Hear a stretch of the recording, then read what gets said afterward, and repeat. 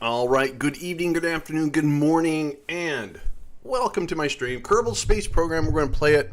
I'm still playing with my microphone. I don't know what's wrong with me. All right, let me do some super quick audio tests. I'm not facing the right way, so let's see here. Little beam check. All right, all right, that was me, breathing very heavy, odd little stream tests. All right, audio sounds good. Excellent. All right. Let me press this key. I'm looking at something that I added yesterday, and I'm not very happy with it. I got finished with my breakfast, too, so I apologize. Ode! Good morning to you, Ode. I think instead of a timer that says all this stuff, I'm going to just make it a command. So I'm going to do some stuff here real quick.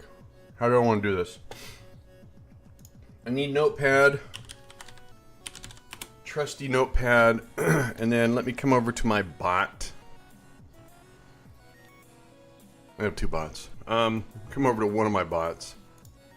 Let me go to commands, timed messages, emotes, edit. Let me copy all that. Put it there. And then I'm going to disable this timer. So emotes are disabled. Alright. So now I'm going to make a command. Another command. And I'm going to... how do I want to do this? I don't want it one big long one. I want two short ones. So emotes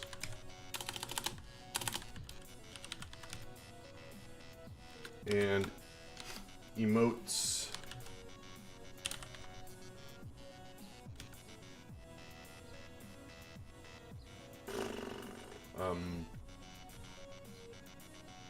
Emotes 2. All right, so for emotes, it's going to talk about.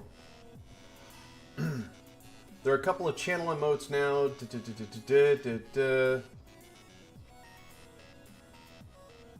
Okay, let me do that.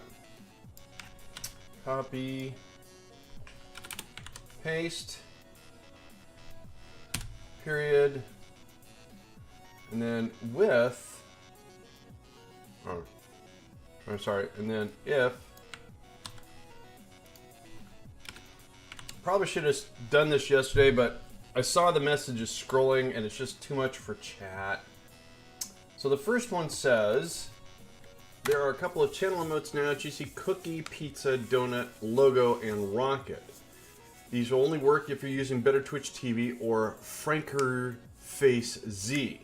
So that's the first one. So let me get that one up and going. So add new emote. Okay, I'm typing in, it's not doing anything. Emote. Emotes. Oops, that's a mess. Emotes, and we want to put this in there. Copy and paste, and save. Channel already, ooh. Let's call it emotes 1. Save, all right. So if we type in, oh, actually, you know what? I don't want to do it emotes 1. I know why it's doing that. Oh, excuse me. That was rude. So what I need to do is go to time messages, edit. How do I rename? I guess I have to delete it. All right, I got all the stuff anyway, so delete. All right. So then we'll go back to those. And we'll say, delete that one. Then we'll say add new. And now I can go emotes. No, emotes. Then copy again. A little administrative work here. That command already exists. Nuh-uh. It does not. Wait, maybe it does. Oh, it does. I didn't know that. Holy shnikey. Oh, I did it that way. Oh, got it. Alright. Well, can we do an, oh, we can't do an all? Really? That's pain. Fine. Alright, one more time. There. Cool. Alright, so now I should be able to say emotes. That was a cluster. Cool. Alright, but it's set. Oh, you know what?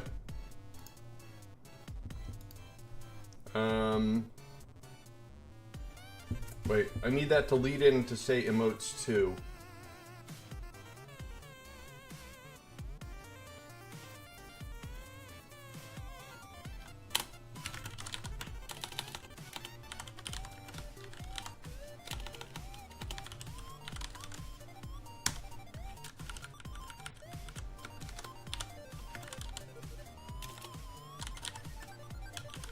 Let me try that.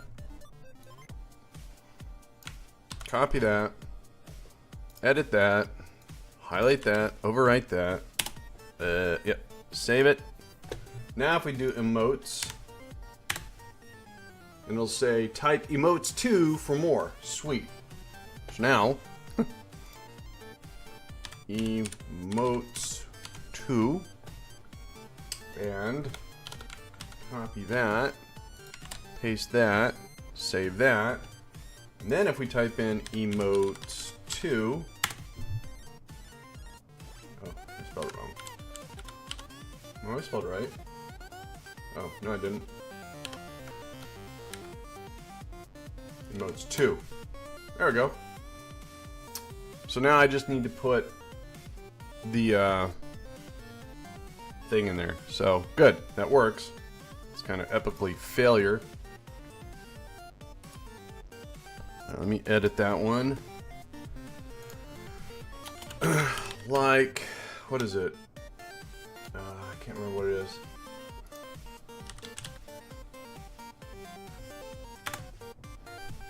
And I just got these up and running yesterday, so there's more to come, hopefully.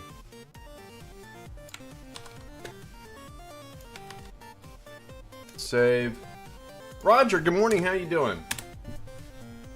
Okay. Oh, wait. Wait. Does that show up? That does show up, okay. So I'm doing something wrong in chatty. Hang on, let me see here. Emoticons. Okay, I had those enabled. I don't know why they don't show up. Alright, well, that's fine. Alright, so all my little administrative stuff is done. Let me minimize this bot. And I'm good, a bit hungry. I just had 2 slices of toast with peanut butter and jam. That's right, I said jam. Alright, let me get things situated here. And let me come over here and press that key. Uber, how you doing, man?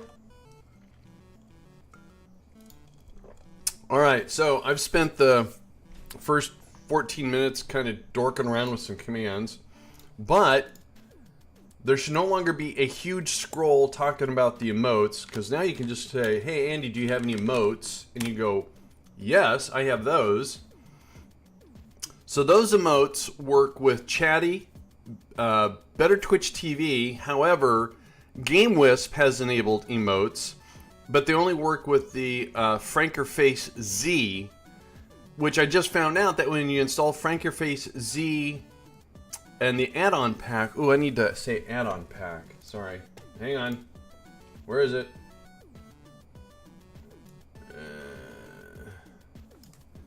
Copy. I made a mistake. I'm allowed to make mistakes. My eyeballs hurt today.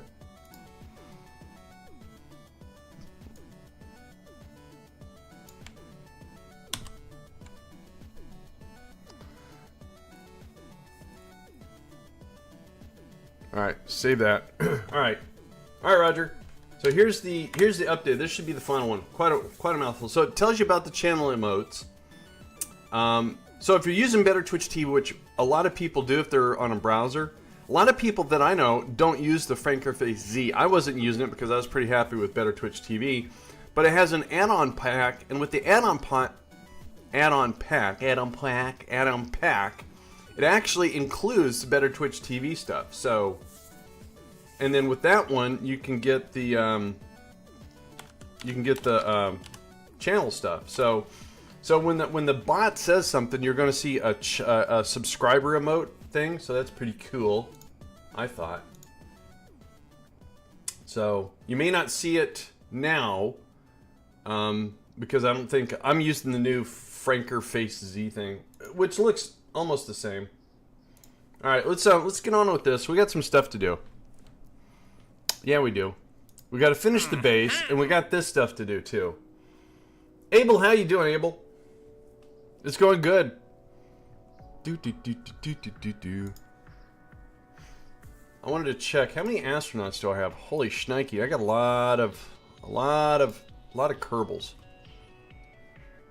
Why don't I recognize this in? Oh, this is in the MKS interface. Right. All right. Let's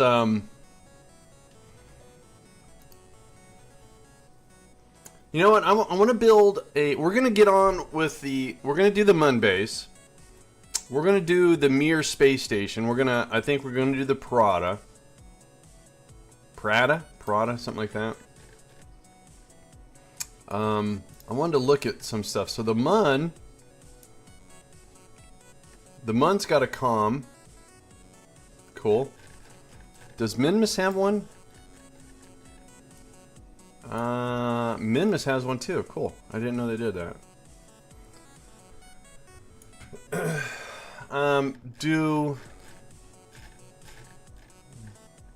What? Oh, Voyager 1. Where's Duna? Does Duna have a relay? What is that? Do I have a contract in Duna? Really? Oh, Pathfinder. Whoa. Alright, in Duna we have a relay network. Very nice. Alright. You know what? There's a mod I want to install, and I don't know why I don't have it installed. And first of all, again, I apologize for interrupting the momentum here. I used it a long time ago, but never used it. So I'm going to install Waypoint Manager because I just can't. I can't really do the. I mean, I can, but I don't want to. Ooh, broken rocket bummer. The vanilla, the stock Waypoint teardrop thing. I watched a YouTube video with someone demonstrating the Waypoint thing, and I went, wow, that is... Hey, look at that, I had a crash. That looks so much easier. So again, a quick installation. Installing mods is not really hard. Not really. I use 7-zip. I think most people use 7-zip. And game data. I just tried a jewel capture and found out they don't need oxidize. Yeah, you don't. The nuclear engine is just 100% liquid fuel. That's pretty cool, though. I mean, a lot of people really love the nuke engine. I really don't, because everyone says, "Man, you get so much delta V." I go, "Yeah, but it's got the lowest thrust weight ratio next to, you know, blowing in the wind." So what am I looking for? Copy and paste. All right. So with that said, it is a you got to keep it cool, because if you have long burn times, you got to do, you know, radiators.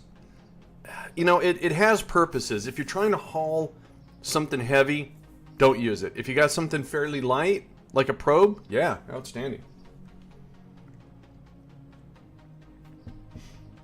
All right, so I need to update, what is it? KSP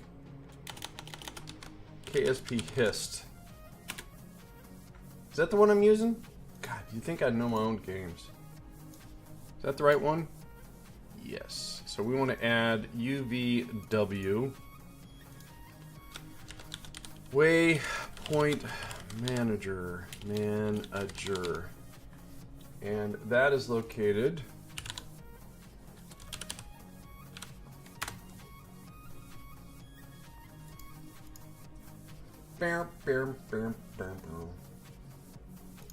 That is located right... Oops. Right there. Alright. Alright, so that's been updated. Back to the game. Again, sorry about that interruption. Torst! How you doing, Torst? You forgot the ion drive? No, I didn't. Alright. What do I have going on here? I don't need that. That's helpful. I don't need that. I need that. The ion drive has got its purposes. If you're trying to do, well, it depends, you know. If you can get a good, reliable electrical charge for that ion, that thing can burn for days. But I did put an ion drive on my very first... What was the probe called? The Horizon? New Horizon that went out to Pluto? Yeah, I never got an orbit.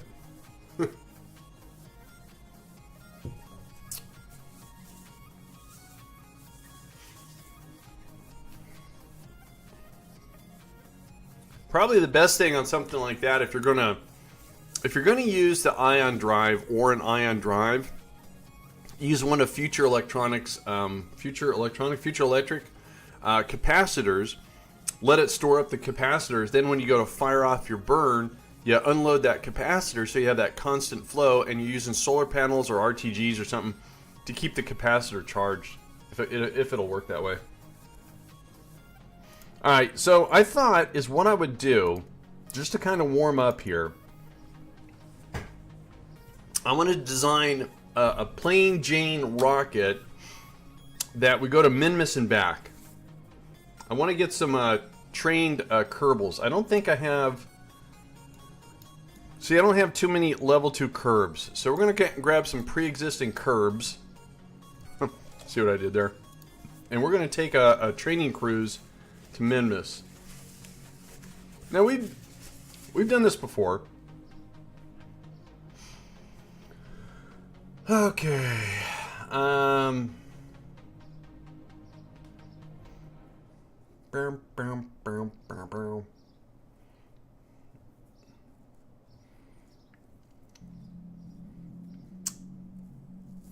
I don't know what I want to do here.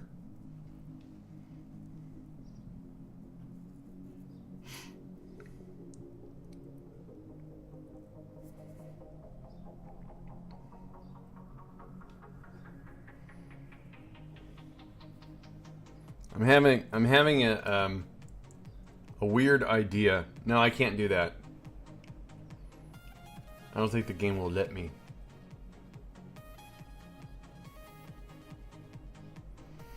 So, I don't use... That's right, so they get out on the side of this thing.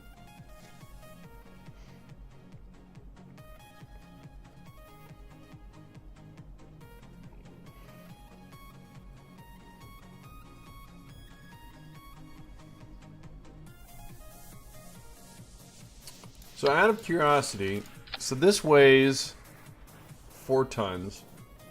Those weigh a ton each.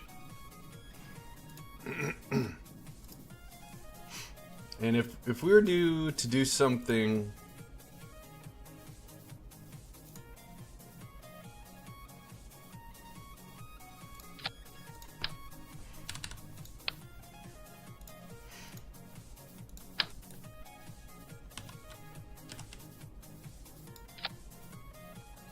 So that weighs 2.5 tons.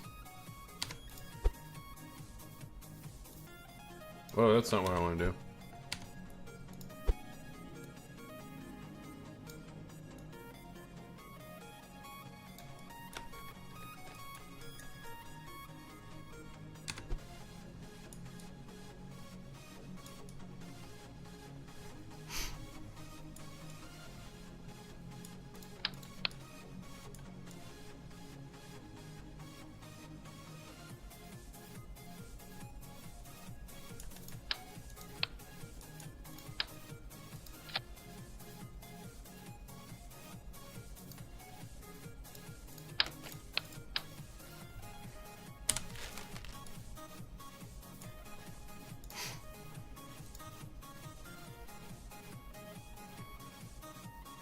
I'm trying to figure out how I can design the lightest possible 3-person command pod. I forgot how I did it last time. So that weighs 0.08. That weighs more. So this weighs...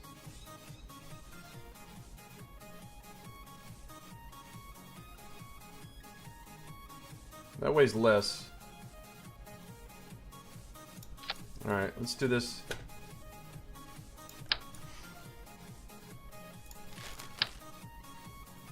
Do do do do do do do do do do do.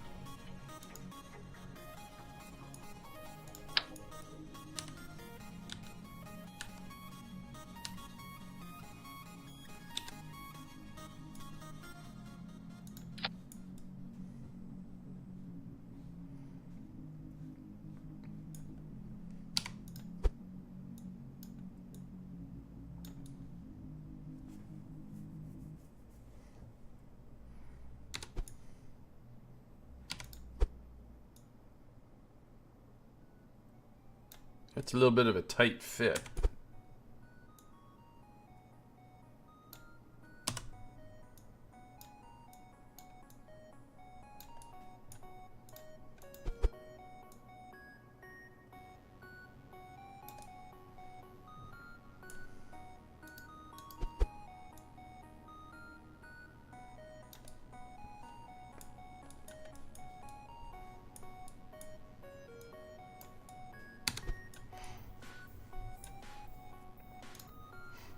Alright, let's set this for Minmus.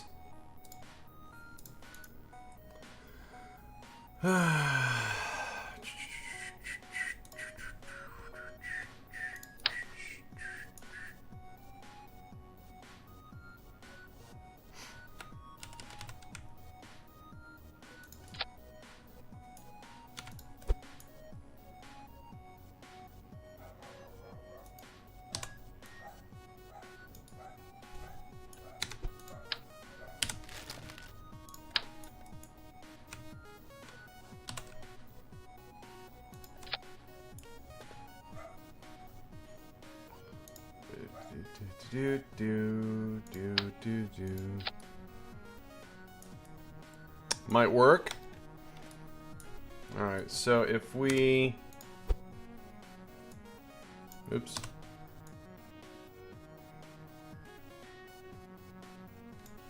Maybe.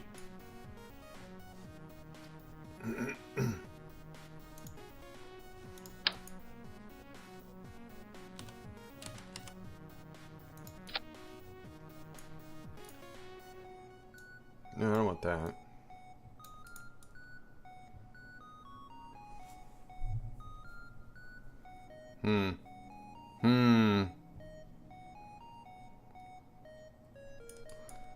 How would we get rid of...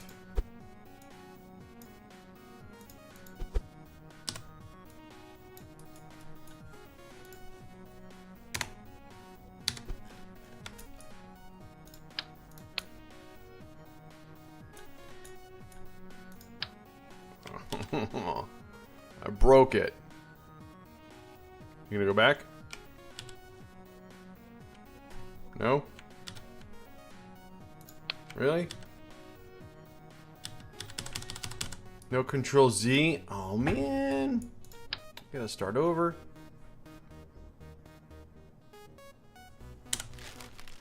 I'll start over. Well, maybe I should, since I'm here.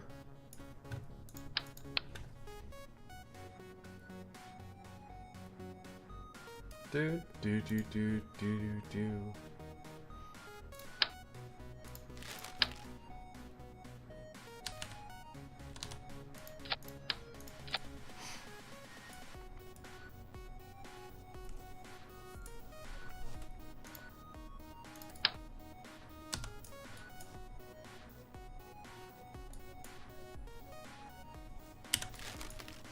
All right.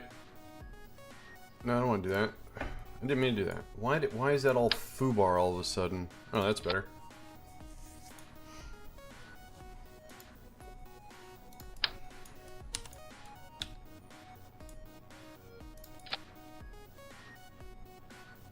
All right.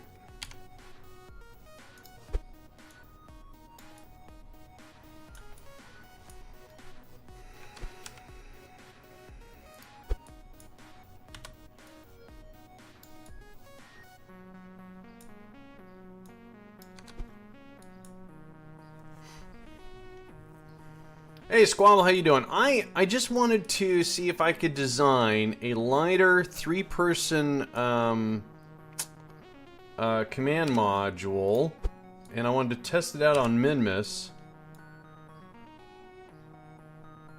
Kind of run into a design flaw here.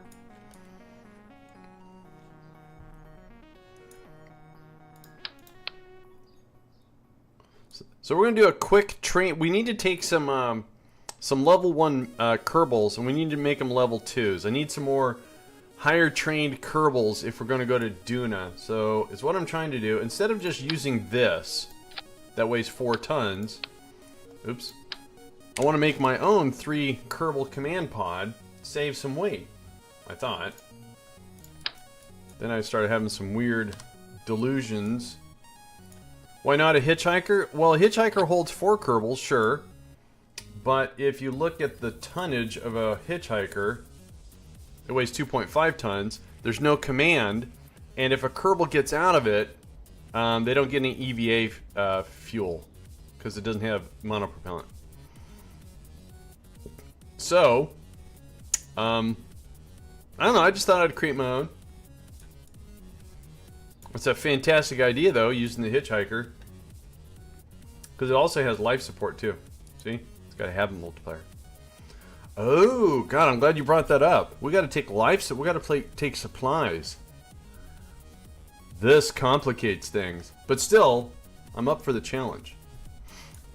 I was onto something, but then I got all squirrely with my there.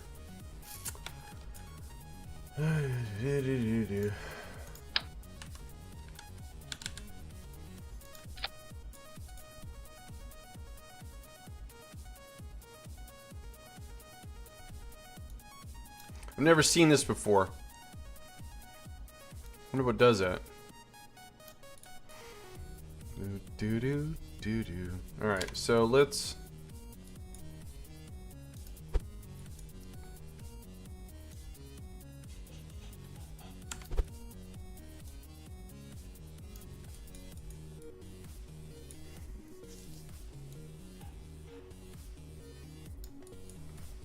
So I want to leave a little gap so I can decouple. That'll work.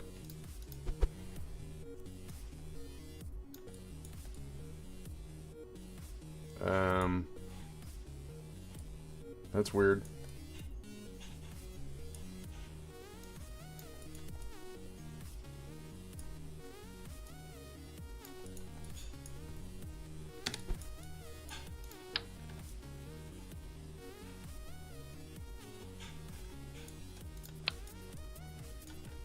All right, where the heck is it?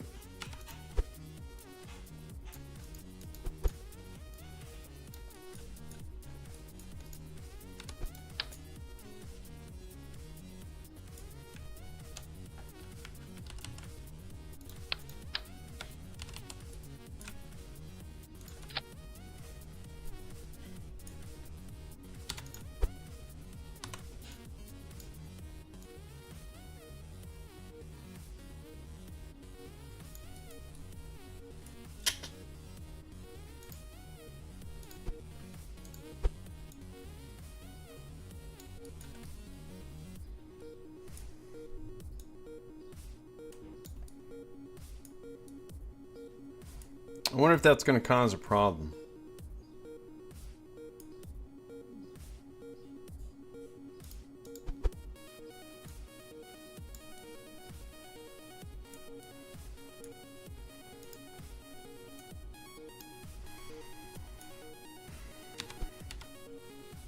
All the Z fighting on top, we're going to cover that up with chutes, so I'm not too worried about that.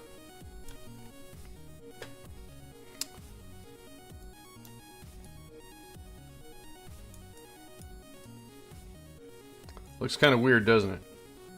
All that, and it looks weird.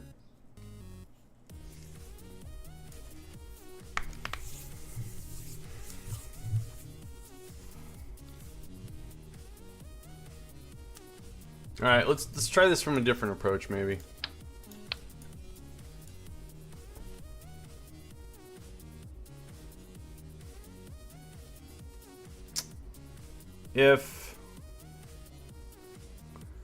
So first of all, this gives us 2900 delta V.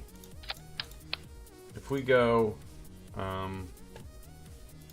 mean, monopropellant I've been told is more dense. Is that true? So let's see, how much does this weigh? 1.72. Yeah, it is. All right, so monopropellant is definitely heavier.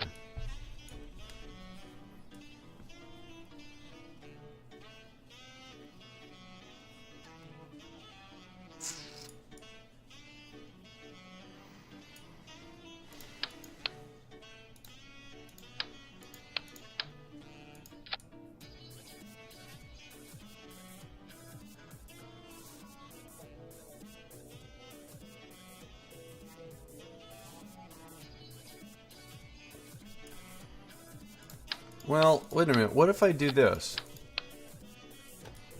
Alright, let's start this over again. Instead of trying to attach it to the center part and worrying about getting rid of it here, if we do the same thing,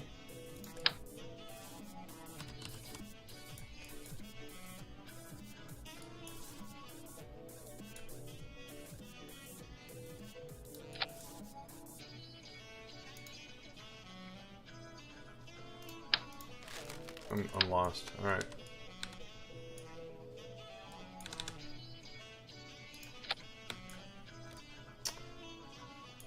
Alright, so if we give it a heat shield, heat,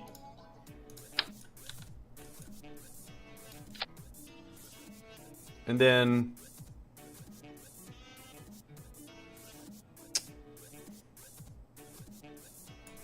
a decoupler,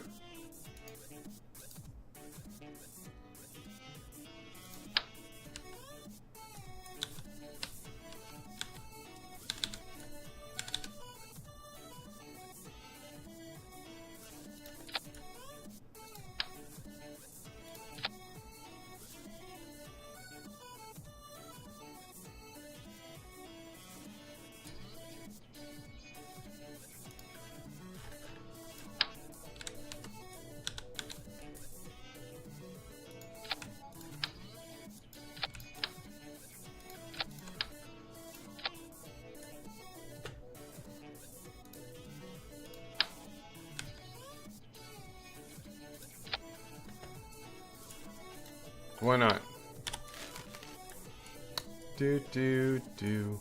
Alright, so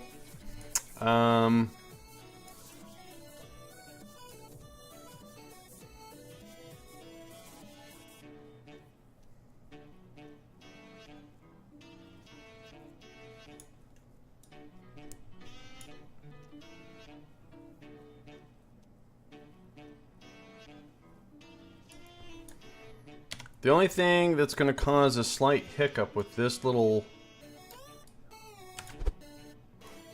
Looks kind of weird. I like this weird though. This is a good weird. If so those are out as far as they can go. I need to be able to attach a stage to this. So how do I do that? Oh, okay. I don't have to worry about it. All right, no, I got it. We're gonna do, I'm hitting all the wrong keys. Let's do that.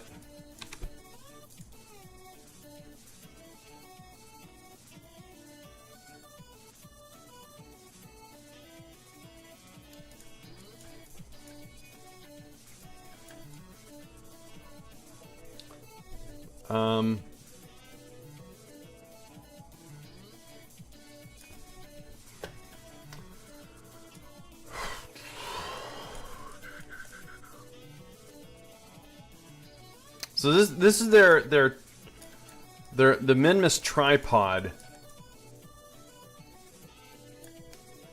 Looks kind of goofy. I like it though. So the stage before this one, now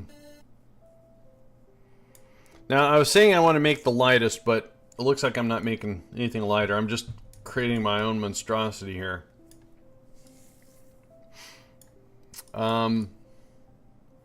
So again, it's how many days journey out to Minmus? 14 days or something like that? A month? How long does it take to get to Minmus back? Kerbal space program Minmus and shall it match to a 2.5 bottom? Well, it's what I was thinking is we're going to have this is going to be their... That's a lot of delta V, isn't it? They don't need that much delta V.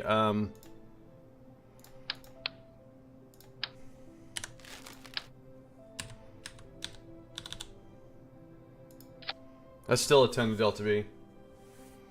Is what I was thinking is that I'm going to put something structural here that would have a decoupler, or just put a decoupler here and shimmy it over. So something like this. Something like this. Oops.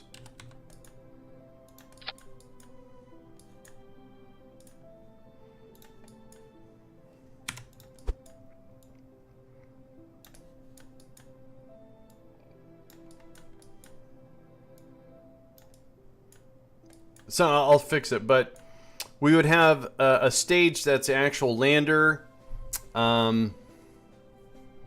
But I'm trying to figure out how I can... I mean, obviously the legs will be attached to this. We decouple this when this section lifts off, but I don't know how long is the trip to Minmus and back though.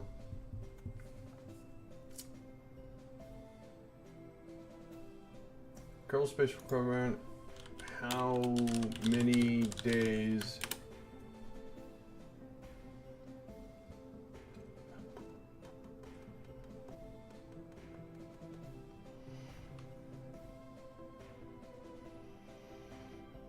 I can't seem to find.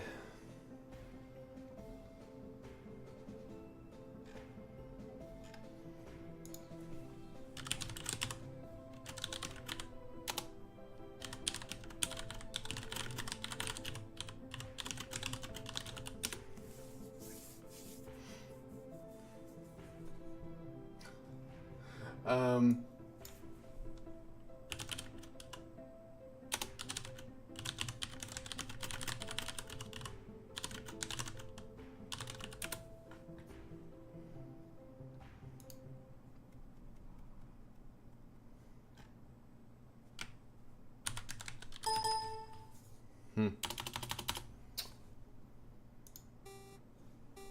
Isn't it 14 days out there and back?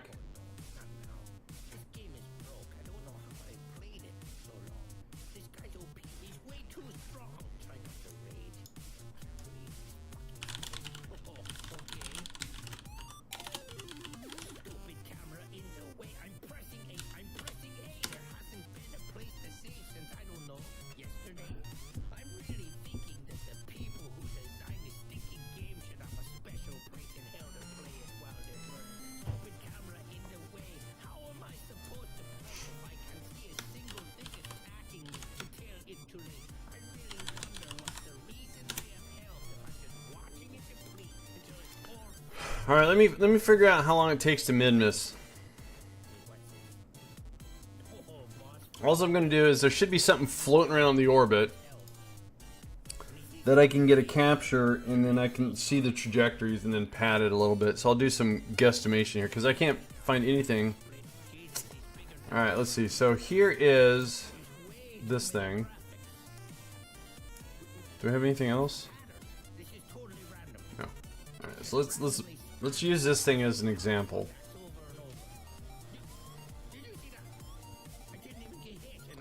I think it's 13 days there and back. Something like that.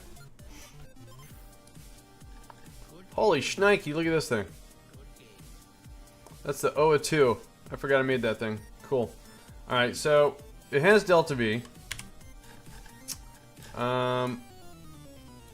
It's got a little bit of a high orbit, but again, all I want to do is I want to see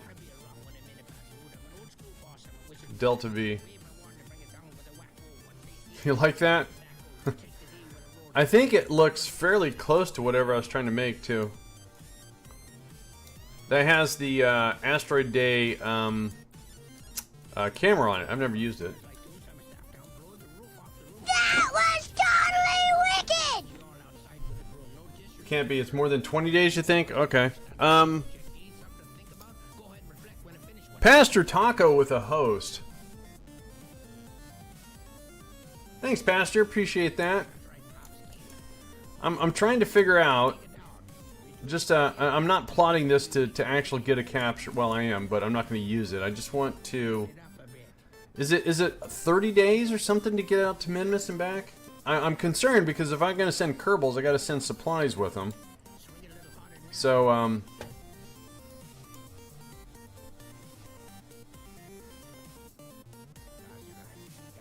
I need to go this way.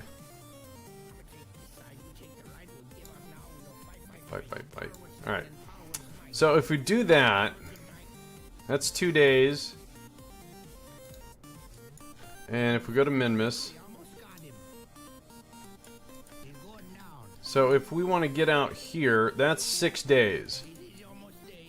Now if I alter this. So it's 6 days. 6 days to get to Minmus. So, should we assume 6 days to get back? He was cheesing me. Turn it off. So 12 days. So we're gonna say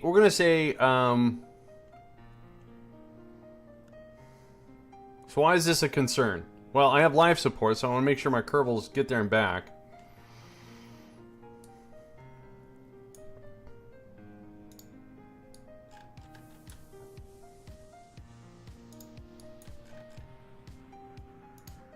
Yeah, alright, so 6 days to get there, 6 days to get back. Let's make that 10 days. Let's double it, say 20 days. 20 days to get to Minmus and back, like the gentleman said. Alright, so let's go back to the training center. So we're going to do a training cruise. Since we're in a career, we need some Kerbals that have got some skills. They need some skill sets to be able to survive the harsh environments of Duna, if and when we get there. So let's go back to our crazy little 3 Kerbal craft here. And sure, I could just stack a 3 Kerbal command pod, but it weighs 4 tons. That's just the command pod. So we have this crazy looking thing that's lighter. It's got tons of Delta V on it. And I forgot what I called it. Minmus Engineer, Minmus Training, something. Minmus... Oh, for crying out loud. What did I call it? Saves. Ships. Vab. Minmus Trainer. Oh, it's one word, that's why. Minmus Trainer, there it is. Alright. So, is what we're gonna do here is, if we're gonna have 3 Kerbals coming back, I need... There's a grace period of 15 days. So, is what I could do... Oh, thanks a lot, Pastor. Appreciate it. Yeah, it happened during the stream yesterday. That was awesome.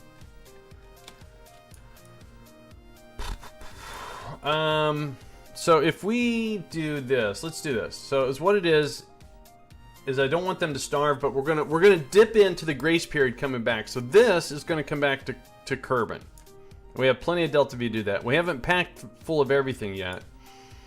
So I want to worry about sustainability here. So what I want to do is grab something, this. And if we put, God, that's so... Wait, let's try this. Is this going to be smaller? No. All right, fine. We'll do this. Maybe. How am I going to do this? Oh man. Oh wait. What if I do this? So what I'm trying to do is figure out a way of sticking some snacks, sticking some plies on our rocket, but then be able to get rid of them as we get closer to Kerbin. So if we've already gotten there and we have another stage that's holding the majority of the supplies, the power generation, whatever we need to get to Minmus is in a stage underneath this. We've done the hard work. We've gotten to Minmus. We've landed on Minmus. We've done our training. And now it's time to get home. So we just kick off the excess weight. We get home with this, but we just need enough food to get us back. And we can even... So this is going to last 9 days. Perfect. Because then when we decouple this stuff, the supply canisters go with it, and they just hang on to a few candy bars and come home. So with 3 Kerbals, we get 9 days of supplies and 7 days of habitation. I'm basically jettisoning their poo-poo, yes. Their aqua de caca. It's not really right. I think that'll work. Because if I put a decoupler here, like you said, it looked ugly. All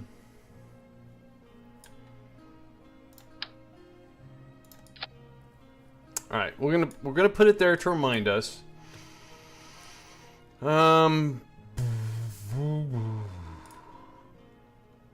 We don't need the monopropellant, so that'll make that lighter.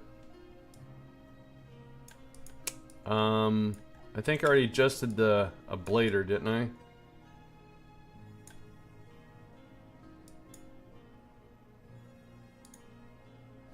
I did not. Okay.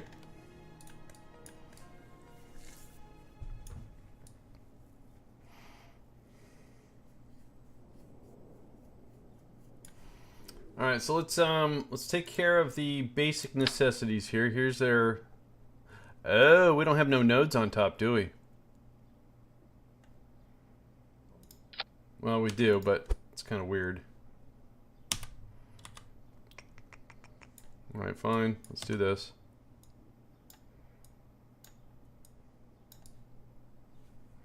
I don't like it. No, sir, I don't like it. So let's do this. What are we gonna do? I forgot. Flying poop at the speed of light. Speed of sound, hopefully. Where is shoots? So I should have a big node right in the middle. Alright. And then is what we can do.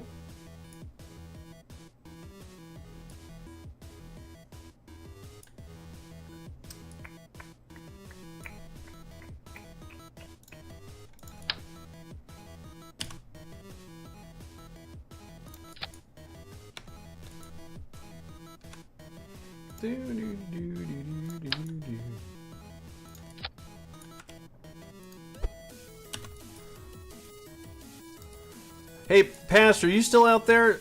Didn't Q and you say you wanted to see something? I forgot. Was it the comm system or something? Did you have any questions? Did you just want to see a visual? Something like that? Oh, that's ugly. So there's our chutes.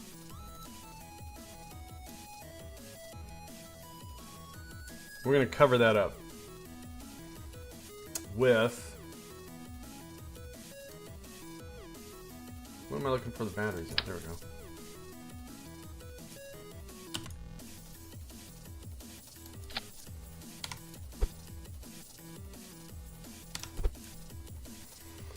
I feel like I had to do... Wait, I don't remember now. Maybe something to do with relaying comms from a distance. Sure, I can show you that. But you don't remember exactly what the query was? I don't know what I'm doing here. I really got to having these illusions of design.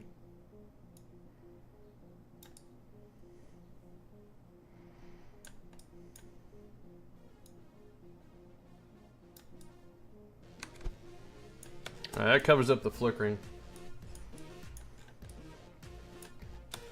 Can I get away? This is probably going to cause an explosion of biblical proportions. By the way, I watched Ghostbusters last night. Biblical proportions. What do you mean biblical? Old Testament. I think it started off when I realized what the green line actually wasn't the green line in space. That's your good to go line. Yeah, here, let me show you real quick. So, so you don't have to enable the comm. I don't even think it's enabled by default. But now, in my particular career, in this career, it's a historic. And when we started launching rockets, we didn't have, you know, a geo anything. Historically, we had ground stations, but we didn't have any relays. Now, the game does give you, I think, 8 ground stations by default. So this is one, and there's other ground stations all around Kerbin. So if you don't turn them off, like I have, and only rely on this one, you're going to have a nice coverage around Kerbin. And how that impacts is if we go out to the tracking station.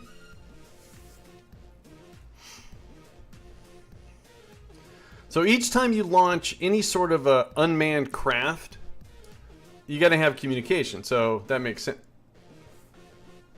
That makes sense, right? So for instance, if we click on the Telestar here. Yeah, we'll click on the Telestar. And if you have an antenna on it and you launch it from Kerbin for like maybe close to 2/3 of the line of sight of Kerbin, you should have a signal. Now, once KSC rotates and you don't have that signal, your satellite becomes dead. You can't communicate with it. This one, as you can see, has communication. When you have green, you're good.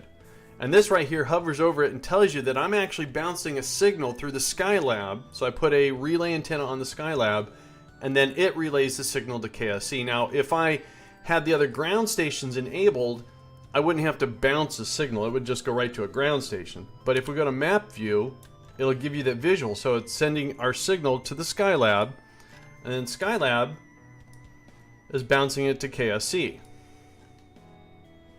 So it's a complicated way of realistically doing stuff. So when it goes to, so if you try to do something like, for instance, if you launch a rocket and you want to come to the Mun, eventually you're going to be on this side of the Mun. So you're going to have no LOS, no line of sight. So if you have an unmanned probe and you come over here, now even if KSC is facing the Mun, if you get on this side, you're going to lose your signal. But if your trajectory brings you over here and KSC doesn't rotate away, you can pick up a signal, you can do a burn and get your orbit. So it's what I've done. So as soon as Apollo 17 was done, I put up a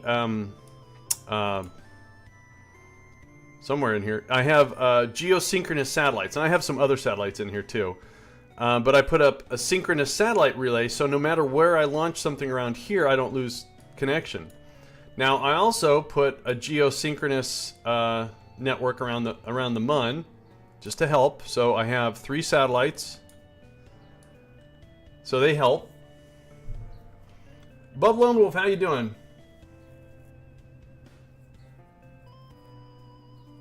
Why at least have 2 there? What's up, Jack? Good morning, Jack. How you doing? I'm doing great, guys. Now, is what I did for Minmus, I believe. I have 3 Kerbal careers, so sometimes I get confused. So on this one, if you look, sometimes, since Minmus is further away from Kerbin, sometimes it's actually closer to other planets than Kerbin. Somebody did the math for me, and they told me that if you take 4 of the largest relay satellites and put them on one probe, you'll make something stronger than the ground station on Kerbin. So that's what I did here. I took a probe core with a little bit of structural stuff, and I put 4 of the largest relays with some battery,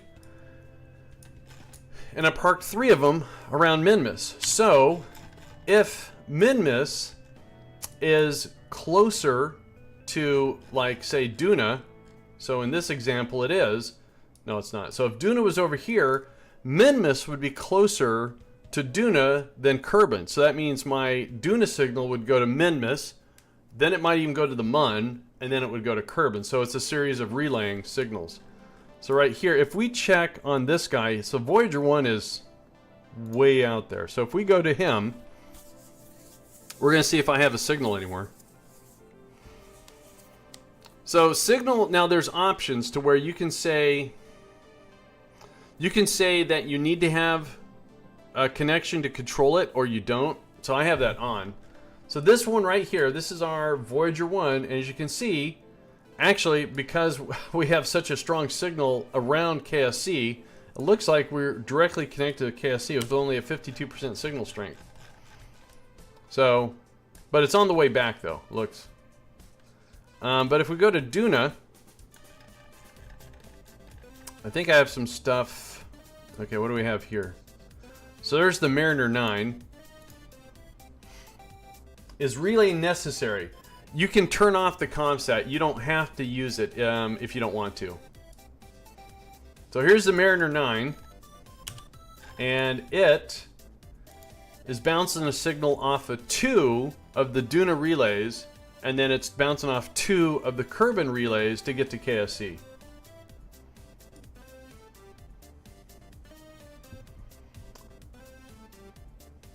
Yeah, so the way the game is set up, in the settings, it'll say right here, requires signal for control. If you have that enabled, you need a signal. If you uncheck this, then you don't need a signal to manipulate things. Is relaying necessary? And I answered that. It says, so then why do they relay? So why do they give you? It's options. I mean, if you enable the relay and you send an unmanned probe up, you're going to need it. It's up to you how you set up the game. So since I'm doing something historical, I want I want it a little bit tougher. And see right here, here's the other ground stations. So I have those disabled. So the only ground station I have is the one that's at KSC. Anytime, Pastor. Anytime. All right, let's go back to designing our crazy Minmus craft.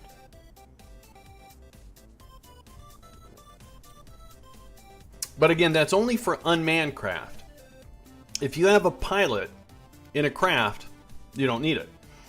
If you send a craft that has scientists and engineers and you got no pilot, you're going to need a probe core. In that probe core, you're going to need, you know, some sort of an antenna, signals, blah, blah, blah, blah, blah. Also, if you're trying to transmit science from ELU, you need a signal.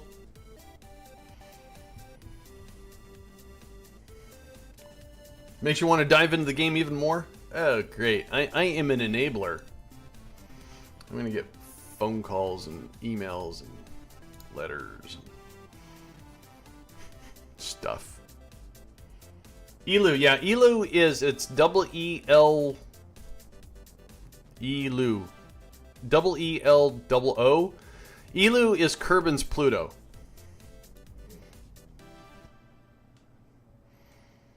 What am I looking for? Minmus.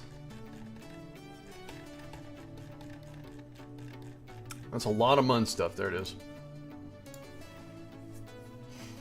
Yeah, like Duna is Mars, Eve is Venus, Moho is Mercury, Jewel is Jupiter. All right. So I'm pretty sure we have the chutes taken care of. We have our supplies for the return. We have some battery. That should last on the way back. So now, this, according to the Delta V, we should be able to get back to Kerbin from Minmus without an issue. Looks kind of goofy. Hopefully it works. So now we want to design the lander portion. And by the way, we have a ton of reaction wheel up here. So if we... I think is what I want to do here is I'm going to use the stack separator. No. Go away. Alright, so angle snap on.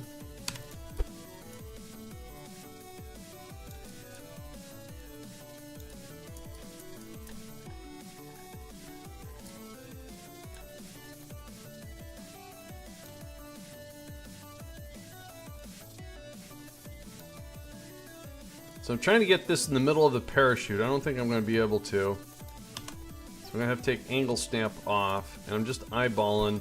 Oh dear. Oh. There we go. So I'm just trying to put my camera directly over and trying to get that as close as possible.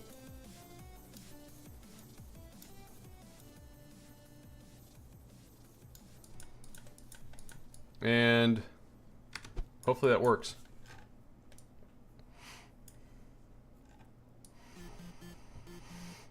Alright, so now we need, I think this is going to be pretty basic, so we'll just grab this for our fuel tank. That does look weird, doesn't it? Well, what can we do to make it not look so weird?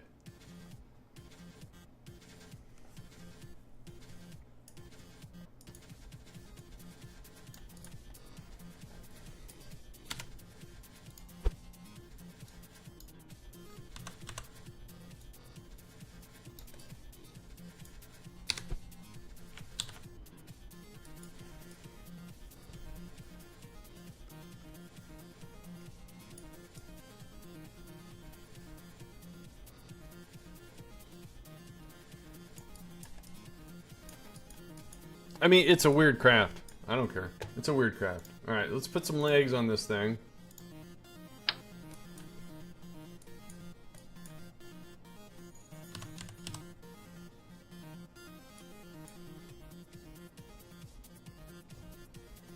Put a bunch of duct tape. I could do duct tape. We have duct tape.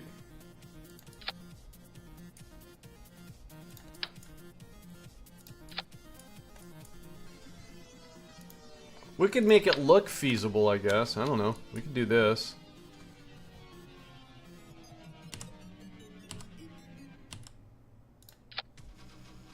Maybe.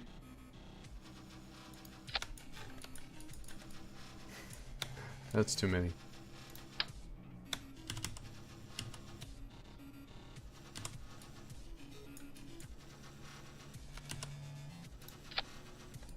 Wait. Hang on, I have an idea. So if we can't get it to line up for the center...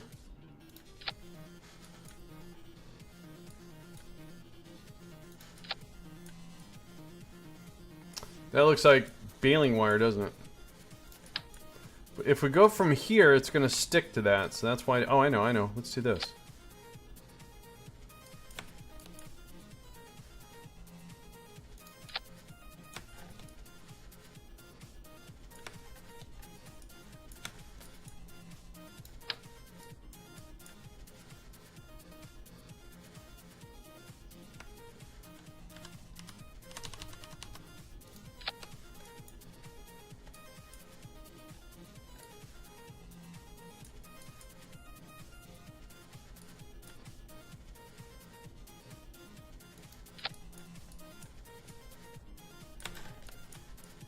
Looks like it's tied down.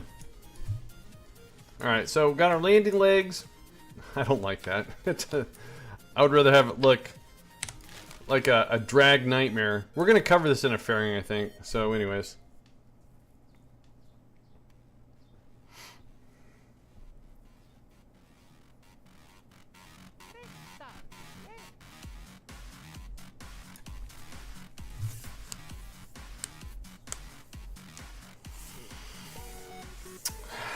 Or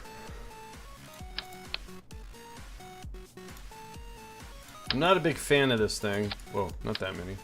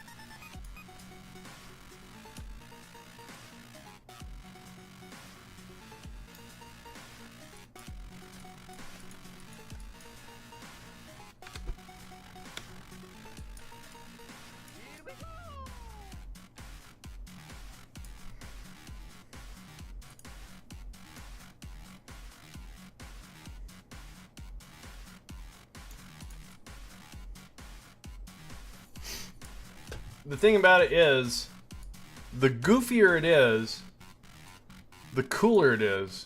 Okie dokie. That's right, okie dokie. So if we do a,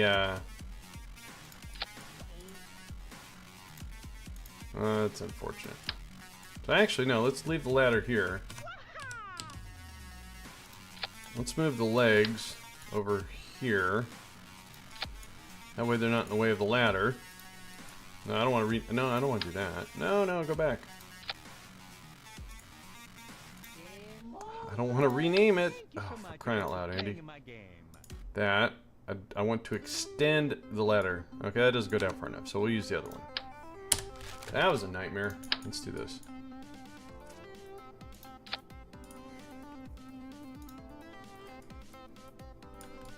Cool. They all get their own ladder. May I ask what program you're about? May I ask what program you use for? Oh, that's DeepBot. D-E-D-double-E. So deep, like you dig a deep hole. Bot. B-O-T. Deep. D-double-E-P-B-O-T. DeepBot. It has some really nice features that you have to pay for, $5 a month. There's a lot of bots that are free, but I have two bots that are actually comic book guy CGB bot. The Twitch side is DeepBot. The Beam side is ScorpBot. ScorpBot is free. DeepBot is $5. And if you don't pay $5 after you get it, then you lose some of the premium features. A lot of people use AnkBot or Nightbot. I like DeepBot because it has this one feature that when I type in points, it lets people know how many hours they'll be on, and I like that because it's a kind of a loyalty program. Now, it doesn't mean I don't get the points. It's just that if I try to tie in, you know, hours to a reward for posting links and stuff like that, Nightbot wasn't very flexible. MooBot wasn't very flexible. It was a matter of me just keeping track of it and updating people as I go. With this way, I have a bot that keeps track of it. Now, if I don't keep the $5 up, I do lose that functionality. So I'm paying $5 just for a point system, but there's a whole lot more to this bot that I'm not using. In fact, it will do everything that my alert services does, but it's a fairly still newish bot. And I've spent so much time with my overlays with Muxy and stuff like that. I'm not ready to commit to a bot to do it, so I have a lot of different hooks into it, or into my alerts. I use like Latch Tools, Muxy. I switched over from using Muxy for tips to using what is it?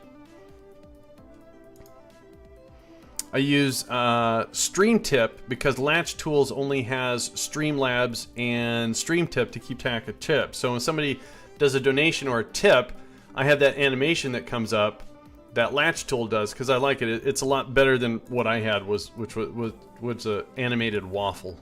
It's kind of funny, but I like theirs better. All right, so here's our lander. How much do we weigh here? That's a lot of weight. That's a lot of fuel. So if I take, so nothing fancy, and I went with the fat decoupler just so it gives it some structure.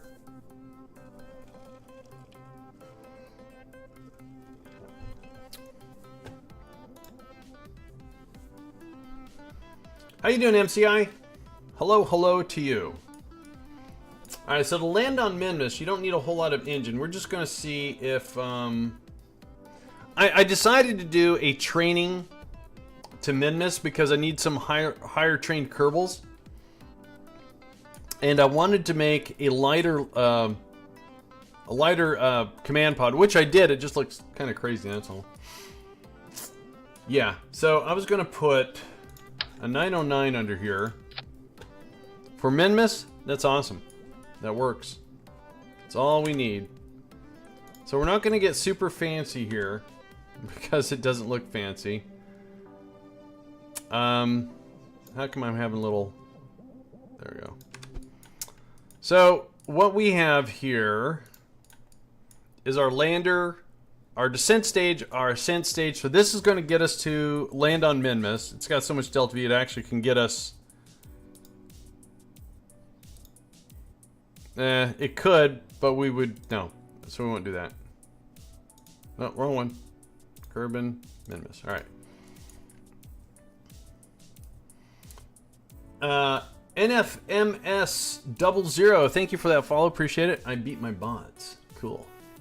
So this is our lander. So on Minmus, we have an 11-point thrust to weight ratio. So we have too much delta V. So let me actually reduce some of this. That's better. So now we have our lander. We don't need to do any science. The thing that we need to do is land, plant a flag. I'm going to do a surface sample, even though I don't think you have to. What am I looking for here? Did one of my tools crash? Hang on a second. No? I guess I see the follow. Maybe Twitch is having some issues. Anyways, thank you for that follow. Appreciate it. Alright, so like I said, I was going to wrap this in a fairing. So let's do that. We're going to put a... First of all, let's get the strutting going on here. Make sure everything kind of stays nice and, well, strutty. So we're going to strut this.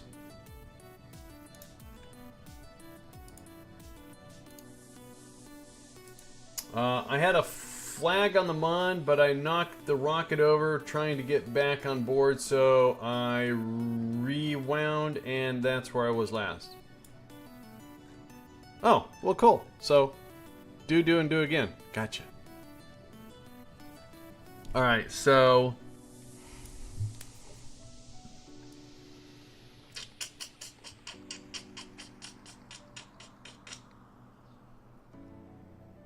So again, we need about 10 days worth of supplies to get there. And I'm just gonna I don't have ladders, so it's hard to get back in the shuttle. Yeah, it's hard if you're not really good with the EVA translation. It can be tough. It really can be. So we're just gonna attach our supplies to the outside. I was gonna try to stash them somewhere else, but I don't think anyone wants to see me keep trying to work on this thing. So I'm just gonna do this. It's not pretty. It's not elegant. Oh, that was weird.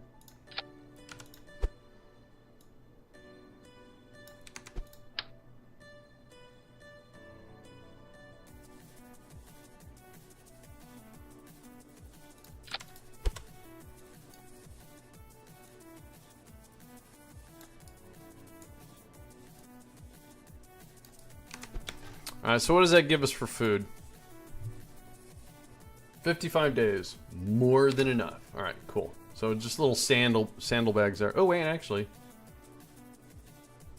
Wait a minute. It's amazing. You're being way too kind. No, there's something else that would be more attractive. Where is it?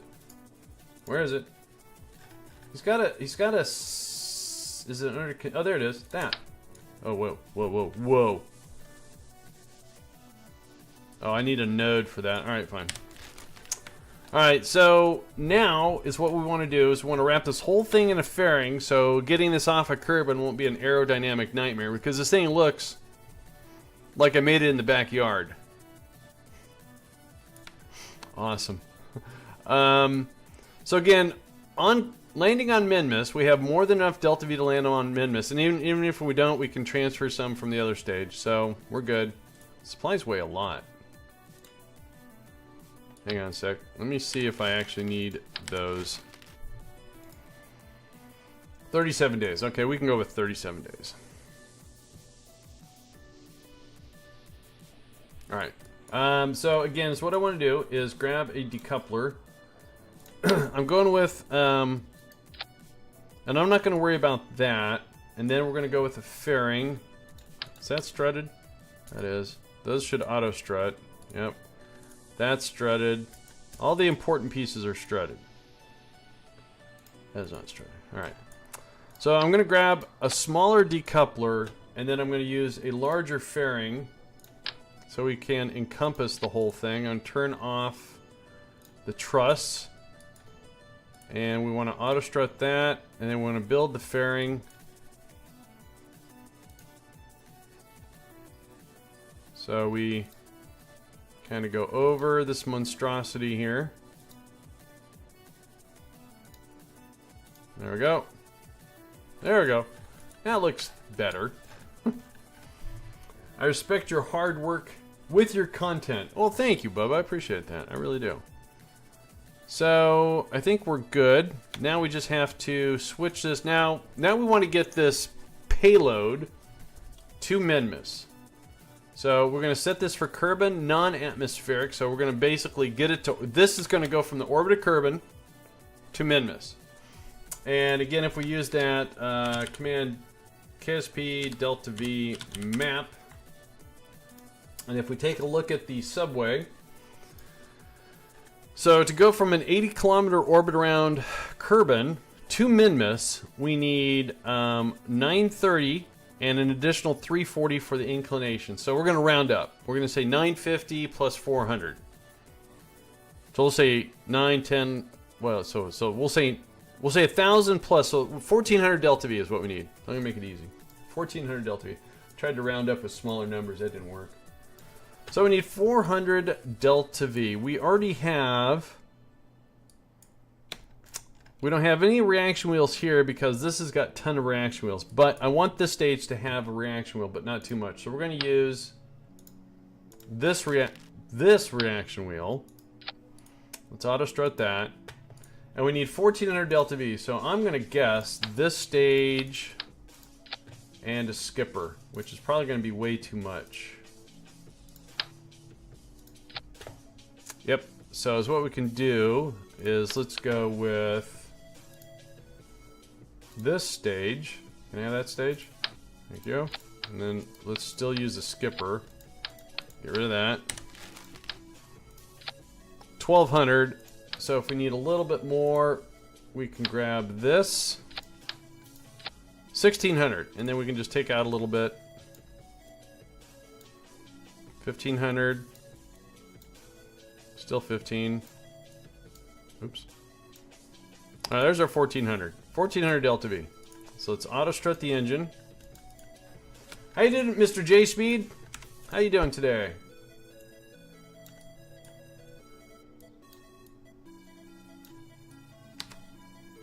All right. Let's go ahead and slap an antenna on this. And we're also going to have to, not that we're transmitting science or anything, but you never know. Our pilots may pass out. I don't know. So let's go ahead and put one antenna right here.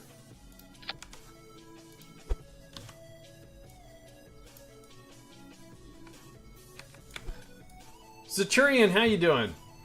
Doodle-doodle-doo. All right. So again, that's going to get us from Kerbin to Minmus. Now we have to lift this thing off the planet. Whoa.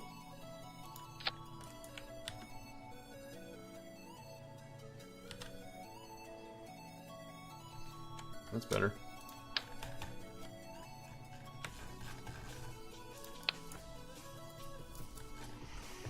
All right, so decoupler time.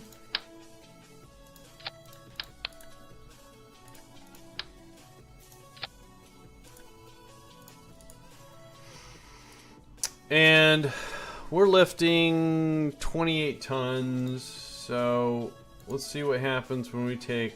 first of all, we need a reaction wheel. I like to separate my stages with reaction wheels. So I have controllable reaction wheels, controllable torque with mass. So when you stage, if you put a reaction wheel with each stage, you're going to have some control. Otherwise, if you don't bring reaction wheels, you got to bring RCS, and with RCS you need monopropellant. Monopropellant is heavier than liquid fuel, so just bring a reaction wheel. What am I looking for? Oh, fuel. So let's grab an orange tank. That's not an orange tank. That's an orange tank. It's actually, let's do 2 orange tanks. And let's put a mainsail. Let's see how we sit.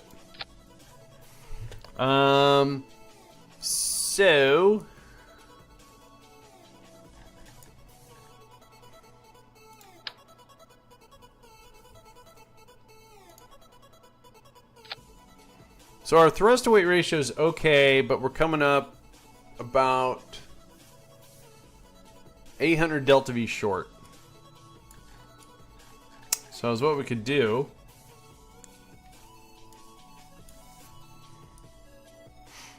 The easiest solution is to copy this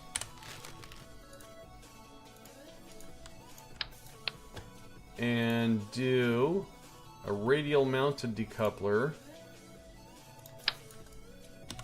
And again, notice how my editor's getting a little chunky. So to minimize the chunk, I'm just going to build one side. I don't think we're going to need a mainsail. I think we can get away with a skipper. I'm making a guess. Let's bring this down to about there. Again, we're adding mass. So what I want to do is add a little bit of reaction wheel. So we maintain some stability.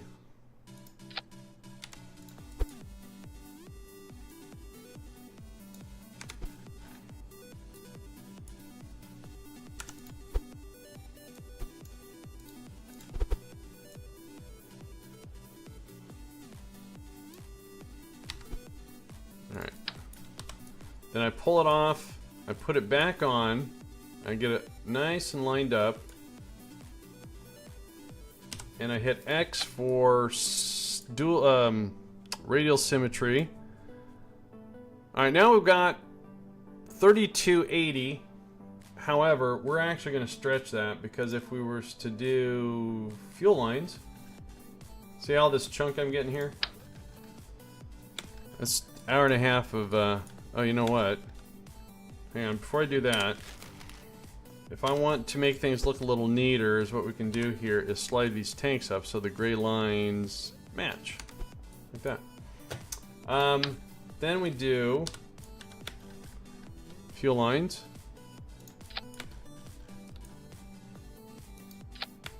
See, now we have a lot of delta V. Now we're 300 over, so what we can do is dial back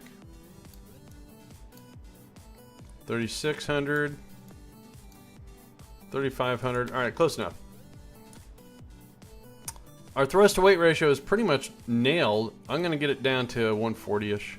That's good. All right, so now the only thing we have to do is make sure we auto strut. Auto strut. Now the way you get this auto strut feature, it's not a mod, it's part of the game. You have to have advanced tweakables turned on. That's in the settings, and then you have to research the normal strut connector. So again, we're gonna lift this thing with a 1:1 thrust to weight ratio. Our boosters are gonna last for about a minute. Then we'll stage those, jettison those, and then after we get rid of these boosters, then we'll have, for a little bit over 2 minutes, we'll have the core stage, which is going to stay full of fuel because we're using the fuel lines to pump the fuel from here into the core stage. So while all three of these engines are burning, the core stage always stays full. So when we get rid of this, we have a full core stage. Fuel lines are cool. They don't really use them in real life, so yeah. So now all we have to do is put on some clamps. We're good to go. And then we're going to load up a pre-existing crew, all level 1s or level 0s, and we're going to go to Minmus. Let's get our staging squared away here. Get this a little bit lower to the ground.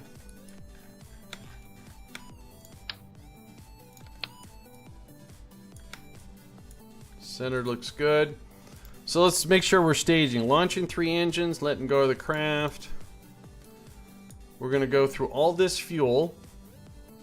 Then we're going to decouple. We go through this one all the way through this, and then we decouple. We have that. I think we're good to go. We don't have any power generation, so let's take care of that with a fuel cell.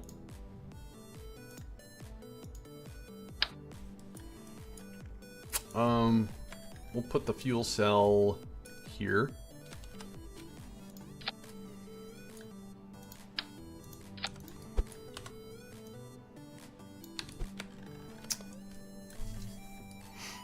Okay, so nothing fancy or schmancy about this, just a training cruise to Minmus and back.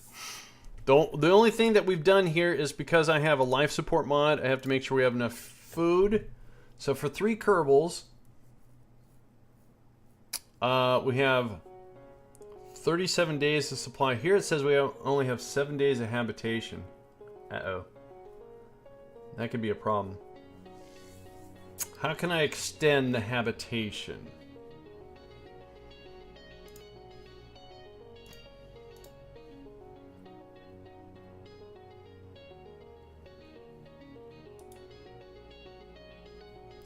That doesn't do hab, that extends the food, doesn't it? Yeah. Alright, so that does food.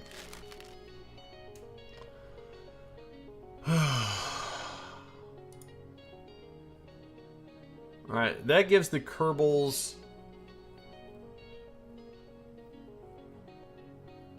one month of habitation. So, hang on, let me make sure that... Let's make sure that works. So that's 11 days of hab. Then they get 15-day grace period.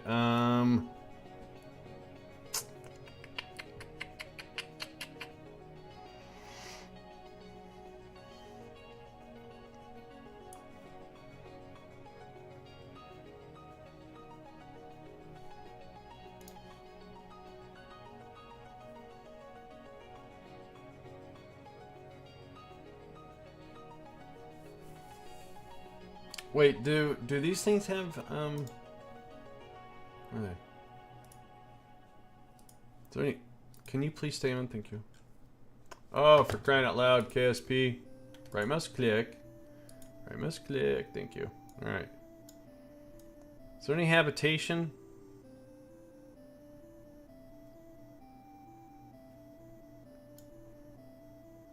No habitation. Alright, so those don't have any habitation. So we need to extend their habitation before we go on this little journey here. This looks like the smallest thing. This viewing cupola gives, according to this, thank you, it says it gives 1 month for one Kerbal. And according to this, if we put that on there, it's going to give... Well, that says 4 Kerbals, 11 days.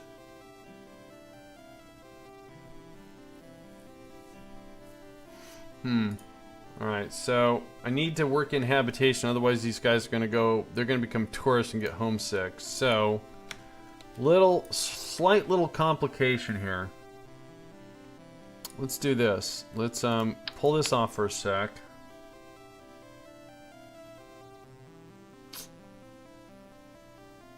How much does that weigh? Alright. So I think is what we're going to do here. Something... We're going to get a little clippy crazy here.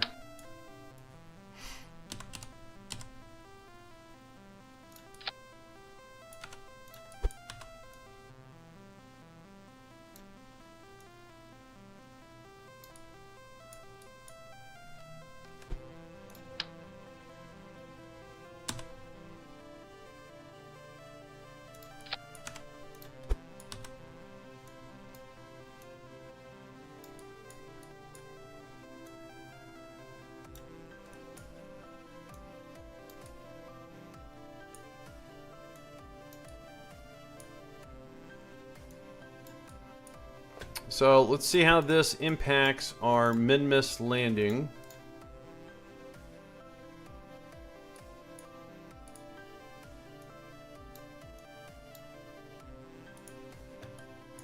Alright, let's see how this impacts our habitation.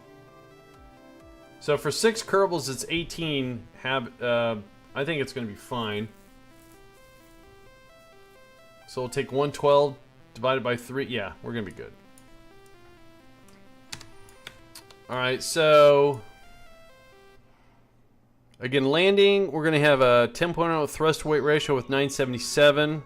Yeah, I can make that happen because it only takes, what's it take to land on Minmus? 180? No problem. Alright, let's put this back on. Wait. We're going to need the fuel cell.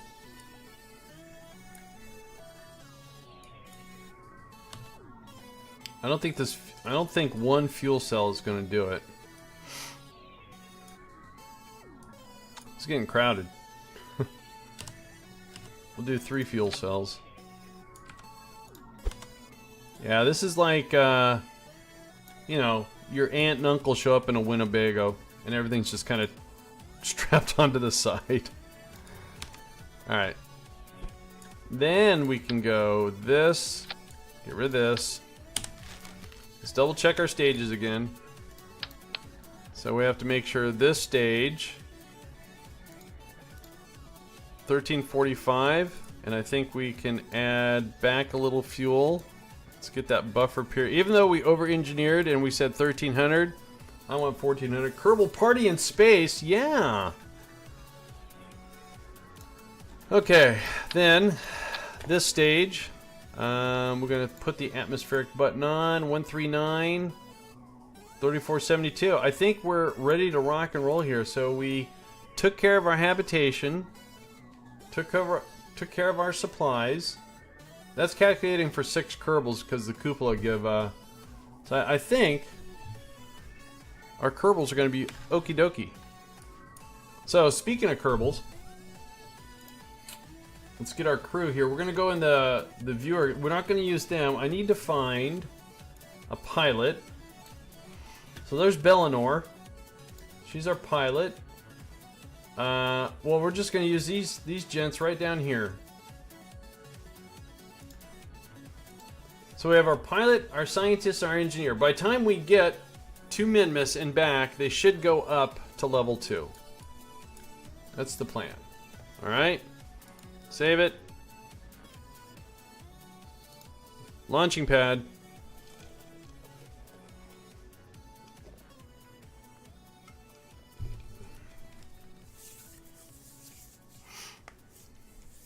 Huh. I got no alert from that. Hang on, let me resend the alerts for you guys that followed. And I'm sorry I didn't acknowledge that, but for some reason...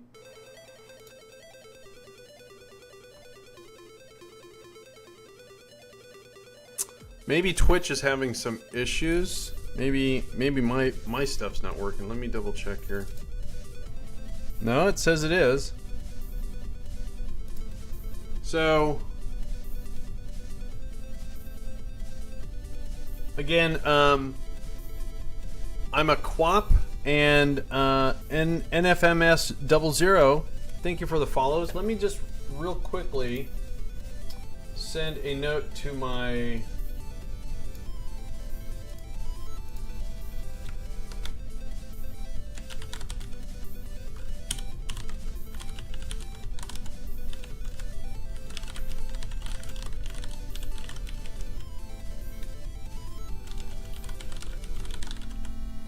I just sent a little Twitter to my alert service. Alright, so yes, they're going to look funny because of how their command pods are clipped in, and it's a nighttime launch. We have no lights. Okay, and also, it looks like... hang on, let me see if I can fix this. How am I going to fix that? Alright, I want to do something. Little revert before we go.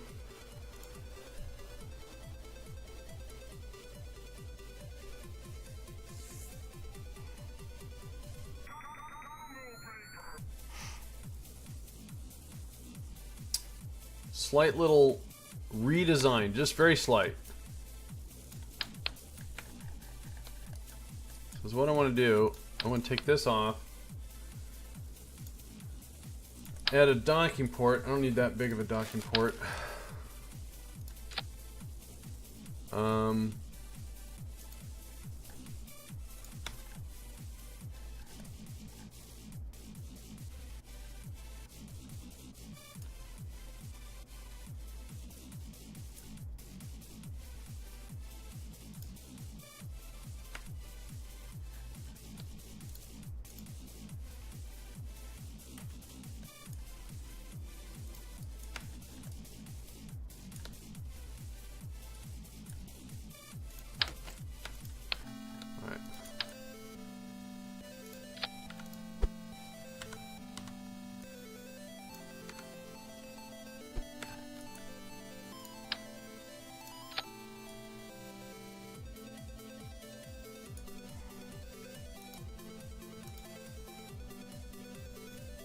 Alright, we're good to go.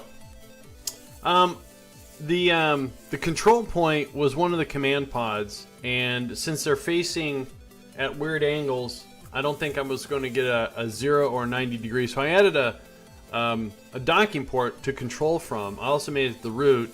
So I'm hoping that when we get on launch pad, I can either get a 0 or a 90. Even a 270 is fine, but I don't want to have some strange angle off the launch pad and struggle with this. So let's see what we sit back on the launch pad. We have a 270 right now. So I'm curious if... Aim the camera.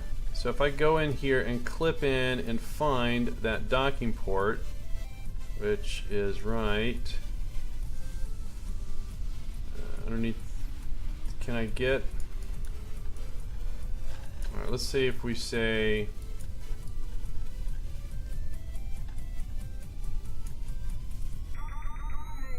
Aim camera there.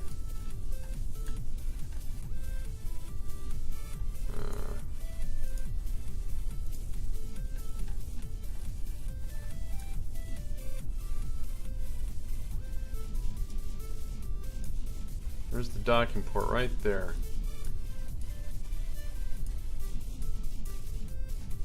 Whoa. There we go. Docking port. Control from here. Perfect. Awesome. Alright, let's reset the camera. We're in the right spot? Aim, reset. Alright. So now I have a 0 off the launch pad. Cool. Nice. SAS on, full throttle. Everything looks good on our staging. 3, 2, 1.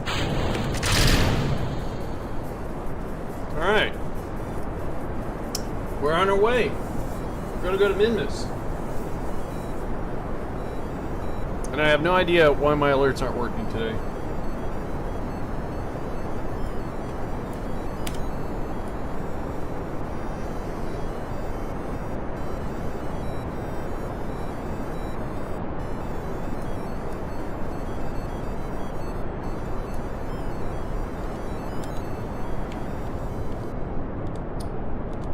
This is my favorite part, launching the rockets. Yes, it is. So again, at about 2,000, I throttle back a little bit, and I just start leaning. I want to keep my little gold doohickey thing on the outside of the prograde marker here. And we just follow that until we get about 10,000. And then we're going to go back full throttle again. Alerts are dumb. No, they're not. I want to acknowledge people that follow and do other things. So again, I'm just I'm staying on the 90 degree, keeping my little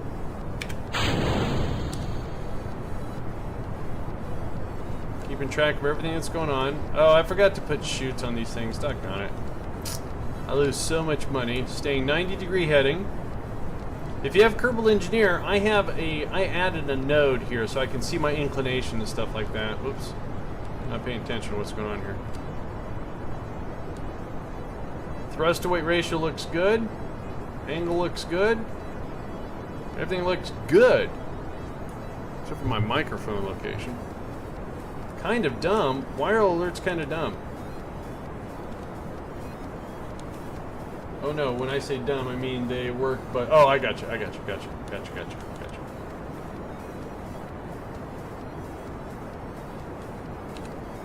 Yeah, a little inconsistency with dependability when it comes to... Well, you know, they have to rely on Twitch, so if Twitch is having a bad day, which I haven't seen any alerts yet, so... Again, just trying to maintain 90 degrees. We're going to take this up to 80 or 90. Whoa, we're veering off course here. I love alerts. Yeah, so do I.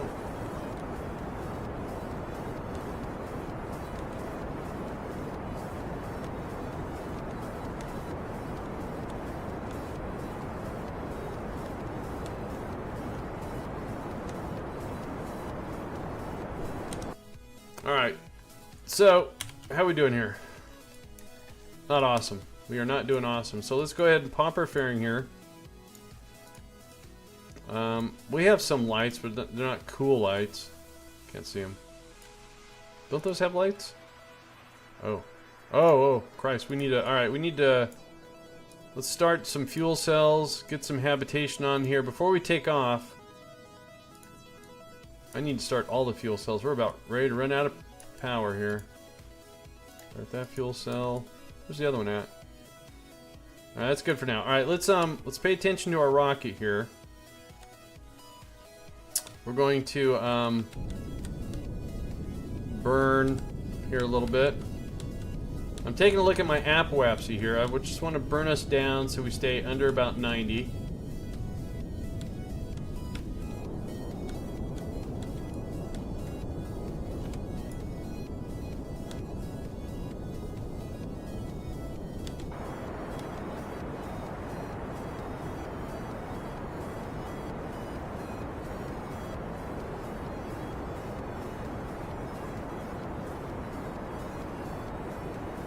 Time to apo, 44 seconds, 43 seconds.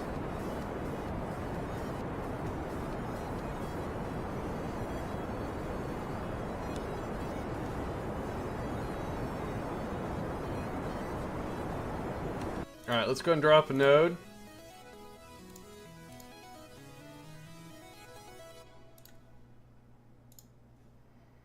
So we need 572 to get circularized, so we are going to drop our stage here.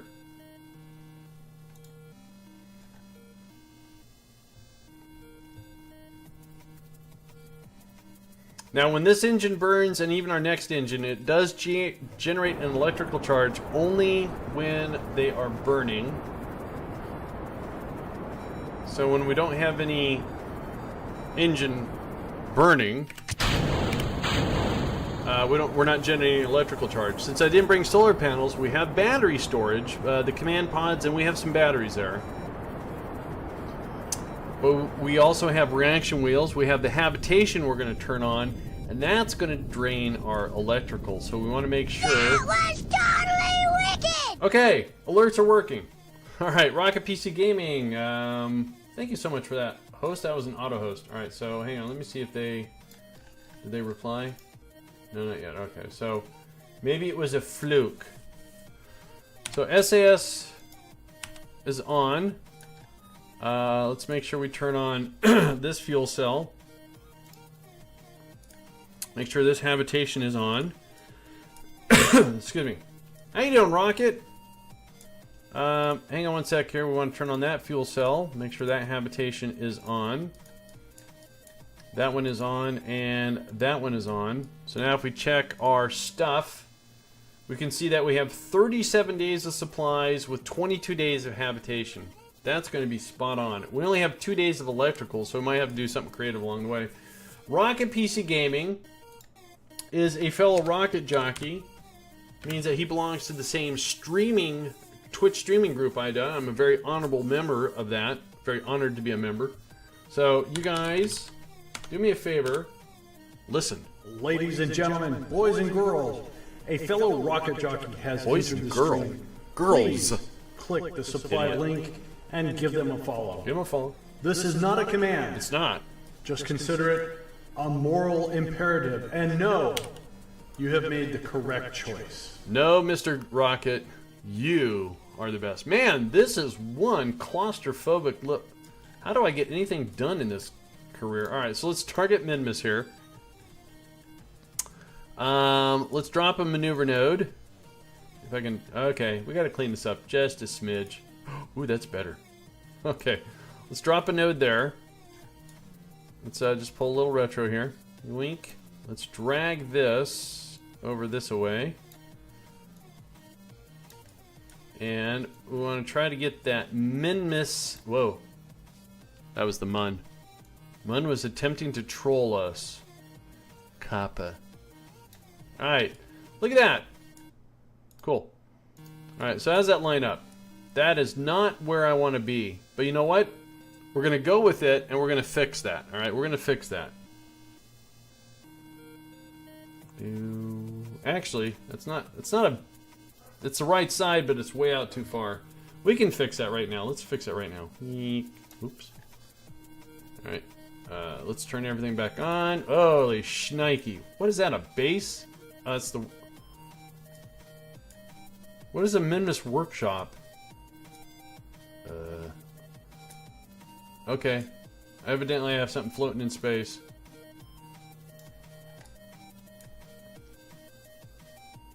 So, again, instead of being over here amongst all this mess and trying to grab the things, I have this precise maneuver mod that makes things easier. At least I thought it was. Well, that is one messed up inclination. We're gonna fix that. Let's fix that right now. So let's get on our way to Minmus. We need 914. We have 1201, so we got more than enough fuel. I'm concerned with our electrical charge. We're holding steady right now. And it's slowly draining. But when that skipper fires up, we're going to generate some more electrical charge. Now again, if we check, we have 36 days of supplies. We have 22 days of habitation. This says we only have 2 days of electrical charge, plus a 15-day grace period. I don't think it calculates what we're going to generate, though. I could be wrong. We could run out of power here real soon.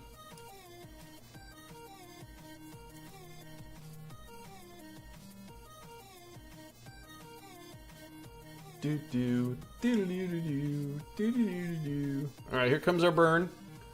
30-second burn. Again, we need 9 something, and we have it. Now, the bad thing about this is that the engines after the skipper do not generate any electrical charge. So I think is what we're going to do here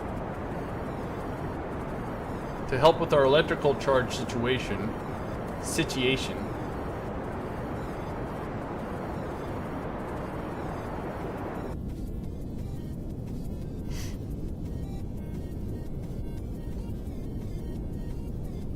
As soon as this is over, so what we're going to do here is we're going to take this fuel tank,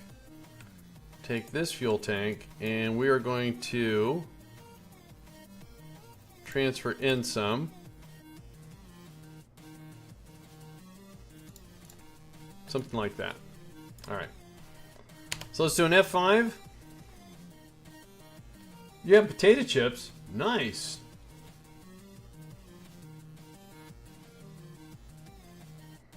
Alright, so now we have a trajectory to Minmus. Now I want to fix our inclination, so I'm going to drop a maneuver now. We're going to do a course correction right about there. Then we can come back over here and see that our inclination gets adjusted. Good. And we want to bring it, since we're going to land, we might as well bring it in as tight as possible. So I'm going to say like 25-ish. Alright, 22. So that's a very small burn. It's going to be done in 2 days. So let's go ahead and do an F5. Oops, that's an F6. What does F6 do? I keep pressing F6 versus F5.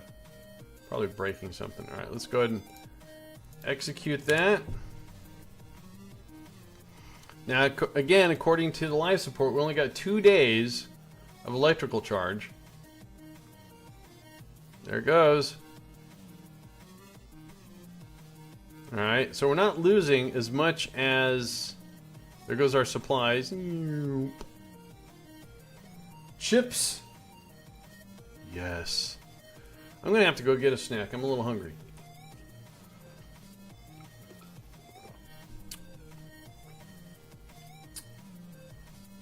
But we also have a 15-day grace period for electrical charge. I don't know how that works. If you run out of power, how can you just give me 15 days of power? Oh, here's some emergency batteries. Alright, here comes our burn. F6, let's see. Oh, that's the test the self-destruct detonator. What? Oh. Alright, so that's our course correction. Hey, look at that. Now, from where we're at right now, which is right there, to here, that's 5 days. We're going to add a maneuver node. Get circularized. That's going to cost us 164. So when we get this orbit complete, we're going to actually still continue to use that stage to help us land or not. I don't know yet. Alright, so let's do an F5. So again, in 5 days is our next burn, and according to this, we're going to run out of electrical charge in 2 days. I don't think that's accurate. I'm not that familiar with the life support estimator, but we should have more than enough supplies and more than enough habitation.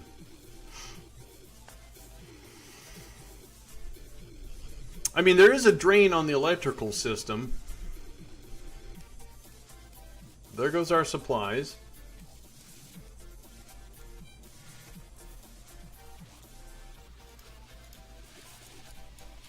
And there's Minmus.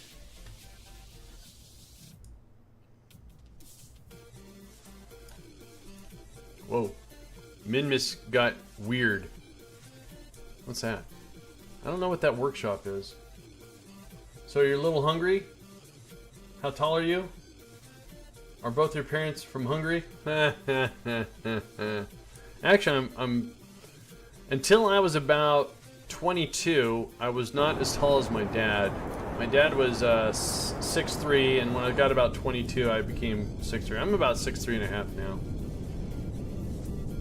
I was in high school. I passed my mom. She was only 5'4". All right, we're here. We've arrived in Minmus. So I think with what Delta V we have left, is what I would like to do is not dilly-dally with our landing. We're going to take a maneuver node. I'm going to put it right here, and we're going to put on the brakes and land over here somewhere in this flattish area. A taco. Free tacos. So we need 118 Delta V to come to a grinding halt and prepare to land out here somewhere. Hey, there's Apollo 14. And there's Surveyor 5. Oh, there's my workshop. All right, let's go ahead and execute that burn. Maybe. There we go. There we go. So yes, the contract mod that I use for my historical contracts is somewhat alternate and progressive. So Apollos 14 and 16 landed on Minmus, along with some surveyors. So it was pretty cool, I thought.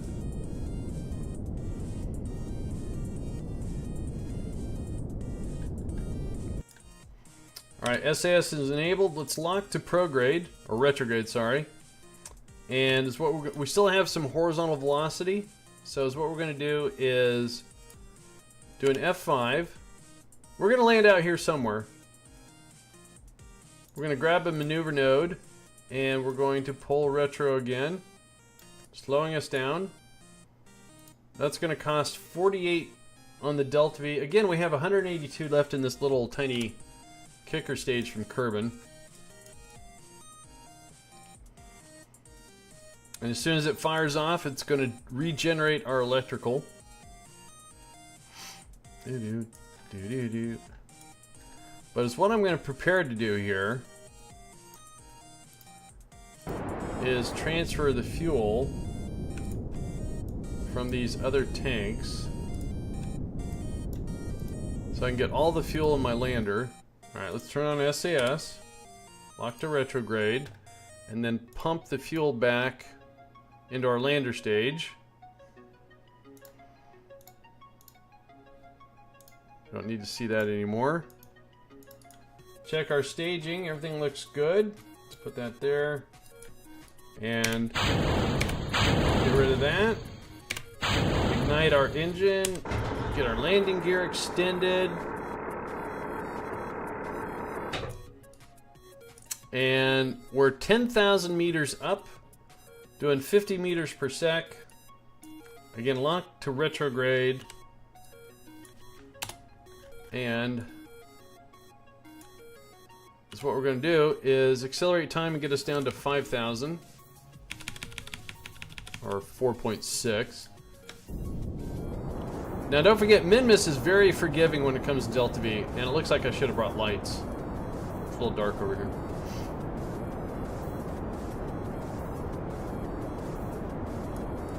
You know, when we landed on Gilly and we did this, our tank didn't even explode. It just kind of dung. dung, dung, dung.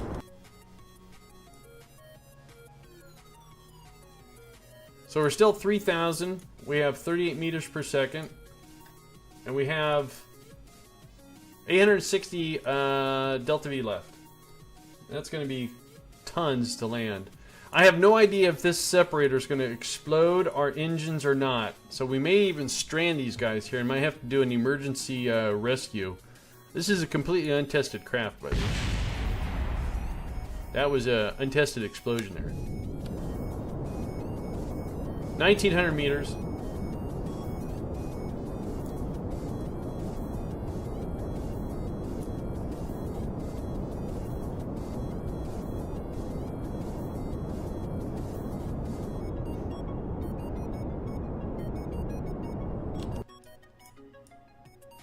It would have looked better if these things lit up. At least I would have thought. And the only lights we have are actually facing on the inside, so not a pretty display of lights. So sorry.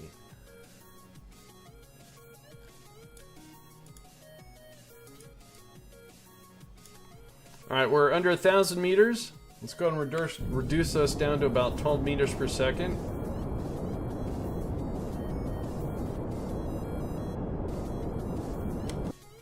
We're still locked on retrograde. Pointed to the surface. 29 days of supplies. We have 14 days before we're homesick. It's going to take us 6 days to get back. Should be good. A little under 500 meters. I cannot see the land or the surface. I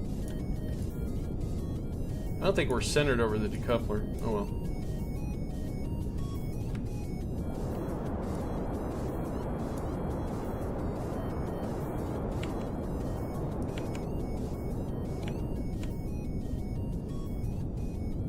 It does. It looks off keister, doesn't it? There's a P1 series Moon Explorer in stock console. Oh, is there really?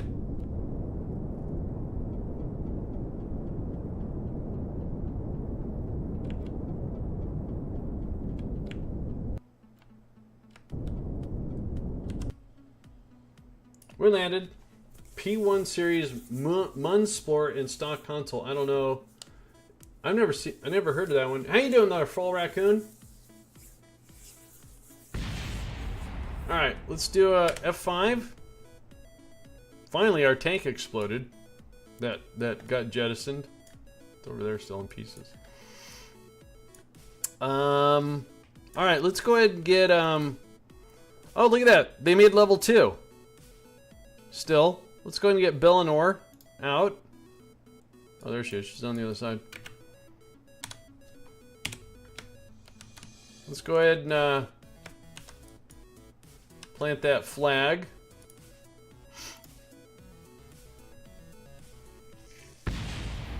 Because then we got some constructive stuff to need to do. We have to put we got to get that base. We got to get the Mun Base back online. So we're going to call this the Minmus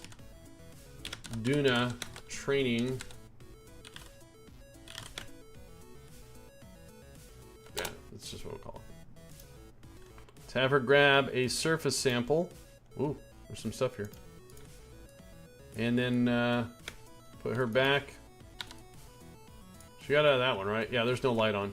So a mod called indicator lights is really cool because it gives you lights when stuff is on, working. And here, you don't see it, but I'll show you. There's actually a little indicator light right underneath the hatch.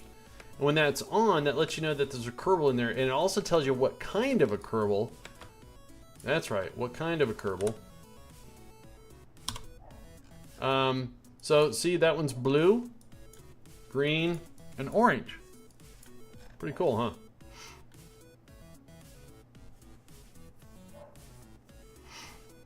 So, according to this, Bellinor has been to orbit around Kerbin twice and landed on the Mun 5 times. She's an experienced pilot. It's pretty cool. Alright, so now, I hope this works. Let's do an F5. Let's make sure we have fuel in our little orange things here as soon as the game tells me. Yeah, I do. Okay, cool. So what I want to do here is... Okay, first of all, it's going to be kind of... Now, did the supply... Oh, okay, we should probably do this. Let's take care of the supply situation here. Take care of this guy. Pin it. And this one. So I want to make sure, since the supplies get used in a balanced portion, I just want to transfer any supplies from down here out. We want to fill up the ones that we're taking out.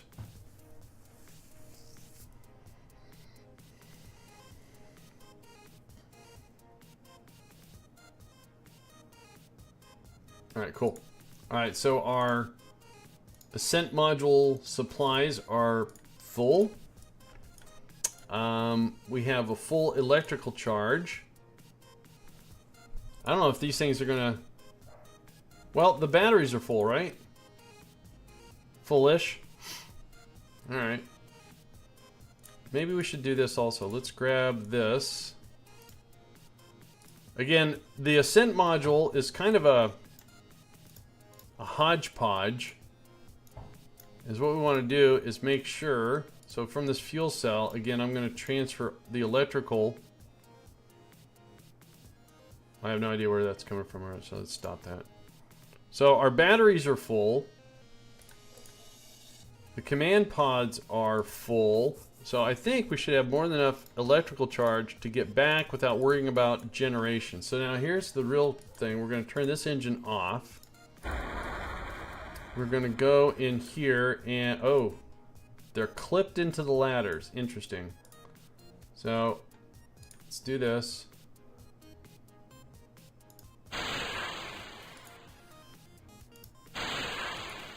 We're going to activate those engines. Do an F5. We're going to move this engine to the top. We're going to pad some stages here. And we're going to do a little bit of thrusting. Hey, that worked.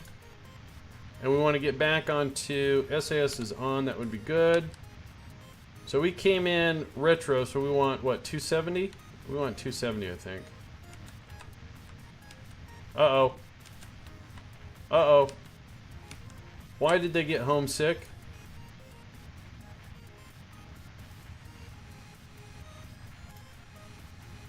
Their habitation expired. Alright, well, at least our pilot's still good. Well, oh, that's right. We left our habitation down there. Oh my, I did not even consider that at all. Well, let's, thank God we still have our pilot, and hopefully when they get back home, there won't be homesickness anymore. Whoops. And we didn't bring a probe core, so it's going to take 6 days to get back to Kerbin. Yep, oops. So our scientist and our engineer are now tourists. Our pilot is still a pilot, which is good because we don't have a probe core, so thank God our pilot didn't go, you know, AWOL on us. Alright, so our Apoa is good.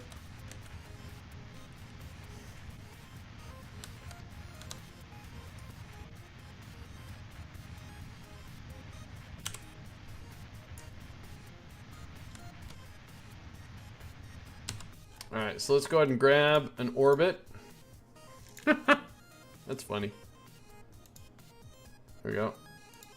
That's going to cost 78 of our 941. Again, we have no power generation. We have the supplies that we have. Look at that, now it's a white because they're tourists. How rude. They've trained Kerbals on how they can think about getting homesick. Yeah, it's a you know, a class they take. I'm homesick. Big babies.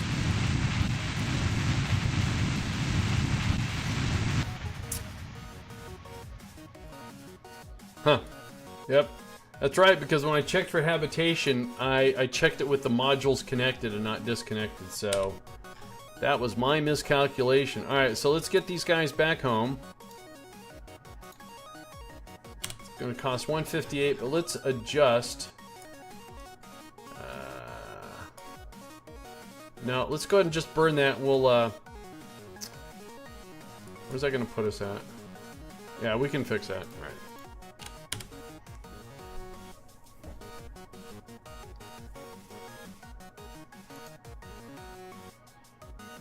So we have to get back in 7 days.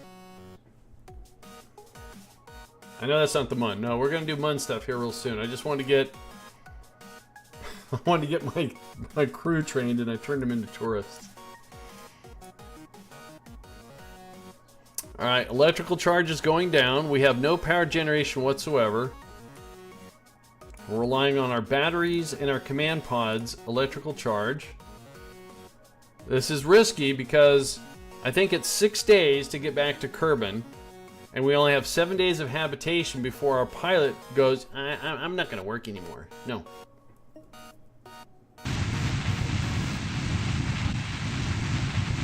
I know if they're out there taking pictures as tourists, then yeah, it's going to cost them, I think.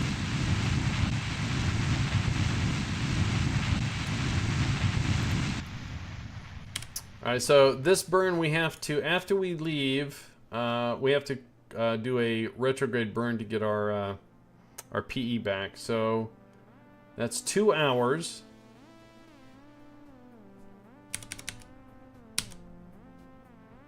Oh, wait a minute, what's going on? Just turn SAS on. Alright, there we go.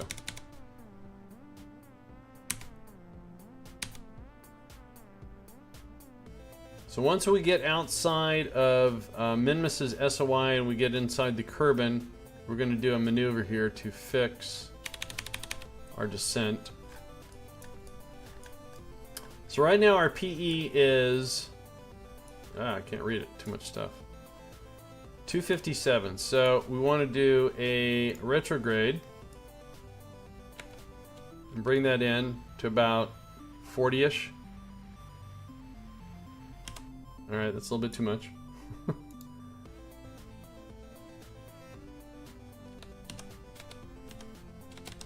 Close enough. Alright, so let's do an F5 there.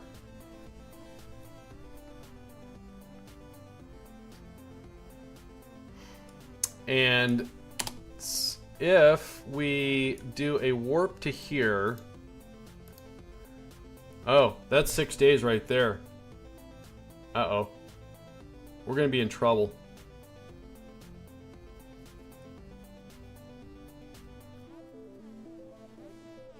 Because we're going to lose SAS functionality if our pilot... Now let's go to here. That's 5 days. All right, let's warp to there.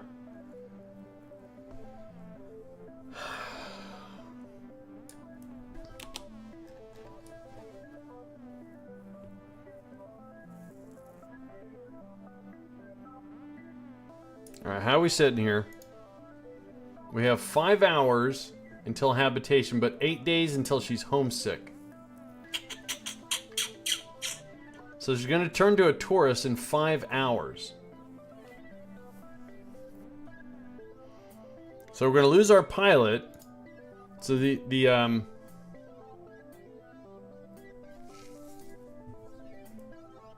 risk, no fun. It's supposed to be a trading cruise. So I don't think tourists can pull chutes.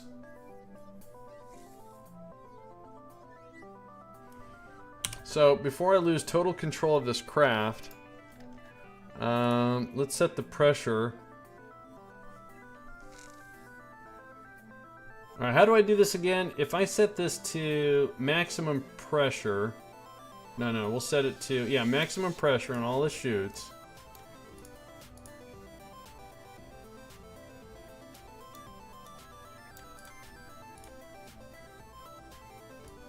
Waiting for micro stutter to end. Alright, so that one's done. That one's done. That one's done. That one needs to be done. Let's set the altitude to 1500. 1600. Basically, yeah. So the question is, I've never done this before. I did it with real chutes, but I haven't done it with stock. If I set the minimum pressure and the altitude, when those conditions are met,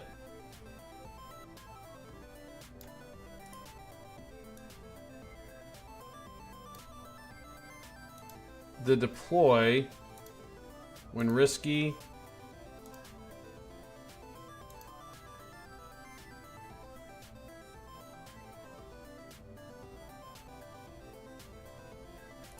alright, so hang on, let me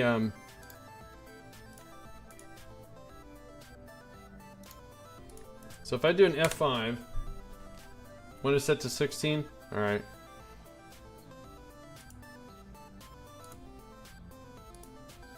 It's funny how they're added in symmetry. Oh, you're right, alright.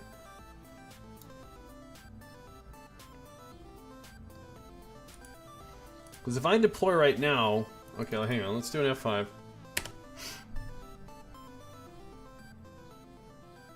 I don't want them to deploy now, I want them to deploy when it's risky, but if I do deploy now, okay, that's what you have to do. Hopefully.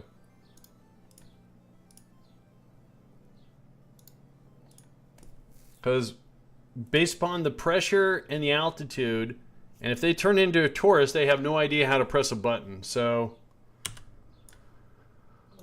we're going to put... Okay. So, A, we're hoping for a couple things to happen here. Oh, you know what?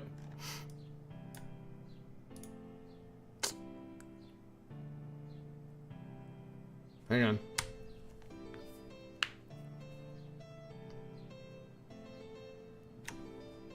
Is this a free download? What, KSP? KSP, I think it's on sale until... I think it's still on sale. It's $30, I think. So let's... So did all that stuff stay set? That's all set. Are the chutes still... Okay, I haven't done the deploy yet. Let me get this... Oh, wait a minute. Let's do this.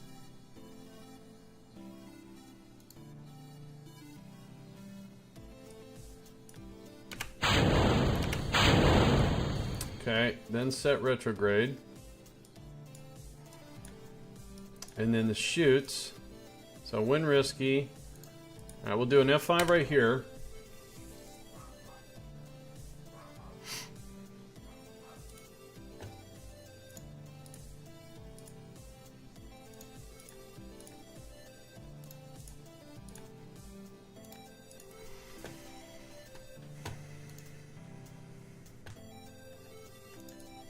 So do I have them all? It looks like we're ready. All right, so again, she's gonna go all tourist on us. So we're hoping that the craft can generate the correct drag to keep it. And that the chutes will deploy based upon pressure and altitude. I hope.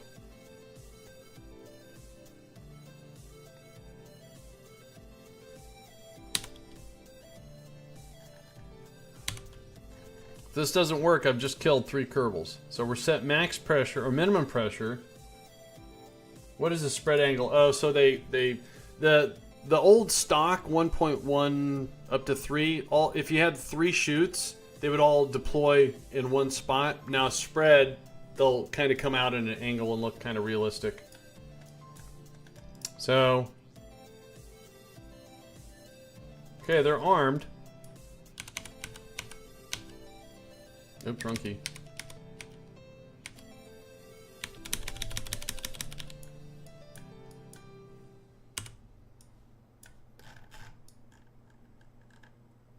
Whoa. We just flew right through the PE. Alright, so we're gonna have to do some, crap. Hang on a sec. I thought I set the PE to 40. Where it's set to 50. Alright. This was an incredibly botched mission. They have 12 days of supplies. And Bellinor didn't become... Alright, so what, life support lied to me or something? So we had two different situations where she became a tourist, and another one she didn't become a tourist. What was the difference? We jettisoned the engines.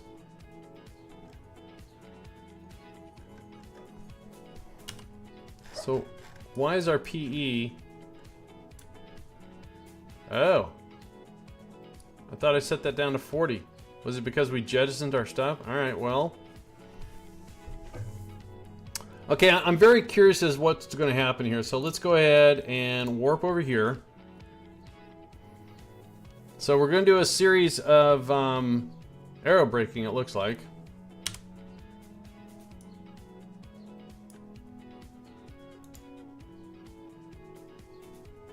So we still have our pilot for 4 days.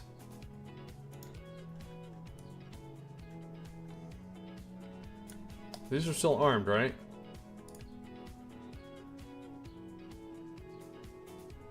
Oh, they didn't get deployed.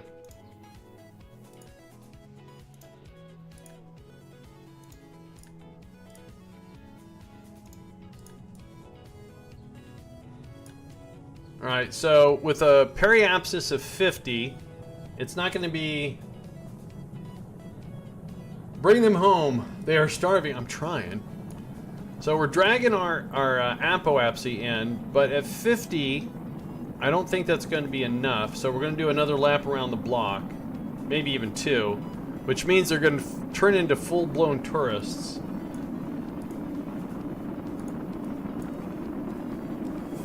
And they're going to run out of battery. This is going to be just an utter mess. And here I just wanted a simple training cruise with something unique. Oh yeah, it's a unique experience already. They're going to die.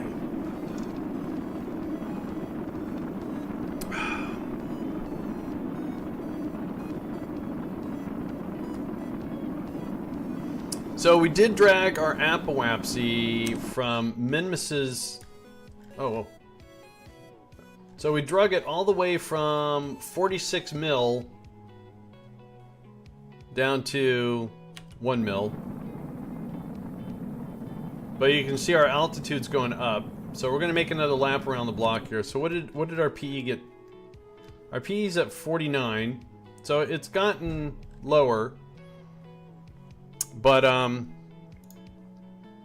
we have 4 days. You know what? She may not turn into a tourist because it's not going to take 4 days. See, this is only an hour. So that's 36 minutes to there. So I think we're going to maintain our pilot. Just how are we going to do for... We got 12 days, 1 day of power. We may survive this. Okay, we may survive this. I doubt it. So, we're going to wait until we get to 70. And then what we're going to do is to save battery. We're going to turn off SAS. Let's do an F5 right here. F5 is a quick save, by the way. So if you do an F5 and you botch something or there's a game bug, you can do an F9 and go back to it. So once we get above 70 on our altitude right here, then we can time warp faster over here. Otherwise we'll be stuck in a very slow time warp. So our PE that started at 50, which I thought I set to 40, it's at 48 right now. Alright, so now we can warp over here. So this is 48 minutes.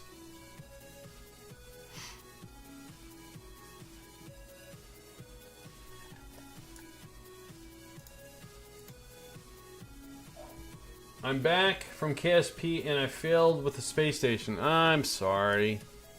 I'm hoping not to fail this one. So our PE is at 48. Let's go and warp.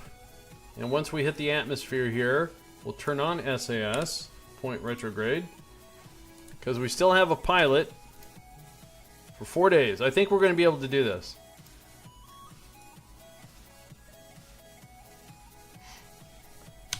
Oops, wrong way. So a series of aero braking maneuvers here. Eventually, so you can see our APO is 700,000 kilometers. And we have a little over a minute till we actually get to our periapsis. So, probably another lap. Because each time we dip into the atmosphere, we pull the other side of the orbit towards us. And we need that to be below at 70, and then we'll land somewhere. Somewhere very scary. And again, if we maintain our pilot, and I'm actually kind of curious to see how these chutes are going to deploy. I've never actually done it quite like this. So they're armed, they're set for minimum pressure, and they have a little bit higher altitude. So if they don't deploy at 1500, I'm going to do it manually, since I have a pilot.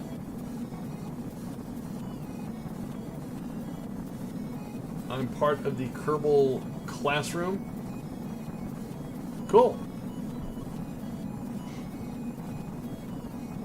See what you did there with the K. I got it. Alright, so we're not going to do another lap. We're going to land because our AP is now inside the atmosphere. So we are going to land out in the big blue water area here somewhere, probably.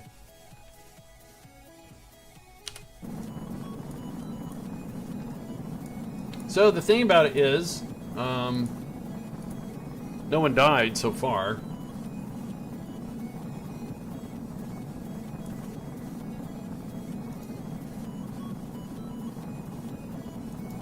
Now, I do believe that when we recover, our tourists will actually become what they are. They won't stay tourists. Once you change their habitational condition to a more positive one, they stop becoming a tourist. At least that's what I've witnessed before.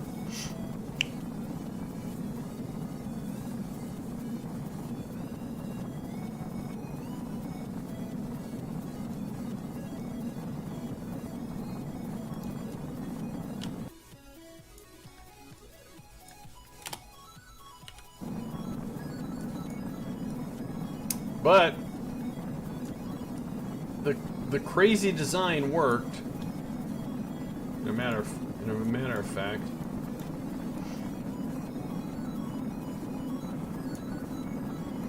So then after this we have they deserve being sent into the sun though. No. What, because they became tourists? That was my fault. I didn't send them. I calculated the habitation incorrectly, and here I was trying to be so careful. But we have two, not refineries, we have to send two assembly plants to the Mun Base. And we need to get those integrated and online so we can start making material kits again. And then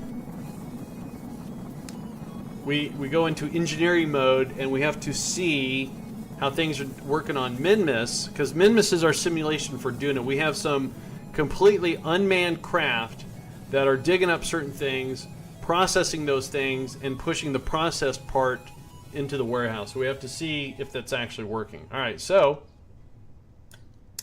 they survived re-entry. Our chutes are armed, I guess. Oh, they've returned to duty. Well, welcome back, guys.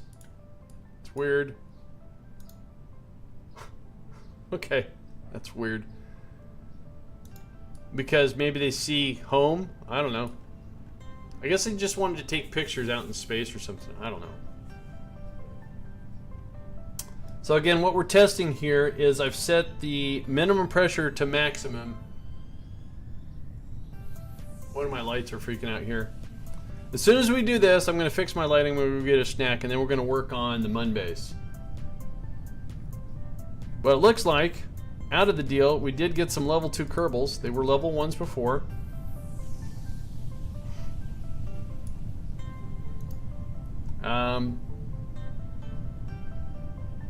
Okay.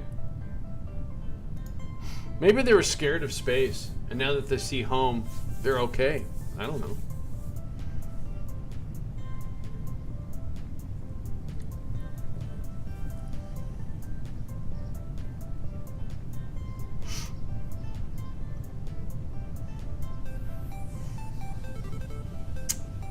We also have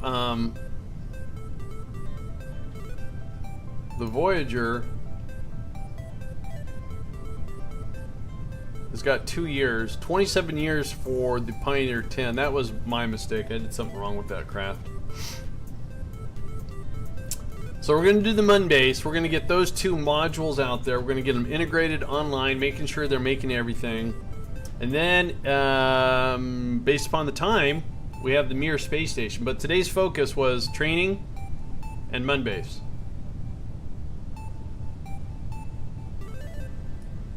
So we're 3,000. How's our battery? Battery's fine.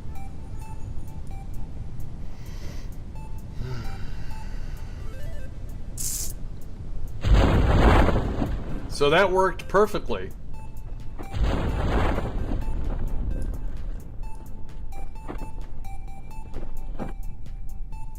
Alright, that's good to know. That's good to know that it works. I've never witnessed it before because I've only done it with stage recovery. Cool.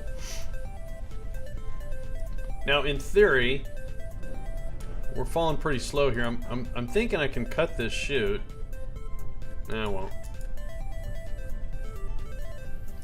So, is what we did there is if these Kerbals actually became tourists, what we just did here is we deployed the chutes, setting requirements for certain pressure, a certain minimum pressure, and a certain altitude, and they did deploy. The Kerbals didn't do anything. I didn't stage them or anything. Alright, so let's go ahead and accelerate time and get these guys and gals, the gal and the guys, down to the surface, get them recovered. Look at that, Moho is watching us.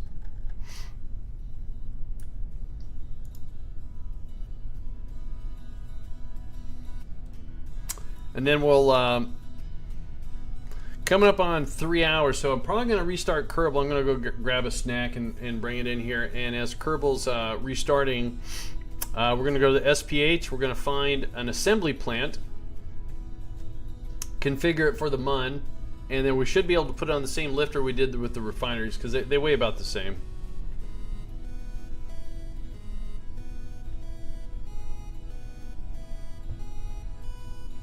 Oh wait, we brought some science back too, not that we need it. I think everything's unlocked in this career. That was totally wicked! Jeb sis with the auto host. Thank you, Jebs. Appreciate it.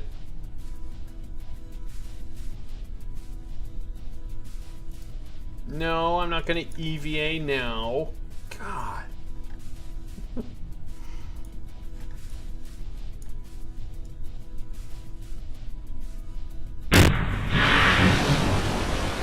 Yay, they survived. So let's go ahead and get them recovered. Did I not press the recovery button? Oh, I did. Alright, cool.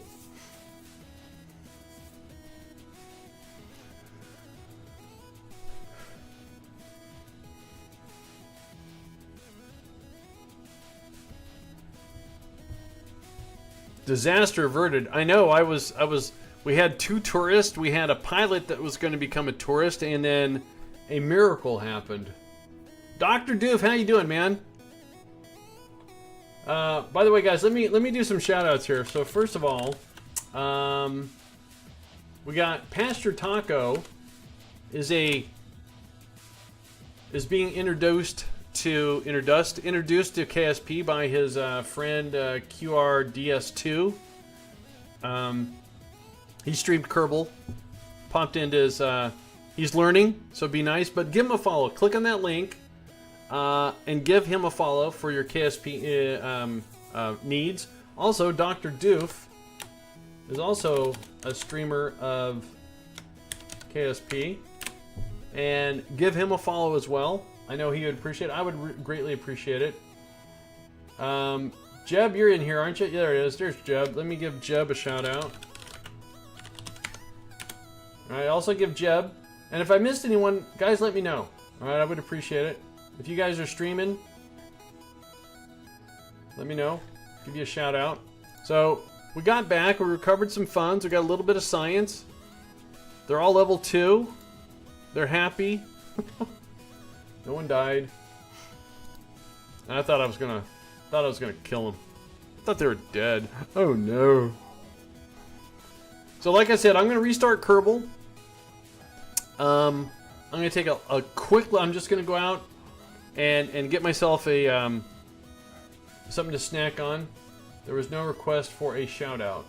Only wanted to say hi. Oh no, Jeb. No. You're welcome. Abso-freaking-lutely. So let's get Kerbal restarted here real quick, because it's been getting chunky. And this is not a heavily modded game. I think I only have 32 mods, maybe 35. What does the list say? Hang on. KSP. No, that's not what I want. Yeah, KSP Hist. So according to my Google chart here, we have, so 1, 2, it's -2. So we have 26 mods installed, but they're not part mods. Well, Indicator Light has pot, so let's see. Ground Construction has some parts. Indicator Light has some parts. MechJeb, Kerbal Engineer. Alright, I have a few parts, but they're not... MKS has got the most parts. Alright, so let's restart Kerbal. And, Oops, sorry. I'll be right back. Don't go anywhere. We'll be right back. Let me do that one instead. So I'll be right back.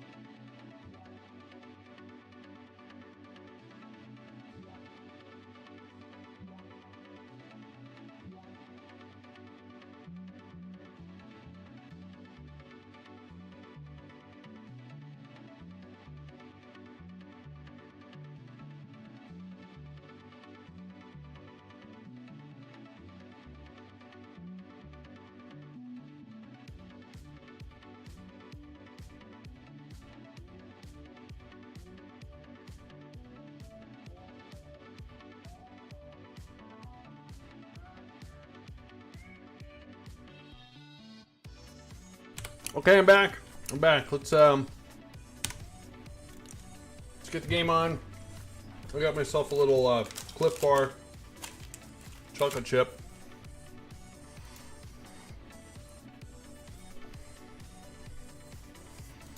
All right, so we did a training mission. Thought the worst was going to happen. Turned out to be okay. Not a great design. I don't think I'm going to do that again. So, is what we're going to do here is let's go review the base. I believe what we need is what I'm looking for. My fabrication base. Where is it? There it is.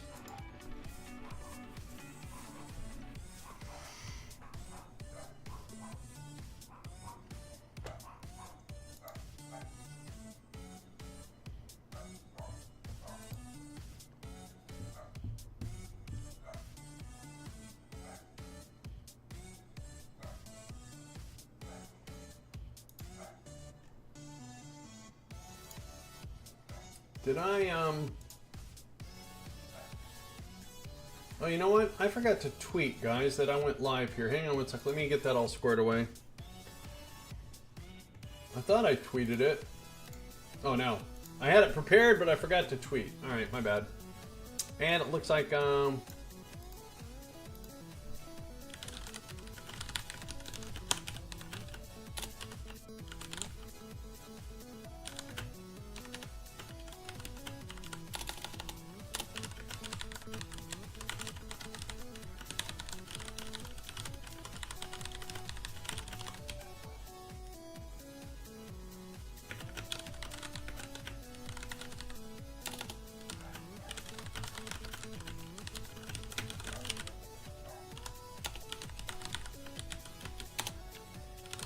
Alright, so evidently there was no problems with the alerts that they saw, but I clearly wasn't getting all my alerts.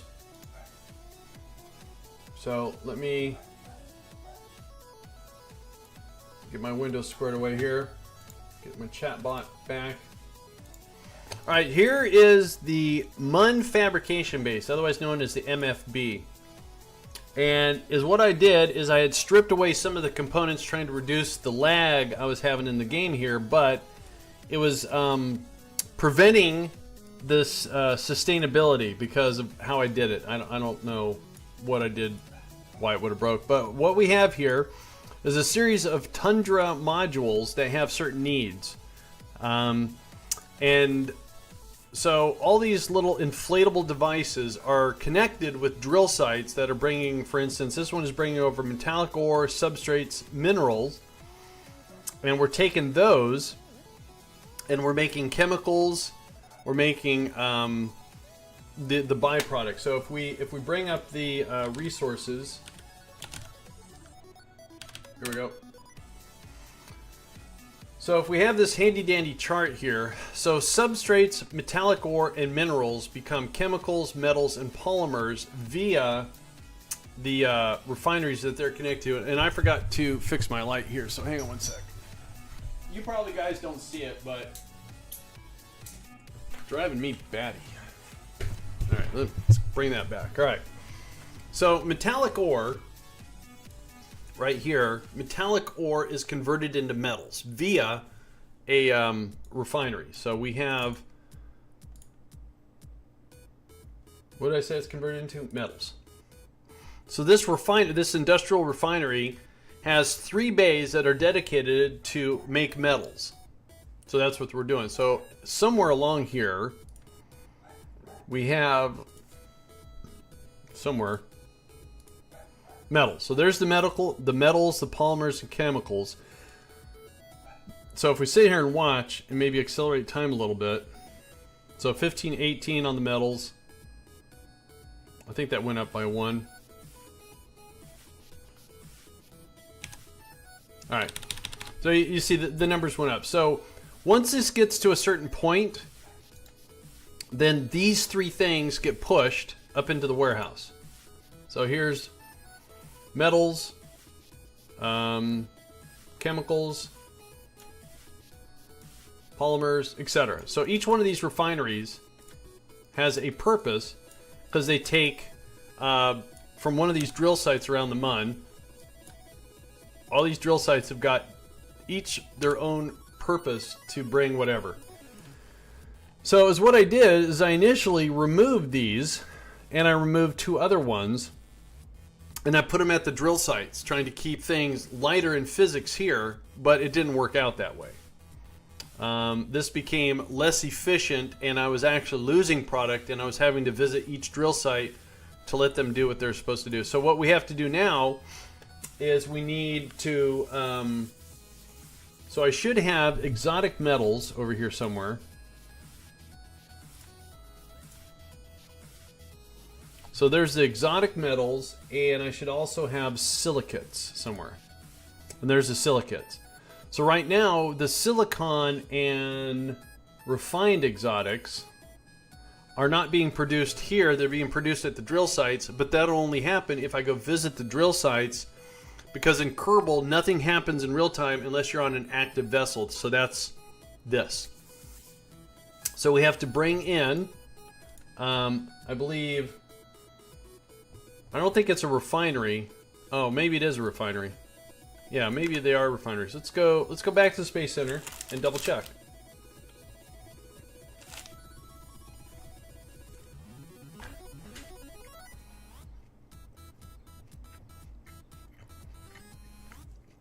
They're going to be refineries.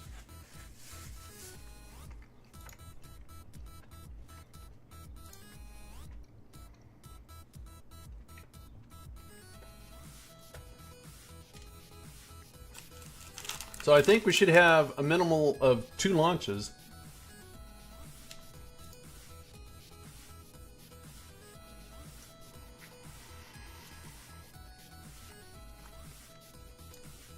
So MFB Metals was the last one we launched.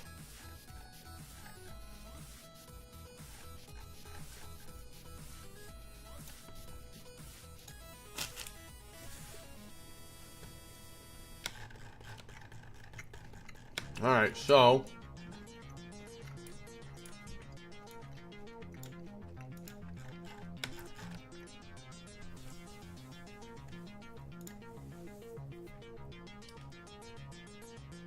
this needs to be refined exotics.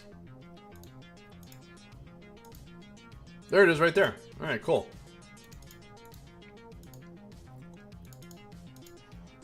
So what I'm doing is I'm configuring the assembly plant. I'm sorry, the refinery's got 3 bays, so you can actually do 3 different things from 1 bay. But I just want the maximum conversion here. And so we're set up Bay 1 for refined exotics, Bay 2 and Bay 3 all for refined exotics. And what that's going to do is take the rare metals and start converting it just like the other ones. So we want to call this one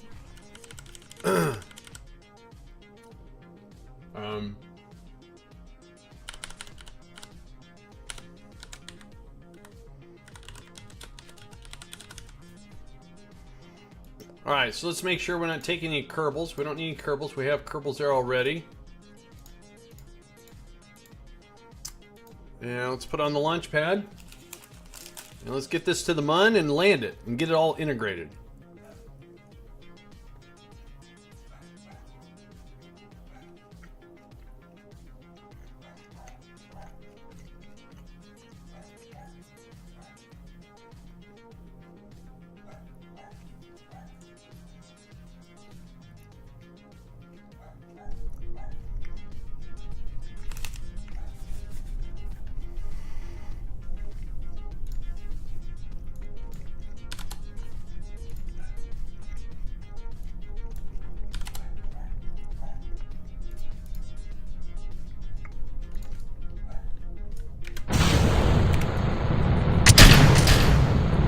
Alright, big rocket launch.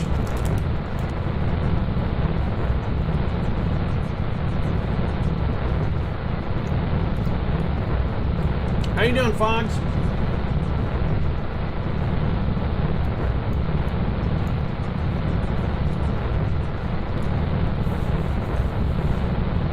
Oh, thanks a lot, Dr. Doof. Appreciate that. I really do. Loud noises. Big rocket, loud noise. Well, you know, the thing about it is, first of all, if you can launch a rocket, if you can get it to orbit, and you can land on another planet, I think that's awesome. But I've always wanted to be able to have a self-sustaining infrastructure, and I finally have it. After about 4 or 5 months of asking and updating and doing things wrong and doing it right. Give you a heart attack? Are you okay? Are you okay? You want me to stop? You want me to stop the game? You have a heart attack, right? So to be able to set up a self-sustaining base to where I can slowly stop relying on Kerbin for supplies and stuff like that, now I can get my economy back on track. And using another mod, I can start doing rocket launches from the Mun. Again, saving Delta V. I'm fine? Alright, good. I got stuff between my teeth. So, and that's from using 2 mods, MKS and life support. Well, you don't need life support to be self-sustaining, but if you want to worry about supplies and stuff, so yeah. Well, that was a good snack.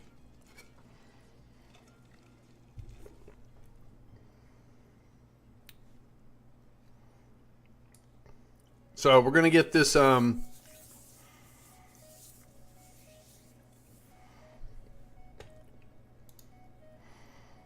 now I saw another follow. Let me do something here real quick.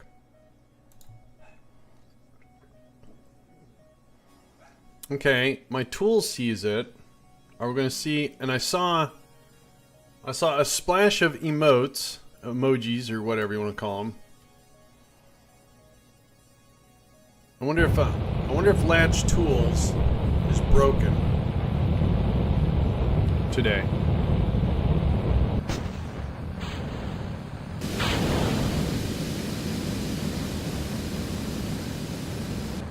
Huh. Let me see if I do it manually.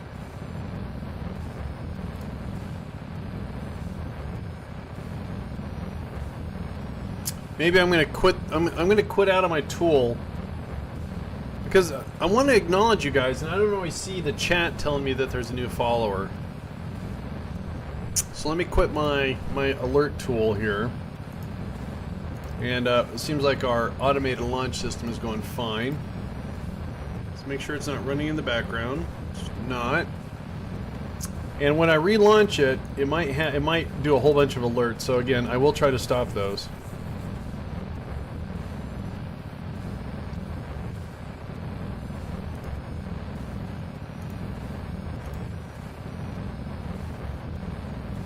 Alright, so hang on, let me do this and then acknowledge that and then say okay to that, and it's going to do an alert probably, but it's going to be wrong. There's a known issue with Latch Tools, which is the alert I use for the subs and for my follows, not for the host though. Hang on a sec, let me just wait for this. Let me force a refresh here.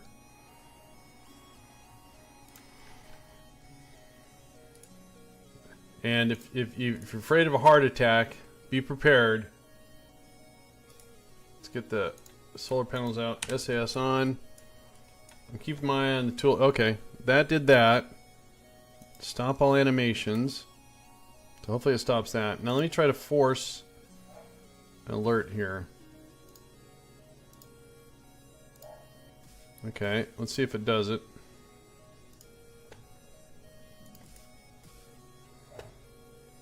Did I get the other? I did not. Alright.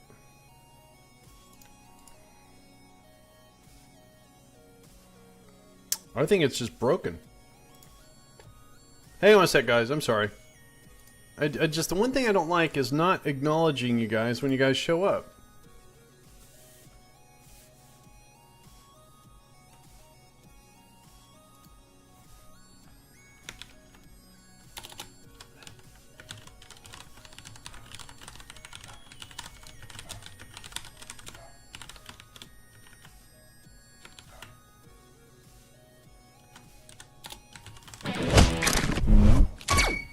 Okay.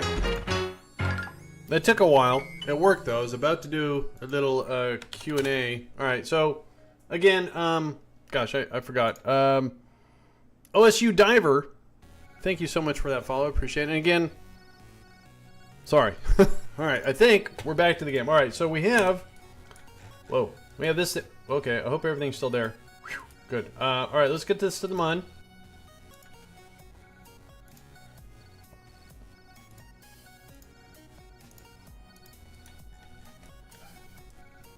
Tech support. Yeah, I just had to redo the tool and reconnect it, and that seemed, it just, I don't get an indication that even though it said it was connected, I couldn't tell if it was going to redo the alerts or not. That's kind of, you know, it's in beta. I like it. It's a one-man driven thing, so. Alright, so we want to get about 40 kilometers. Alright. So we're going to need 851 for this burn. We only have 600, so we are going to stage. That's good.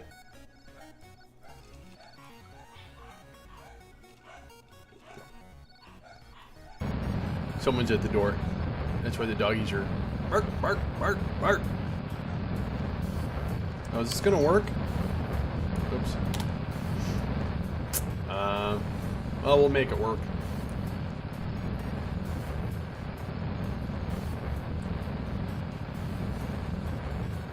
Live tech support, the new esport.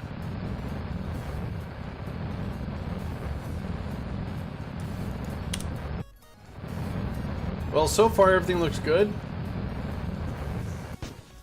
Staging.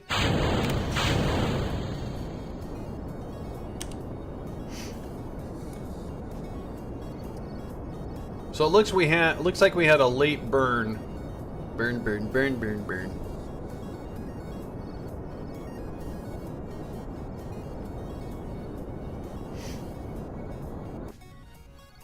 Looks like we're gonna be okay. I want to do one thing right now.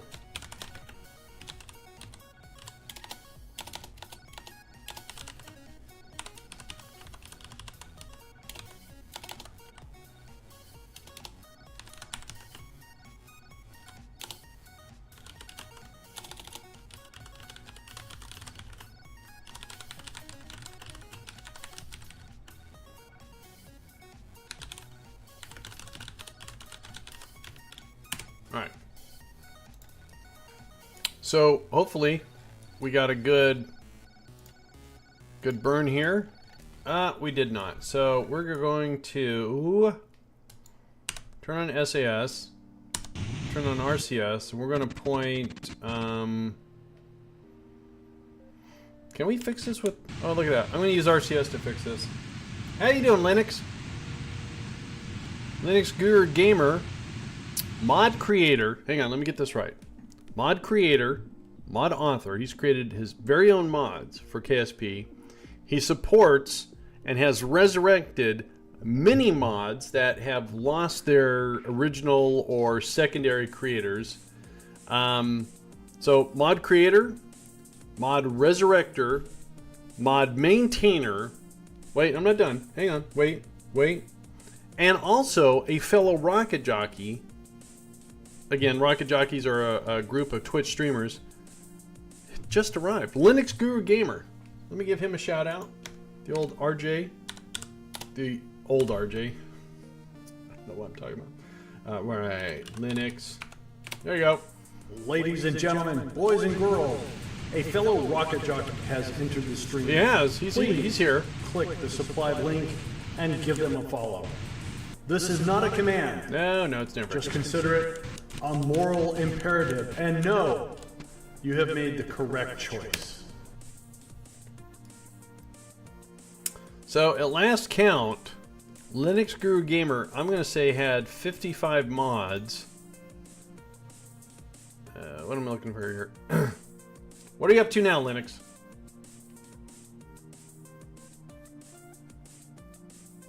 $65 mods. Wow.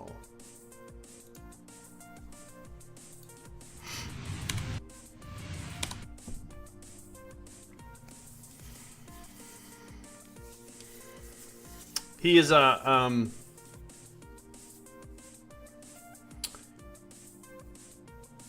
he also streams. So, being as a rocket jockey, he streams.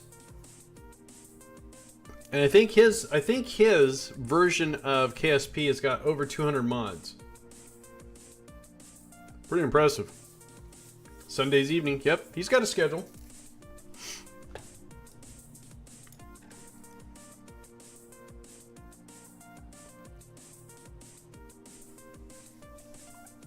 $211. I did say over 200. Whoa. Whoa.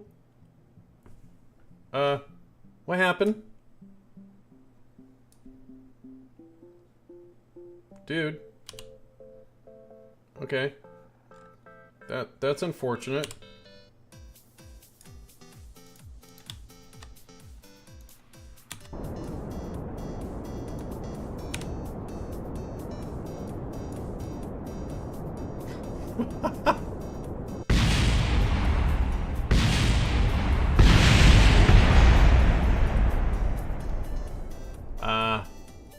Thank you, McJub.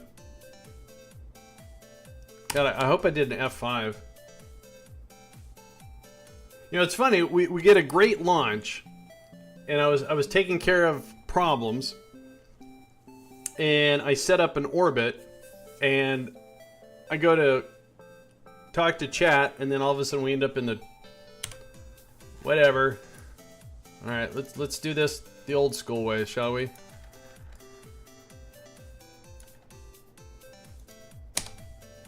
Was it because the orientation of the rocket changed or something? All right, let's warp out to here.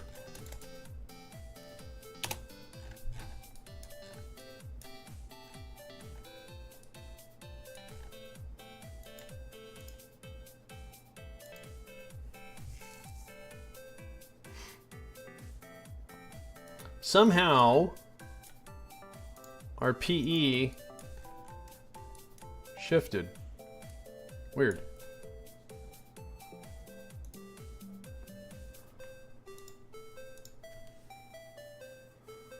Permission to buzz the mun. Yeah, I got no permission. Stuck the landing? Stuck the landing. No, that wasn't even a landing. That was pile drive into the mun. Huh, that's weird. Oh, you know what? Sometimes,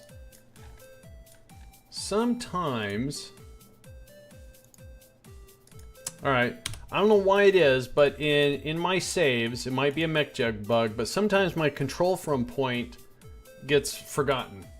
And that's what happened in this. All right, we're good.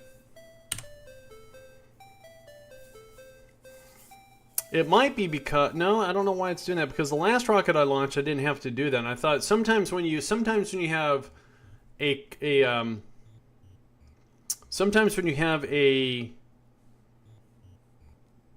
to deliver, you know, and you put subassemblies around it, sometimes the control point, for me, if I don't reroute my control point, sometimes that causes a problem, but we're good this time.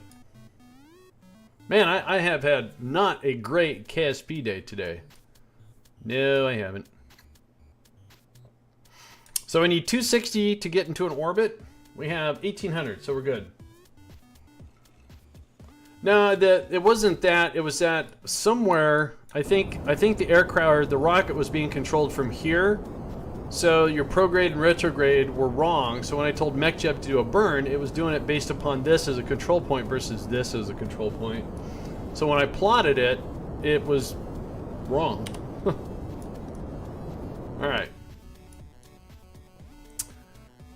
That's okay. We just have a couple. We have one more to deliver after this, after we deliver this. All right, let's go ahead. Now this is where we're going. That's our Mun Base. So we're going to set that as our target. And about on the halfway mark, so I'm going to estimate right about here, we're going to do an inclination change. And we're going to put on the brakes a little bit. And that's going to cost us 106. Well, there's Kerbin poking out. So the way I'm going to land this is going to be extremely inefficient. Okay, so no one judge me on the landing. Being that I'm assembling a base and trying to integrate, you know, we're going to connect it to part of it and stuff like that. I can't have it land 100 kilometers over here or 10 meters over there. It needs to go into a certain place so it, you know, has the smallest footprint possible.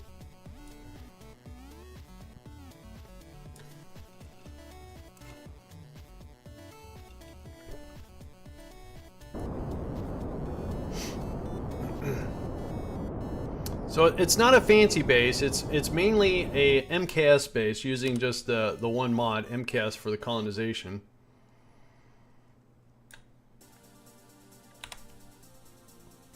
All right, let's get a little closer here.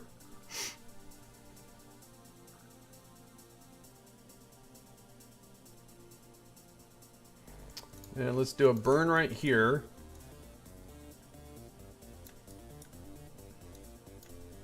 I'm going to do some radial out so it raises our our altitude, because I want to come in and drop down on the target. I don't want to come in too much from a horizontal kind of thing. So that's going to cost us 324. It's going to slow us down quite a bit.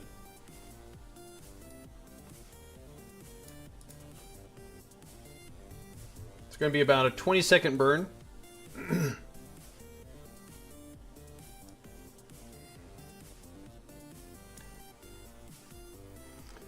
Now, I did have this base pretty much as I'm reassembling it before, but like I said, is what I tried to do was to reduce the physics lag that the game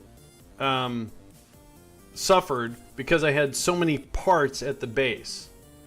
And I'm going to spend a little time when we land this and get it connected. I'm going to reduce the part count a little bit more. So hopefully I can just have just exactly what I need at the base when it comes to parts. So I've been taking old sky cranes apart and stuff like that, trying to get it to where it's not as laggy when I'm there. Oops, sorry. If you notice in the upper left-hand corner here, when this number says 100%, that's what you want. I mean, 60% is fine, but sometimes at the base it dips down to like 6%. So that means it becomes like a stop motion animation picture almost. So now we want to get over the target, put on the brakes even more, pop out just a little more.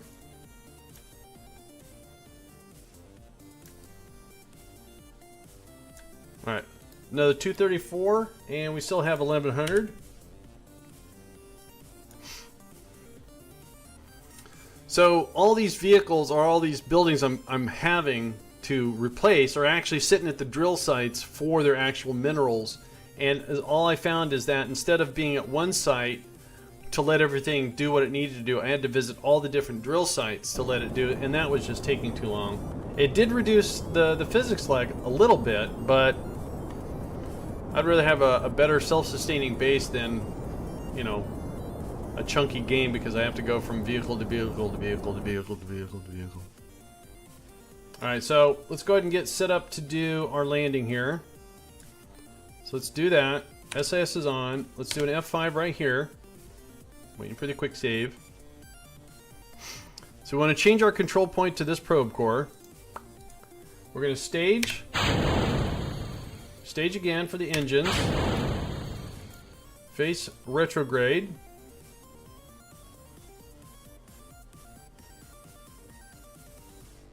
And we still have some horizontal speed here, so if we take a look, so what I'm going to do is turn on this, and we're going to make sure we don't get smacked by our debris here.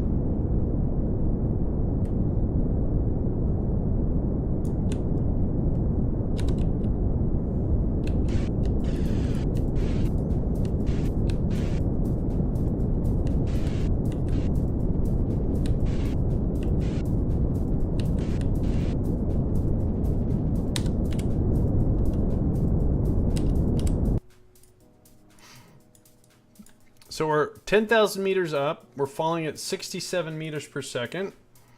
Our target's over there. Oops.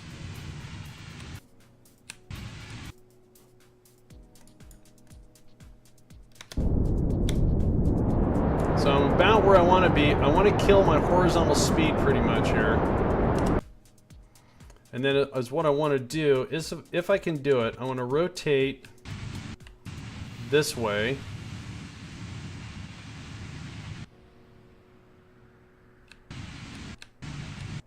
Rotate this way.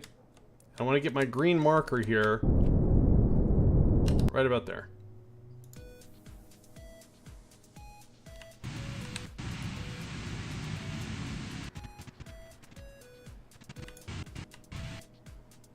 So we're 6,000 meters up. Whoa.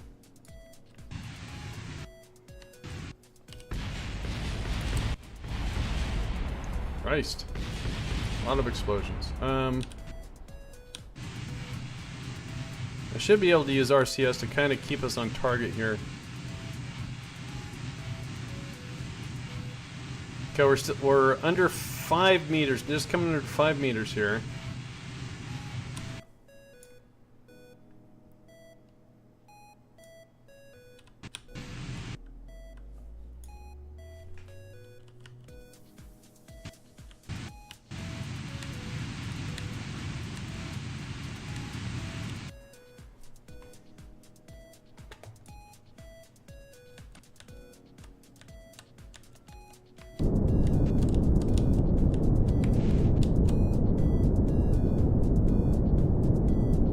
Okay. Rendering range of the base is, most objects is 2.3 kilometers. 2.3 to 2.2, so we're going to have a huge pause here as we get within rendering range of the base. Alright. So now we're going to use some tools here to help us. Maybe.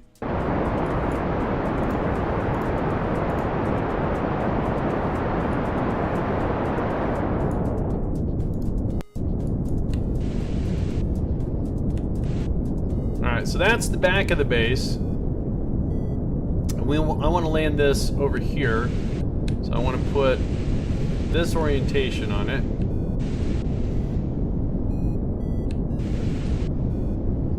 So we have a slow descent.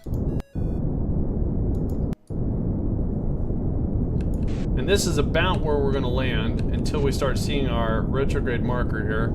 This is NavHUD, the overlay. That was totally wicked! Real Panda with a host. Thank you, Panda Man. How are you doing today? The Real Panda. Huge host. Thank you for that, Panda. We are landing something here on the Mun. Had a question. I just tried to warp the landing. Your landing, I mean. You tried to warp? Yeah, you want to be careful when you're warping when you're doing a landing.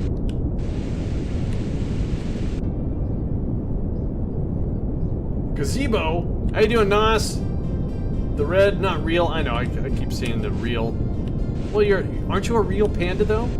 Are you trying to say you're not a real panda? Red panda? I keep telling everyone you're a real panda.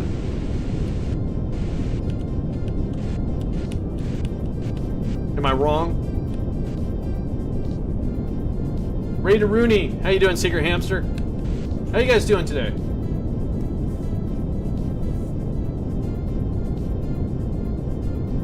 I'm attempting to put our Mun Base back together because I took it apart trying to improve it and I made it worse. Hey Fox, can you give Red Panda, can you give an RJ please? As I'm landing. I pressed the warp key to accelerate your land. Oh, I got it. Oh, I got it. I see what you're saying. All right.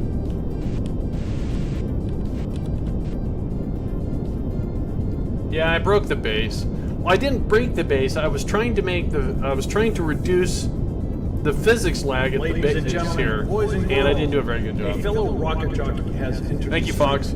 Please click the supplied link and give them a follow.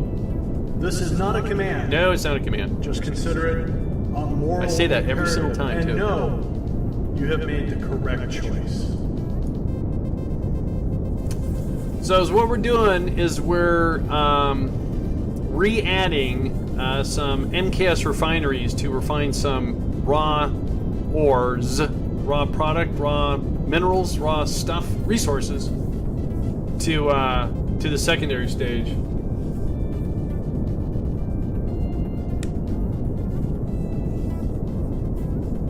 Yeah, I echo myself.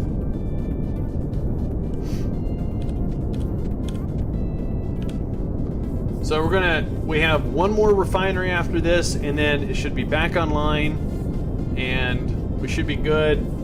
Then we can start benefiting from all these launches and all these landings, and should be able to make our own supplies, our own material kits, and our own machinery that we can send in bulk to Duna, so we can start doing our Duna colonization as well. So we're going to do basically what we're doing here, but on a smaller scale.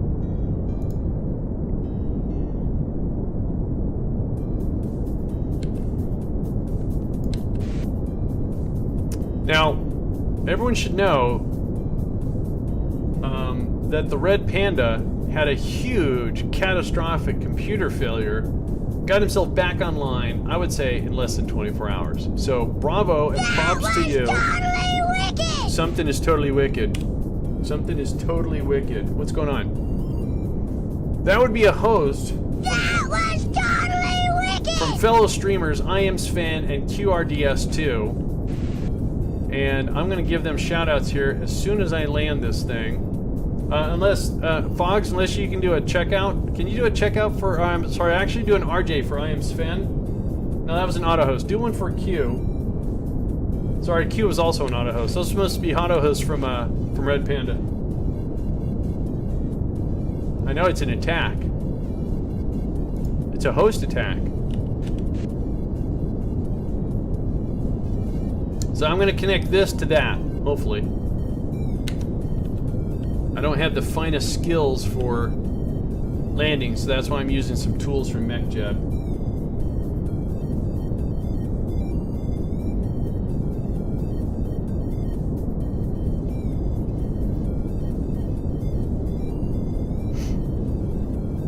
Thank you so much, Red Panda, Real Panda, the Red Real Panda.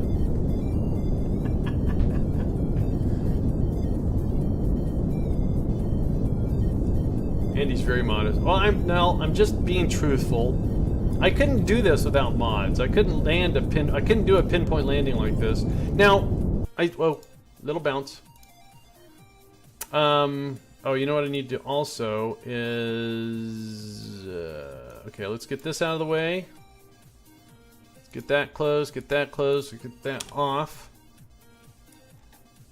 Okay, so what I want to do is pin this. Now, I was thinking about this the other night. I have a joystick, and I'm wondering if I hook my joystick up, if I'd be able to do a little bit better landings, as long as I got the RCS translations where I want them. I wonder if that would be, because that's how they do RCS. You know, when they do they use a joystick. They do. Red Panda, did you pretty much document your what broke and what you replaced everything with? I was just kind of curious, because that's something hard to bounce back with, and you did.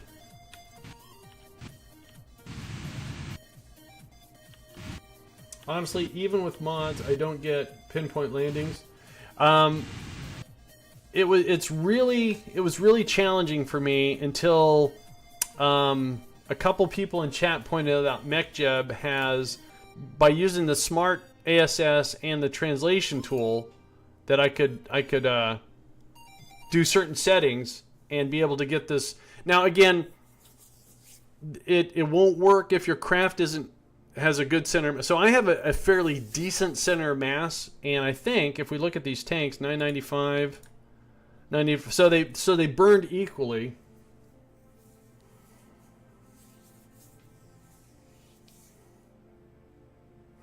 So remember that the joysticks have 3 axes though, and they have 2.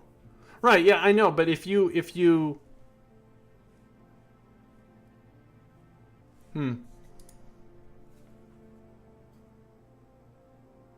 Well, but it depends upon your RCS though, right? You raise a good point. So what I'm doing here is I'm kind of cheating. I'm using RCS, speaking of RCS, to kind of line this up a little bit better and not tip this thing over.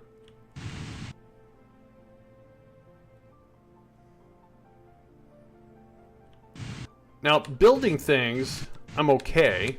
And this ain't much. This is just a flying... Whoa. This is a flying gas can with some thud stuck to the side for a little kind of VTOL sort of thing. Alright, that should be good. Then we're going to enable the ground tether. Cool. So by using this translation tool and the smart ASS tool from MechJeb, it allows me to actually do this a little bit better. Oh, that's not lined up. Oh, whoa, whoa, whoa. What do we have here? We have a height issue. Alright, so we're going to have to lower this. And also, this got wonky. They do a pull and a push axis. You might still be able to do it with a twisty... Yeah, that's what I was talking about. Yeah, a twisty joystick, yeah. I have the exact same joystick that EJ has. And I'm not saying that he can't do it with a keyboard. But I'm just wondering if I'd have a little bit... Alright, so I got to reduce the ground tether. Get rid of that. No, that. Get rid of that. Pin that. Toggle. Alright, stay. A little more. And toggle. How does that look? That looks better. Alright, so what I have to do is we've got to go get our engineer, which is a Kerbal, by the way. And we have to remove this and attach it lower so it lines up with that. I don't want this huge little weird thing going on here. So let's go get our Corey Kerbal. He's our engineer, our go-to point. Go-to Kerbal. There he is. Attaboy. So this is where that physics lag comes into play. See this number right here? It keeps bouncing around. But I see what you're saying, Secret. I'm just, you know, it's a matter of settings and then getting the translations. What I did excel at was building tough rovers. Oh, rovers are fun. I got lucky. I took the rover mate body and then I put some girder so I could get better wheel placement. I got lucky with that.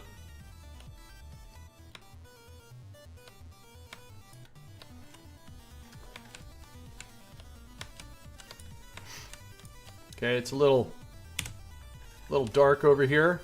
It's like a dark alley. So what we're gonna do here, we're gonna get his inventory up. Can I have your inventory? Thank you. And let's do an F5 right here.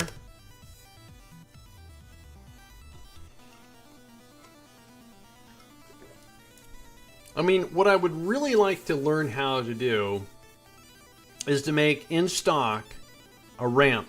And not a real cracking one, but something I can use to drive rovers off of or something like that, you know? So, and I don't want to bug EJ, I just have to figure it out. So let's, oh, I don't have my tool out. Oh, I got it. Okay, let's take that off. Yep, and we're going to attach it right at the same level here.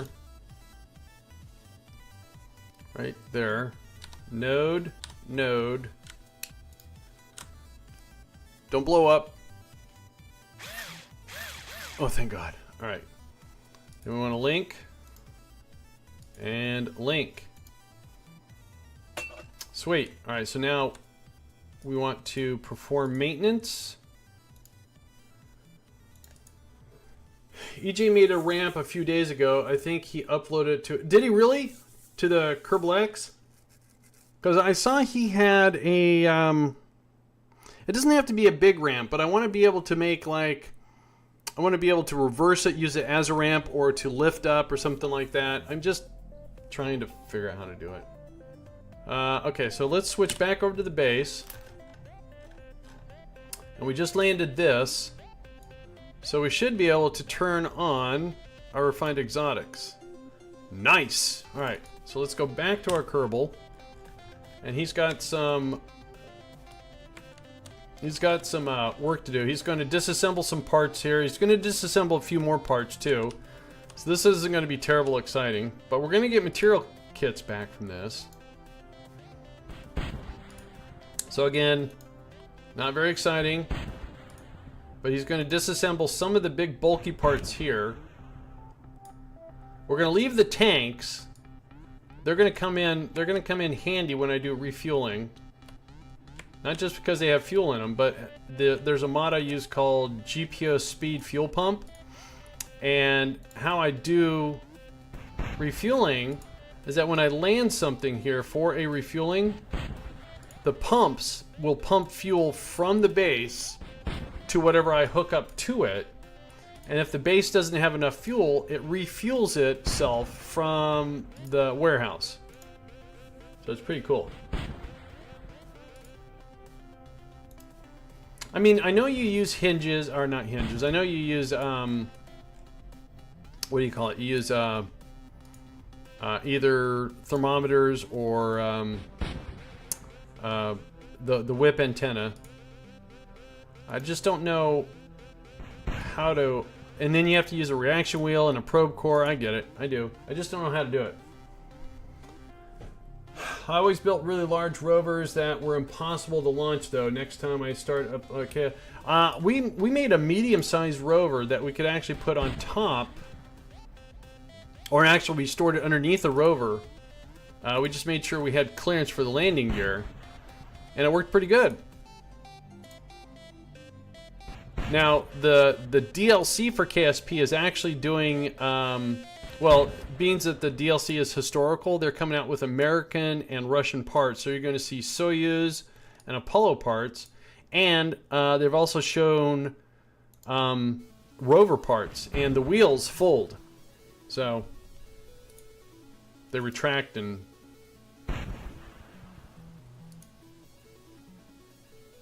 So all these little parts here go against the physics of the game. So that's why I'm... Oops, wrong key. Wrong way. Go that way. And quit smiling at me. It's freaking me out a little bit. You always got to be happy. That's fine. Be happy.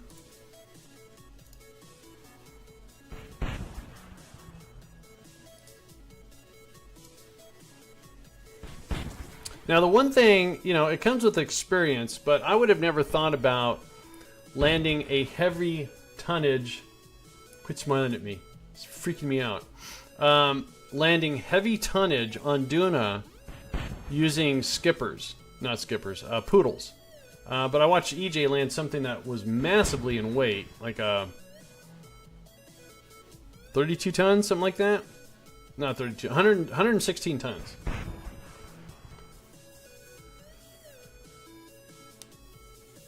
Did I see an announcement about the Twitch affiliate program? No, I did not, Pastor. If you have a link, affiliate program, I don't think I want to be associated with an affiliate program. Limey6587, thank you for the follow. Appreciate that. Let me permit you, Pastor. If you know where it's at, can you post a link? Don't worry, be happy. I know. Alright, thank you. Because affiliate programs mean you work really hard for someone else and get very little in return, usually. Non-partner streamers. Alright, we'll take a look at that. Thanks a lot, Pastor. Appreciate it. But, you know, back in the day when the internet was new, you could be an affiliate for all these people. You'd give them a link, and when they'd click on the link, it would send them somewhere to buy some stuff, and then you'd get, like, a little bit of it and stuff like that. So, it was never... No matter how hard you work, no matter what your exposure was, because you can do affiliate links for Amazon too, and you get a little bit. So I'm not being negative. It's just sometimes, you know, like even Humble Bundle, you can be a partner and you get an affiliate link. So if you like the streamer that you visit, you can use their Humble Bundle link to go buy stuff, and then again they get a little bit of a... Oh, so we can get bits now. Oh yeah, that's right. The bits is the Twitch. Right, I gotcha. That's cool. Now, the thing about that is, as long as that program, so Twitch has allowed that, so that means that whoever uses for an alert service, if they support bits, they're going to support non-partnered bits. So it's all about alert service too. When the internet was new, eh? Yeah. So we've cleaned that up pretty good. Now, so what I'm going to do is I'm going to go just a step further. We're going to clean up a couple other things here. So bear with me, guys. We're going to do another launch. I swear. I just want to... Okay, you need to launch, buddy. There we go. We're going to go over here and clean up some stuff on this thing. Again, all these parts that I'm not using go against... It goes against the base. Now, the really bad thing about this is I left all these parts here so I can leave this to be somewhat modular.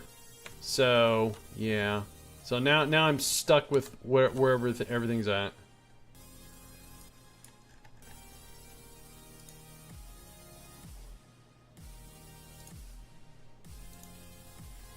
I think the internet was new with the 2400 baud modem. I am going to date myself here, but I used to use my Commodore 64 with a 300 baud modem on CompuServe. Unlike some of you, I can't remember when the internet didn't exist. Oh, get out of here, Linux. Yes, you're very young. You're a very young man, and be proud of that. That's me rolling my eyes and hitting the back of my skull. have you beat. I used a 110 baud modem on a teletype. Wow. Yeah, my slowest was a 300 baud modem. I loved my Commodore 64. I did. I don't miss it.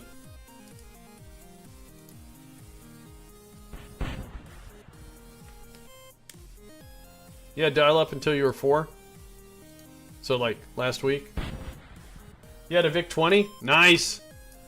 I love you guys saying, "Oh, I used to have this." Now, my very first computer I had that didn't get on the internet was a TRS-80 Model 1. So I had one of those. What is a baud? I'm not laughing. A little bit.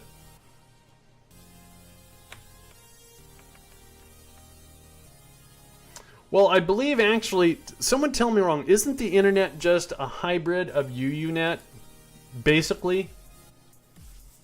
Because isn't that how UUNet was formed, was through telnet sessions? I'm probably wrong.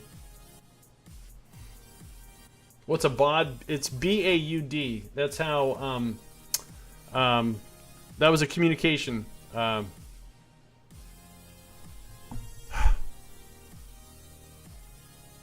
Go away. There you go. That's what a baud sounds. It's when a modem connects and it handshakes, you know.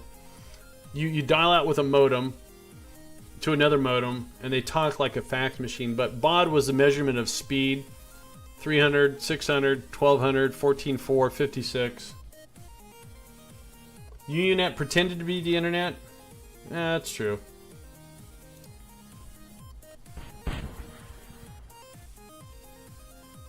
Hey, I was right. I'm doing this from memory too. Whoa, speaking of parts, wonder if I need these. Oh, I got engines to take off. Cool. Come here. Dude, lift up. There we go.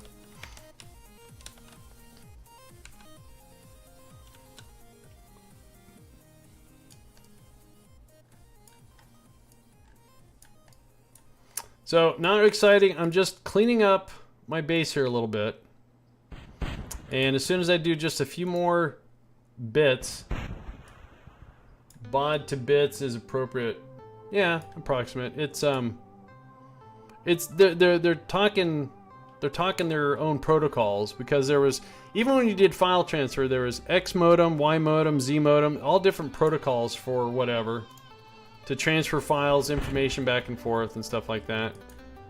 But it's basically, think of baud as when you have a cell phone and you call someone. They're, you know, connecting frequencies and stuff like that. 14.4 was awesome, yeah.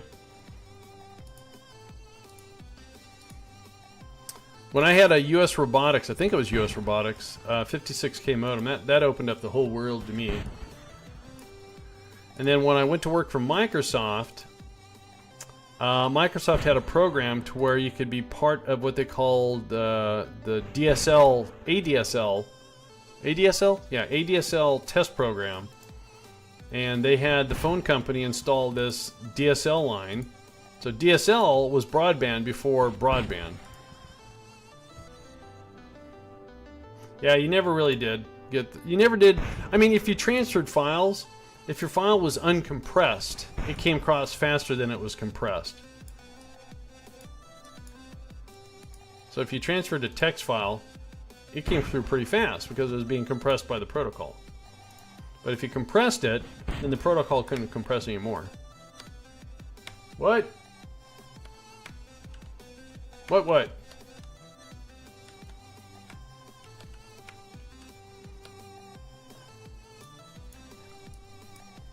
It's like when you buy a hard drive. Say like you buy a 1 terabyte hard drive. You go, cool, I got 1 terabyte. You don't actually get a 1 terabyte hard drive.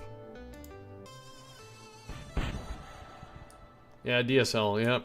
Digital line service. So ADSL was asynchronous. Was that asynchronous digital line? That's where you had speeds up to 128 kilobytes or something like that. So it was twice as fast as a 56K modem.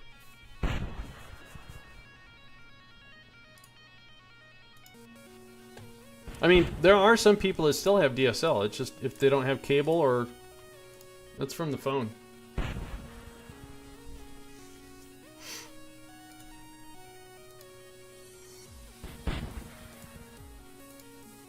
So what am I doing here? I'm using a mod called MKS that has this disassemble feature that allows me to take whatever. I can take any part and I can disassemble it and I turn it into material kits. So you can see here I'm getting material kits. Now as long as you have local storage for material kits, you're not wasting those kits.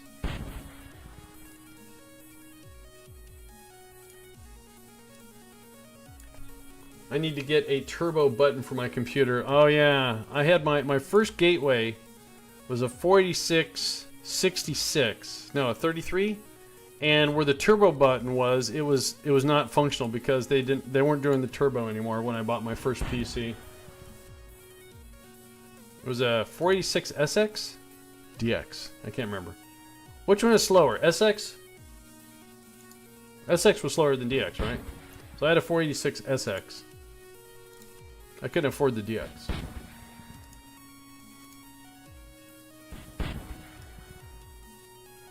I don't know if it was functional. Alright, so we got that pretty cleaned up. And we're going to go over here and we're going to clean up this and then we're going to do another rocket launch. SX was slower than DX. Thank you. Old timer. I'm kidding, I'm kidding. Not.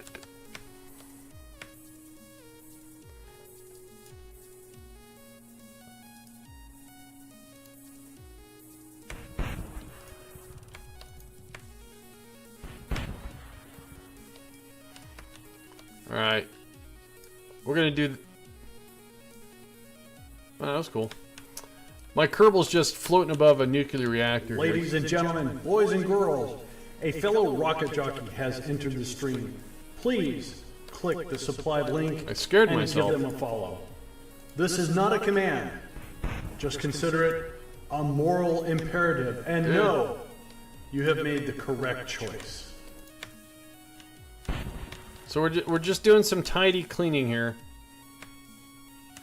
Trying to not get my Kerbal killed. Rocket PC Gaming! Another rocket jockey. How's your tree trimming going?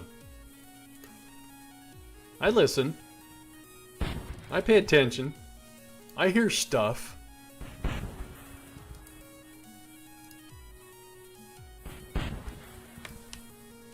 I'm trying to reduce my physics lag at my base. Oh, he's stuck. There we go. Trying to reduce my physics lag here, so I'm disassembling parts I don't think I need anymore.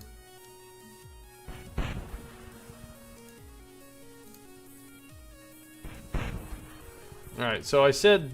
Oh, wait, I got a docking port. Oh, I forgot a battery over there. Doggone it. Wasn't paying attention because we were talking about old modems. Alright, let me go get this docking port. Come on, up. There you go. Up, Corey. There you go. Good boy. Easy. Easy. Alright, so we'll get this docking port.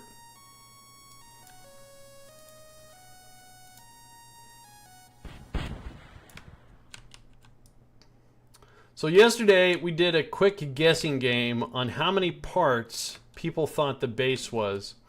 I don't know if they're still here. Someone thought about 1,100 parts. Someone said 600 parts. Alright, so that's all the cleanup we're going to do for here. Let's go put him. We're going to put him... I should have an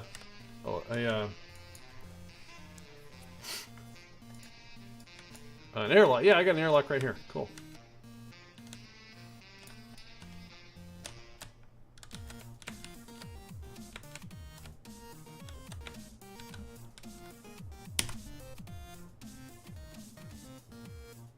Alright.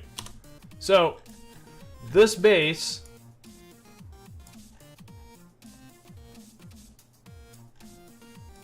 Well... Hang on, I'm just waiting this to dip. Okay, I have to say I'm fairly impressed. It hasn't dipped down into the teens. Taking all those parts off is really making a huge difference. I still have some more cleanup over here too. So we need to land one more refinery. All right, so for those curious, this base in all of its mass is 392 parts, down from 477 yesterday. Has a total mass of 786 tons. All right, cool. Let's do an F5 here. So the rocket that we just launched, we're going to launch the exact same thing. We're just going to retool the refinery. Again, Pastor Taco, thank you for that affiliate link. I really do appreciate that. Thanks, guys, for hanging out with me today. You know, I don't know if I say this enough, but I really do appreciate your guys' feedback, your banter, the friendships, the community. I really, really do appreciate it. I have so much fun when I play any game and you guys hang out and we just chat about modems, rotating tires, plunger in the toilet. We never talked about that, by the way. So, again, thank you very much, guys. I really, really do appreciate it, okay? Our silliness? Sure. It's awesome. Thank you, Nas. Okay, I got too many tabs open. I'm gonna break my computer. Okay, I don't need that tab. I have, where's the resources at? Let's keep that one. No, I want the tab. Dang it, that one. So which one did we just do? Refined exotics. So the last one is silicates. So we have to go back to and do another launch.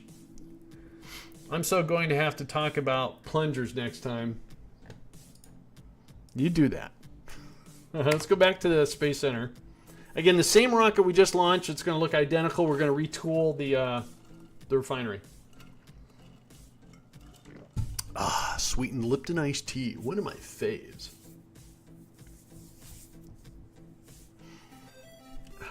Something I wonder if I can do that. Hang on one sec here. About a week ago, I had this huge problem with my alerts. I was trying to fine-tune them, and I broke them. I fixed them, but it looks like I broke them again. No, not in that way, though. So, but hang on one sec here. Let me do something here. That's not what I want. Oh, is that why those... No, that's right. All right. So click here.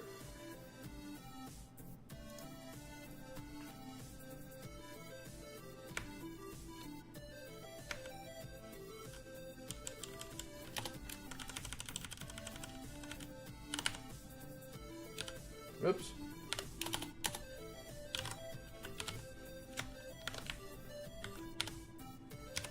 Yeah, I'm going to change something, and then I'm going to test it real quick.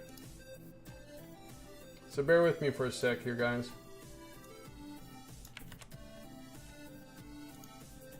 All right, hang on. Let me test something here. Maybe. There it is.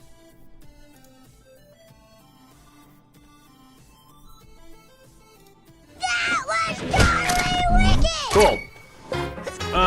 Zeter1234 or Zeiter, thank you so much for that follow. And that was a test host from I changed something. I just want to test. All right, so we're back here. Time for rocket launch. Zeiter, thanks a lot, guys. Again, thanks a lot for the follows, for the hosts. It's been an awesome day today. It's going to get better. Was that a beam follow? That was not a beam follow. Oh, that's right. That's a Muxy follow. So that's the same follow alert. All right.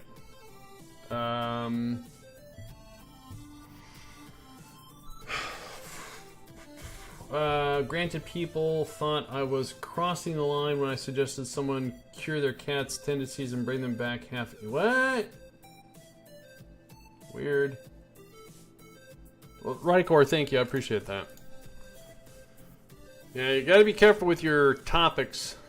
So what did we just launch? We launched The MFB refiner, so let's find that.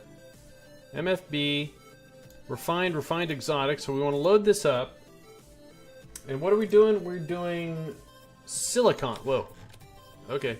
Rocket. Rocket. Thank you.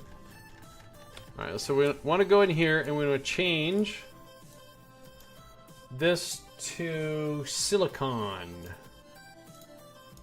There it is. Silicon.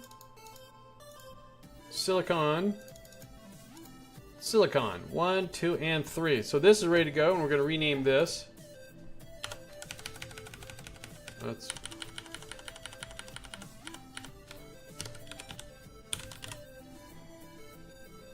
all right. Yeah, that's fine.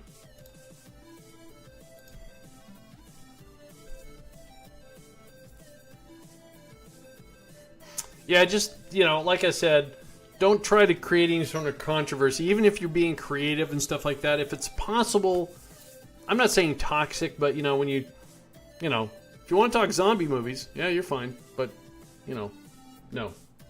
I know it's huge. Wait, you're talking about the rocket, right, Pastor? This is our last launch for the Mun Base to put it all back together. And I got Kerbals. Great. Who brought the Kerbals? So I'm going to use a mod called Crew Manifest and say empty vessel. Thank you. And this is what's wrong. So we're going to change control. Boom. That's better. All right. Okay, we're out of here. Same as before. 90 kilometers. Do that. Engage. There it goes. We're going. Totally the rocket, totally.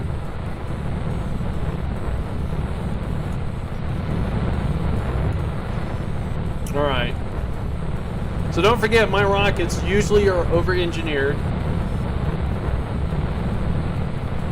The heading matters because if your control point has got a certain heading, and when you do your roll and a pitch, you cannot be, you may roll the wrong way.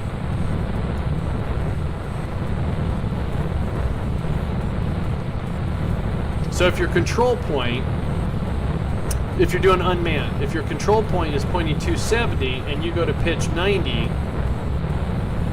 I think that means you're going to pitch 180 actually.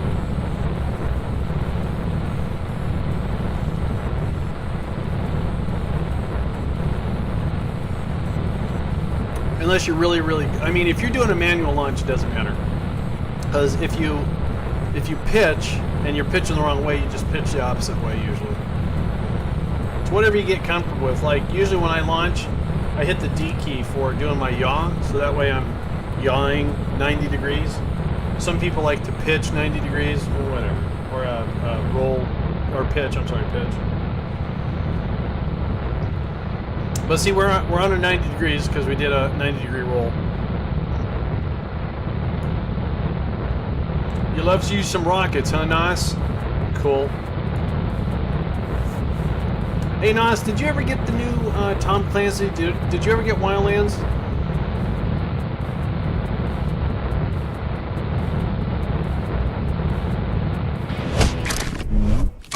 Dun dun dun dun dun dun dun. What's that? Fetagram. Thank you for that follow. Appreciate it. Bam, bam, bam, bam, bam. People got some really creative names. Dimmer Circle, nope. Been busy with moving. Alright, and being sick, gotcha. It's got a great co-op element. I think it's better than Division, actually. Alright, so I have a Muxy follow I need to turn off on this. Hang on, let me see if I can find it. Muxy. There it is. No, it's already off. Why am I getting that one then? That's a host alert. That's not a follow alert.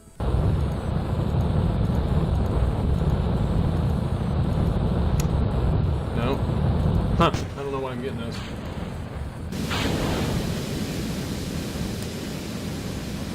Hey, you said politics. Let's argue. What? No. You know, if you want to talk pizza, if you want to talk, you know, snacks, if you want to talk, you know, zombie movies, comic books, if you want to talk rockets, that's plenty of stuff to talk about.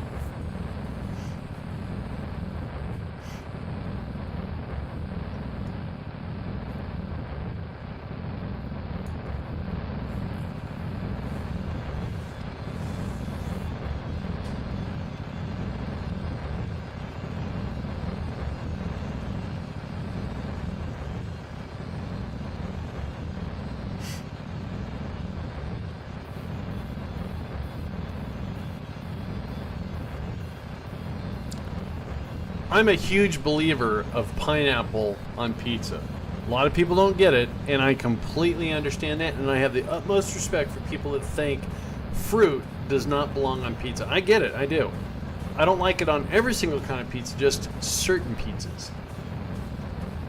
The only negative thing I have about pineapple on pizza is you get that nice triangular shape of pie, and you get ready to bite into it, and you bite into it, and you bite into the pineapple, and it squirts you in the eye. It's like, what did I do to you? Yeah, I like it on a Hawaiian sort of delight, sort of a, oh, wrong key. So you bought the game, you played 10 to 20 hours, didn't manage, but I didn't manage how to drive it, or how to get into it. Wait, what, drive? Oh, I have pineapple squirt me in the eye all the time. I love pineapple. What's wrong, Ash? You don't like pineapple?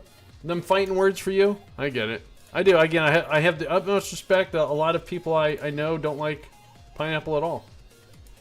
They say it's too acidic. All right. All right, so we got this big monstrosity into orbit.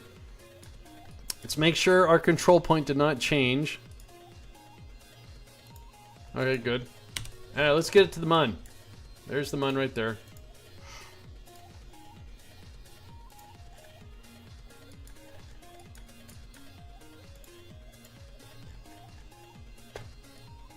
What about pineapple on pizza? Pineapple on pizza is great.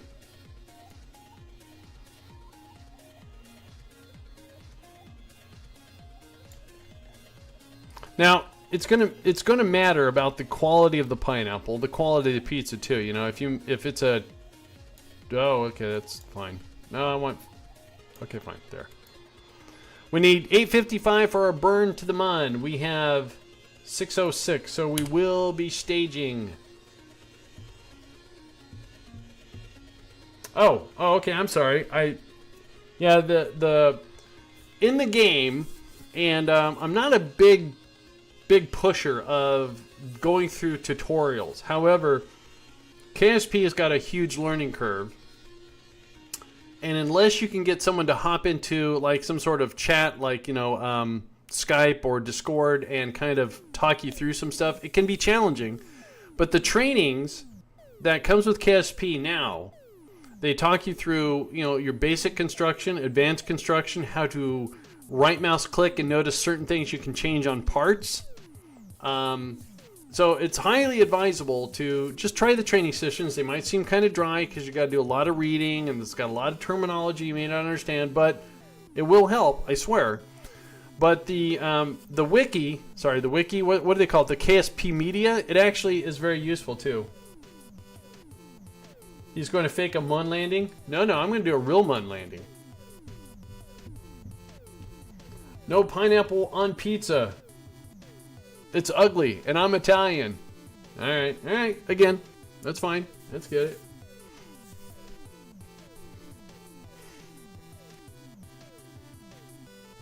You apologize on behalf of all Americans. Hawaiian pizza was not invented in Canada. It was invented in Hawaii. Oh, now we're getting political and controversial. Wait, you're talking about pineapple, and that's acidic, which is toxic. Andy brought up a toxic subject. Shut up. All right, let's get ready to stage here.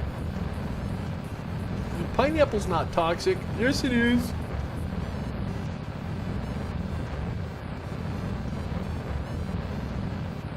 Alright, staging here in about 3, 2, 1. There we go. Good stage. Food fight! Just throw pizza. Yes, I do have a Discord channel. I have to admit, I'm not focused on it a whole lot.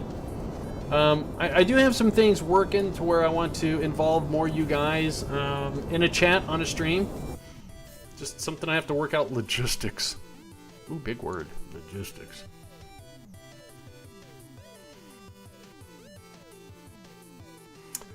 Alright, let's get SAS on. Let's get an F5 in there. So we should have ourselves a trajectory that's going to put us to the Mun. We do. So let's go and grab an orbit around the Mun. I'll do it manually because people don't think I can do stuff manually and that I rely on mods to do everything. That's not true.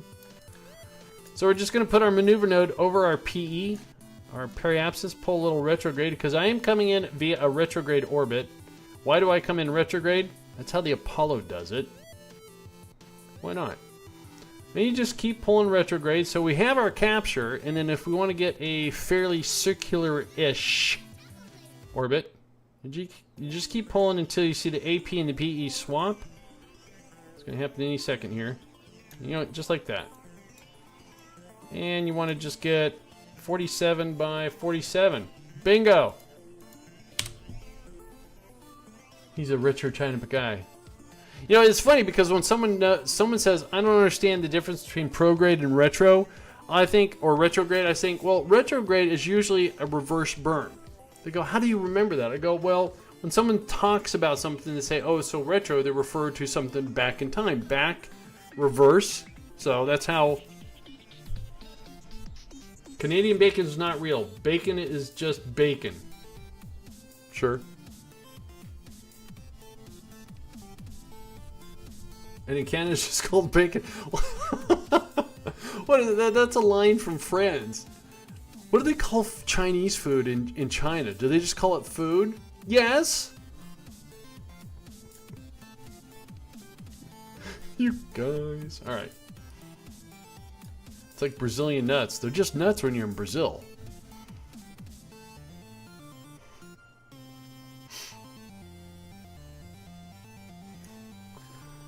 Hey, what do you got there? Oh, they're Brazilian nuts. No, they're just nuts. Whoa. I got a little squirrely there.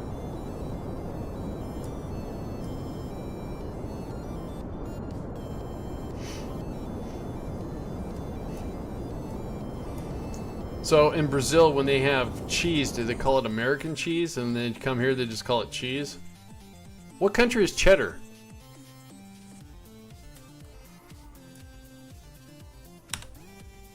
Alright, so we're in orbit around the Mun. Yay! Okay, we need to put this big ol' honkin' thing somewhere. There it is. That's our target. And we're over there, so again, about halfway, we want to make a maneuver node, and we want to adjust our inclination to about... That's right, I'm squinting. Right about there. Let's pull retrograde to slow down a little bit.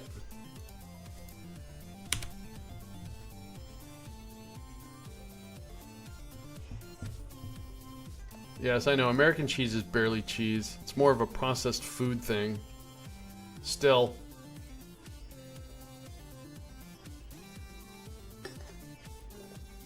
You guys are making me hungry.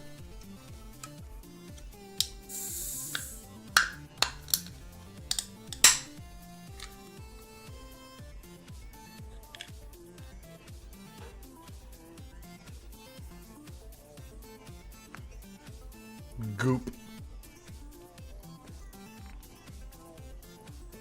Pork chops and apple sauce. Alright, so that is us doing our inclination change, lining up with our target. So we're getting all crooked here. On purpose. Alright, let's go ahead and warp to here.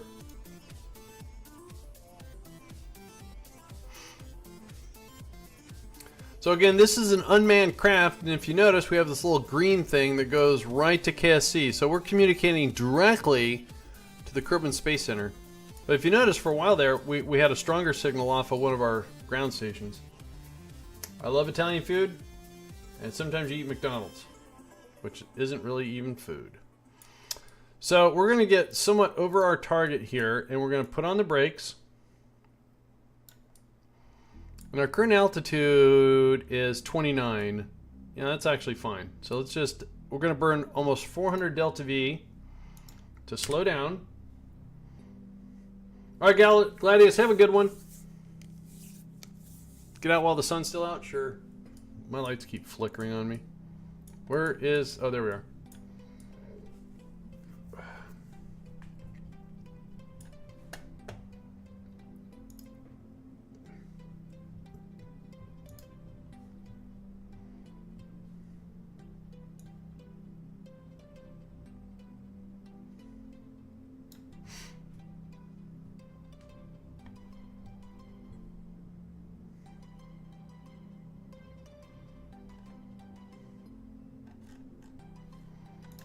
All right. Oh, did I forget? The heck's going on?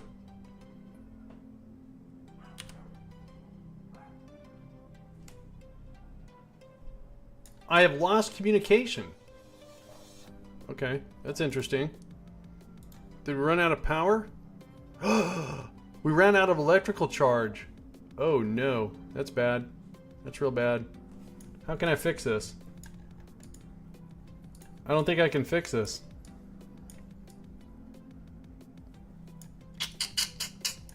That's the first time I ran out of... Oh, because I forgot to pop the solar panels. Doggone it. All right, hang on. Hang on. Wait.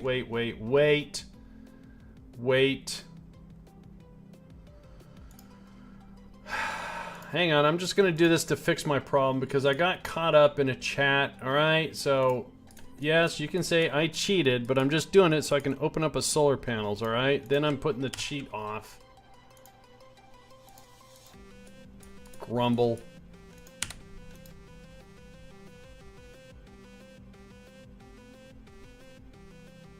Blame the pizza argument. I can. Blame it on the chat. Look at that. Oh, this is bad. This is real bad. We're gonna fly over our target here.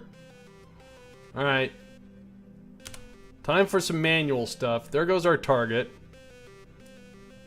Let's bring this up, because we barely have any electrical charge.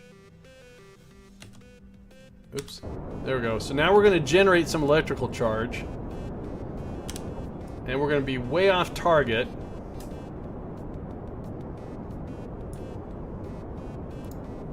We're gonna stay on retro here. Again, the Rhino is generating our electrical charge for us. We have a little bit of battery storage. So what I'm hoping to do is to change our orbit here.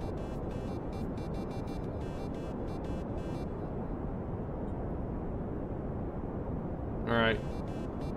We did.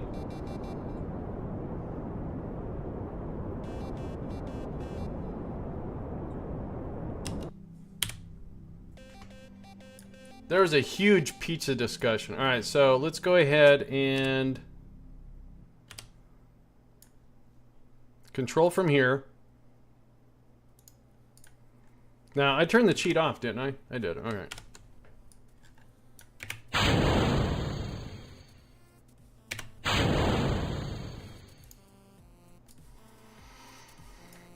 Yeah, it was pizza and pineapple. Yeah, I did have the Delta V, that was for sure, wasn't it?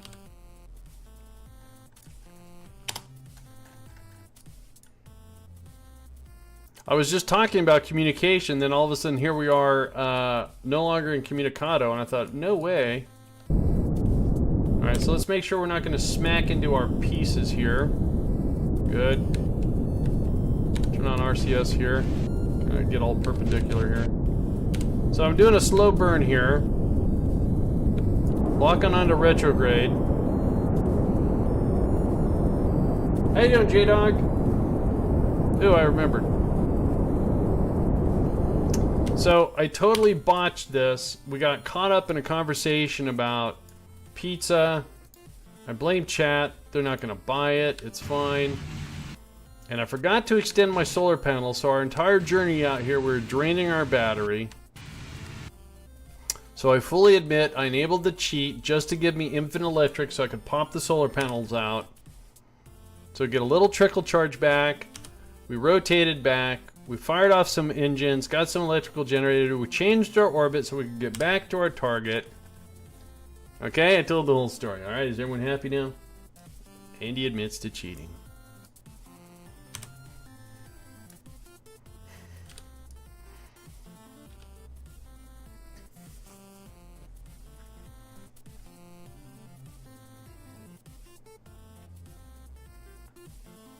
Alright, so we're at 6,000 meters. Is what I want to do here is I want to do a maneuver node, if I can, to where we do some radial out.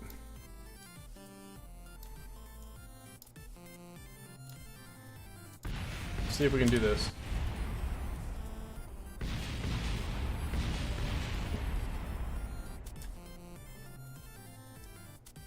So we're doing a node burn.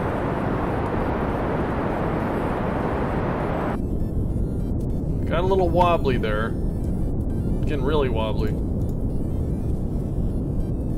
Alright.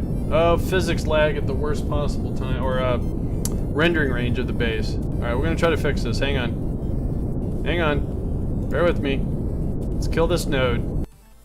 Keep it vertical. Oh, this could be bad. Could be bad. Could be real bad. 1,200 meters, 1,100 meters.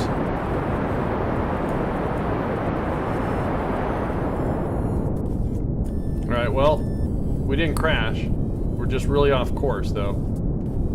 Let's see here. Hang on. Oh, I got this. I got this. We got this. Hang on. Let's get stabilized here. What do I want to do? What do I want to do? Alright, that's good. So we want to switch. Oh, no.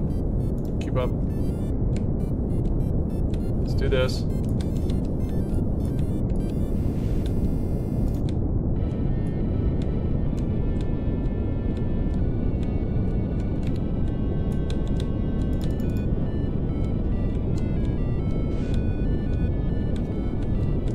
Like a roller coaster ride. Gotta be careful of the Delta V here.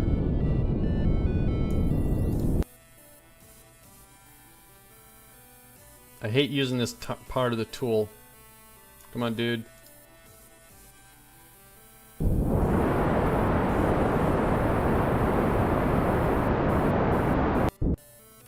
Alright, so... that was okay, I guess.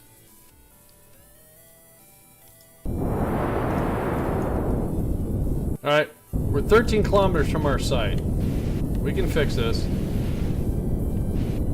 We have 1,700 Delta V. That's why we over-engineer things. So when you make mistakes, like burn up all your electrical. This is a Mark-me. Let's go Iron Man! Alright, so this is what we're gonna do. What am I gonna do? I'm gonna do this.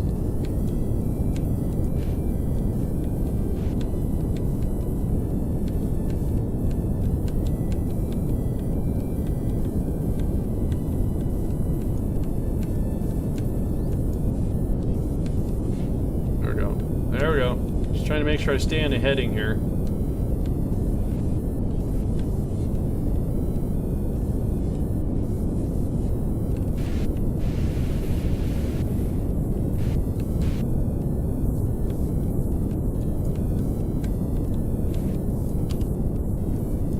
It's not even close, is it? No, not even close.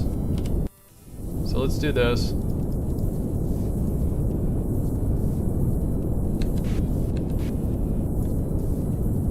So we're 1,500 and we're going up. That's good. That's what I wanted. Oh, I'm getting woozy. I'm getting woozy.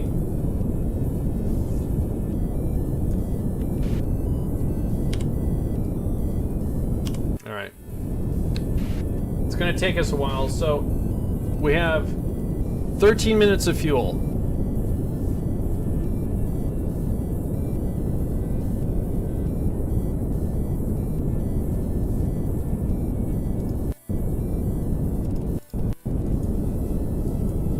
So again, if we lean this way,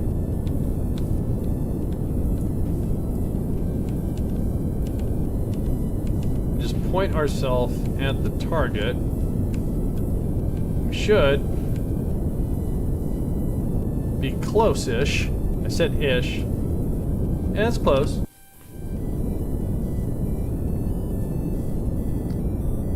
So we're traveling at almost 55 meters per second.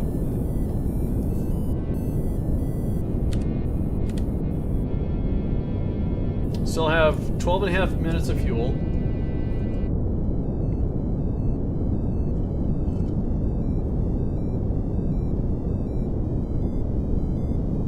You're just about to launch something, or you're going to return home without chutes? Yikes.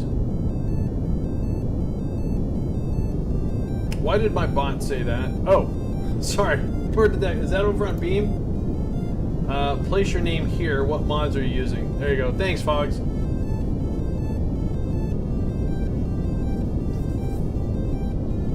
Place your name here. Almost threw me for a loop there.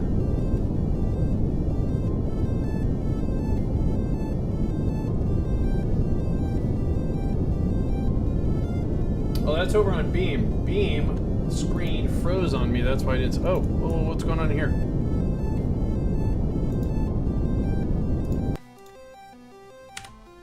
Oh, did we lose? We lost electrical again.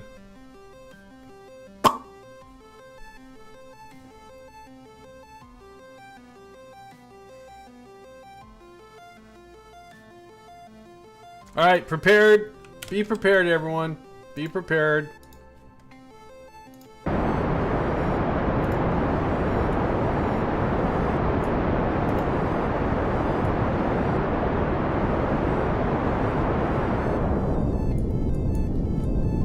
I will take full responsibility.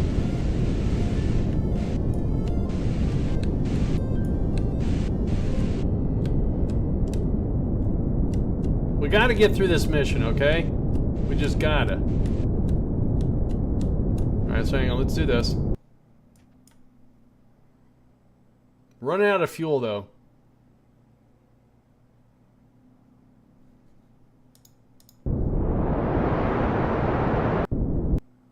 Do those commands work on Beam? Yeah, well, there is one that says... No, I don't have all of them on Beam.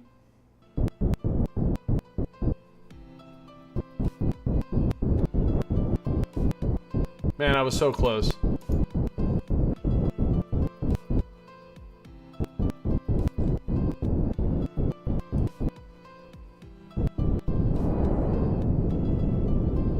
Alright, just maintain.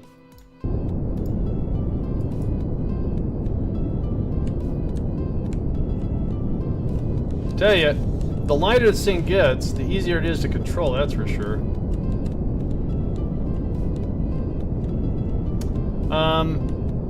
I think on Beam, if you type in the command, it should echo it over to Twitch, and then I think it should do it.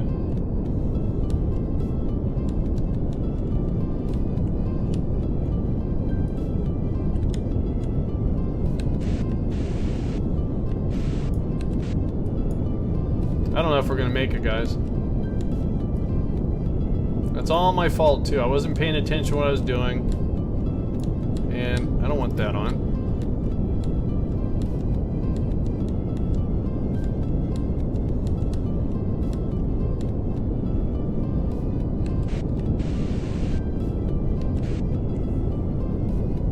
So let's see, if I go over to if I go over there and type in KSP Hist.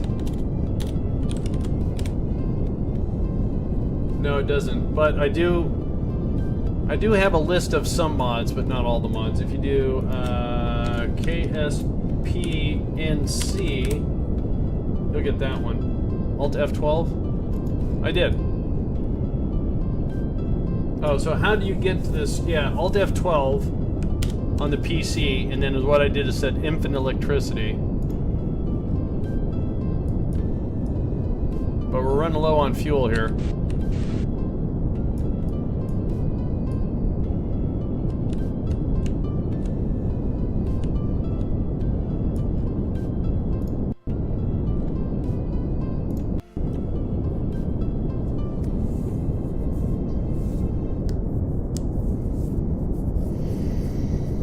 So what I'll have to do is I'll have to, because to be honest with you, on Beam, a lot of the people that come over on Xbox, they can't use mods. In my game, Alt F12 isn't bringing up. Sometimes you have to do Controlled F12. I understand that some of the keys got changed somehow. And is it possible to dock with 2 docking ports at once?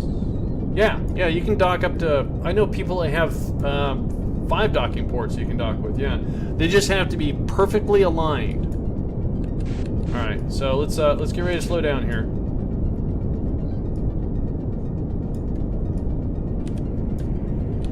Yeah, a lot of EJ and DOS vessels where they're very convoluted modular things, they use multiple docking ports so they can, you know, hang in certain areas. Control to F12. All right, let's start descending here. And all right, rendering range of the base. We have 500 feet, 540 meters. We should be able to land this.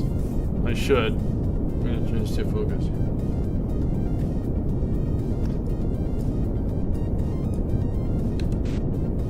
All right, so let's get this situated.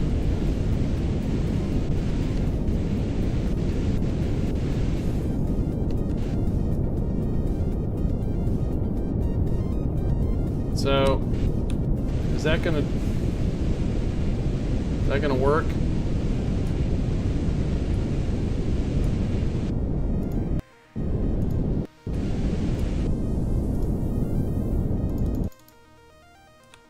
I need to slow down quite a bit more.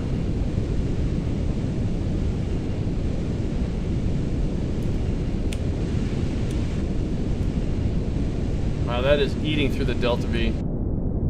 Where's my, there it is.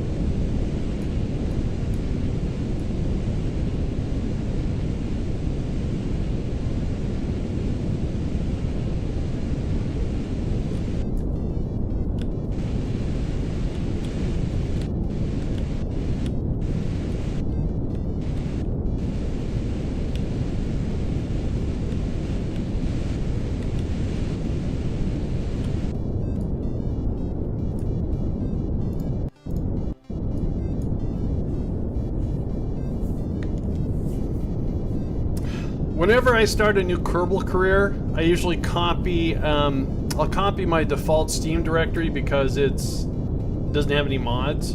And then, so I don't have to go through and do all my settings for audio and all the comm. I take my settings.config file and I've been copying over for last year, so it probably has the old keybinds too. How you doing there, Funky Forever? How you doing?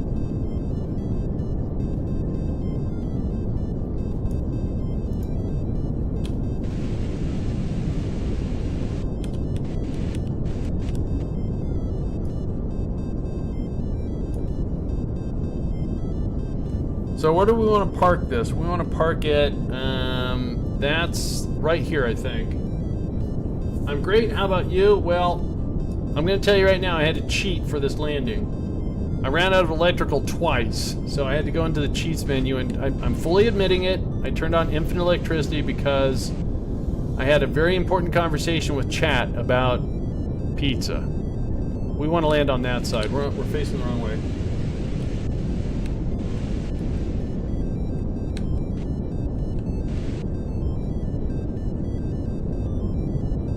Well, I generally don't like to cheat, but I turned on infinite electricity so we could land.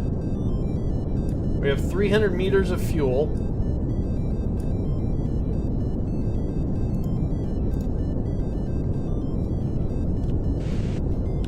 Try to speed this up a little bit without eating through all of them. Well, it's 3 minutes based upon this. So, I may have more, I may have less. Well, what I'm doing is I'm trying to do a pinpoint landing because I'm trying to get this base back together because I broke it. Because everyone will tell you, Andy has no idea what he's doing.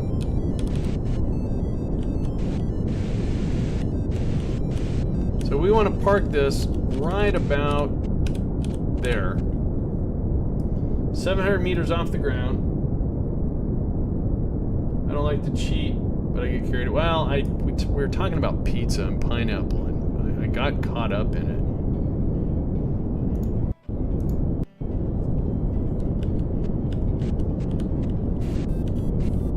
No one has blatantly come out and created a bad meme for this, so I think I'm going to be safe.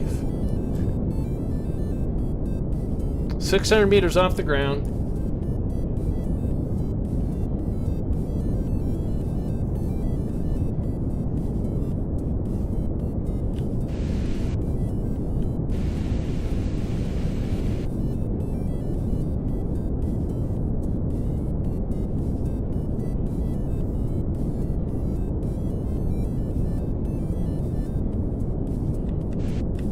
Yeah, I'm probably gonna run out of fuel here too.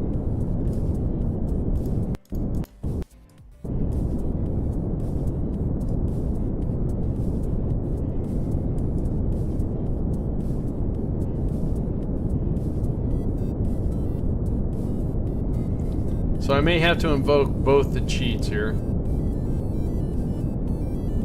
You love this game? It's so good? I love it too. It's a fun game.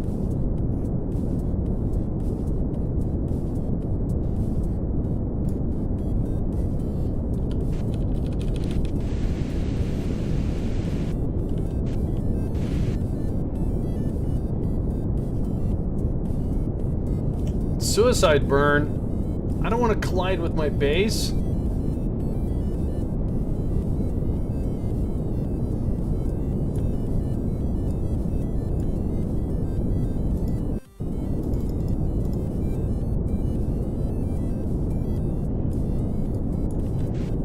Great suggestion, not.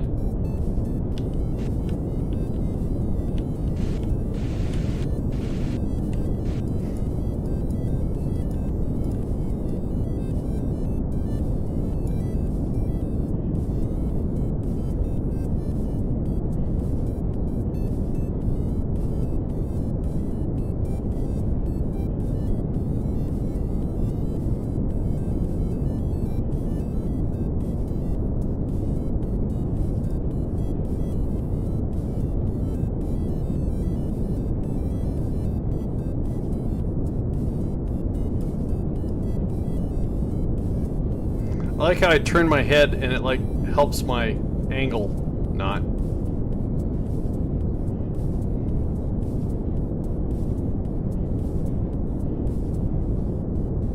You guys. Careful of spam, please. Bot might get you.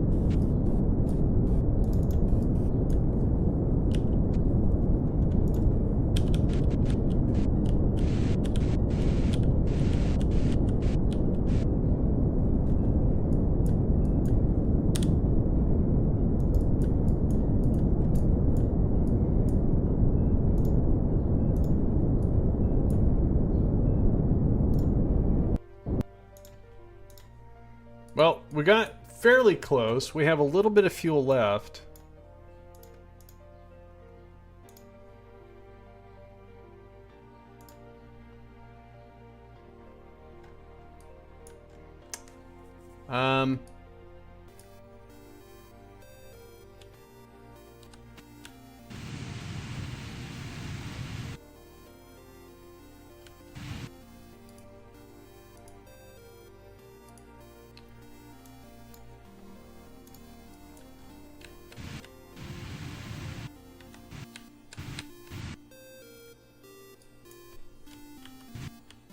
Hang on, I'm still not done using the RCS here.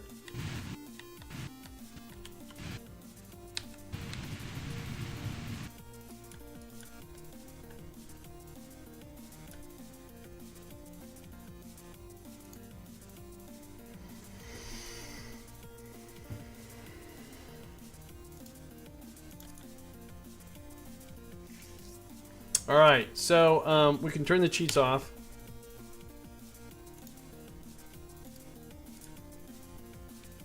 Let's go get Corey.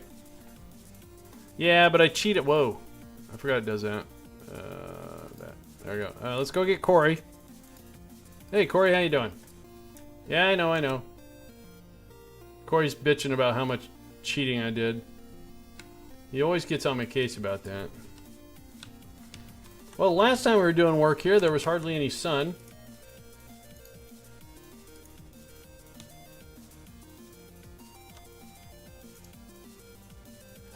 Alright. And then, Corey, while you're here, dude.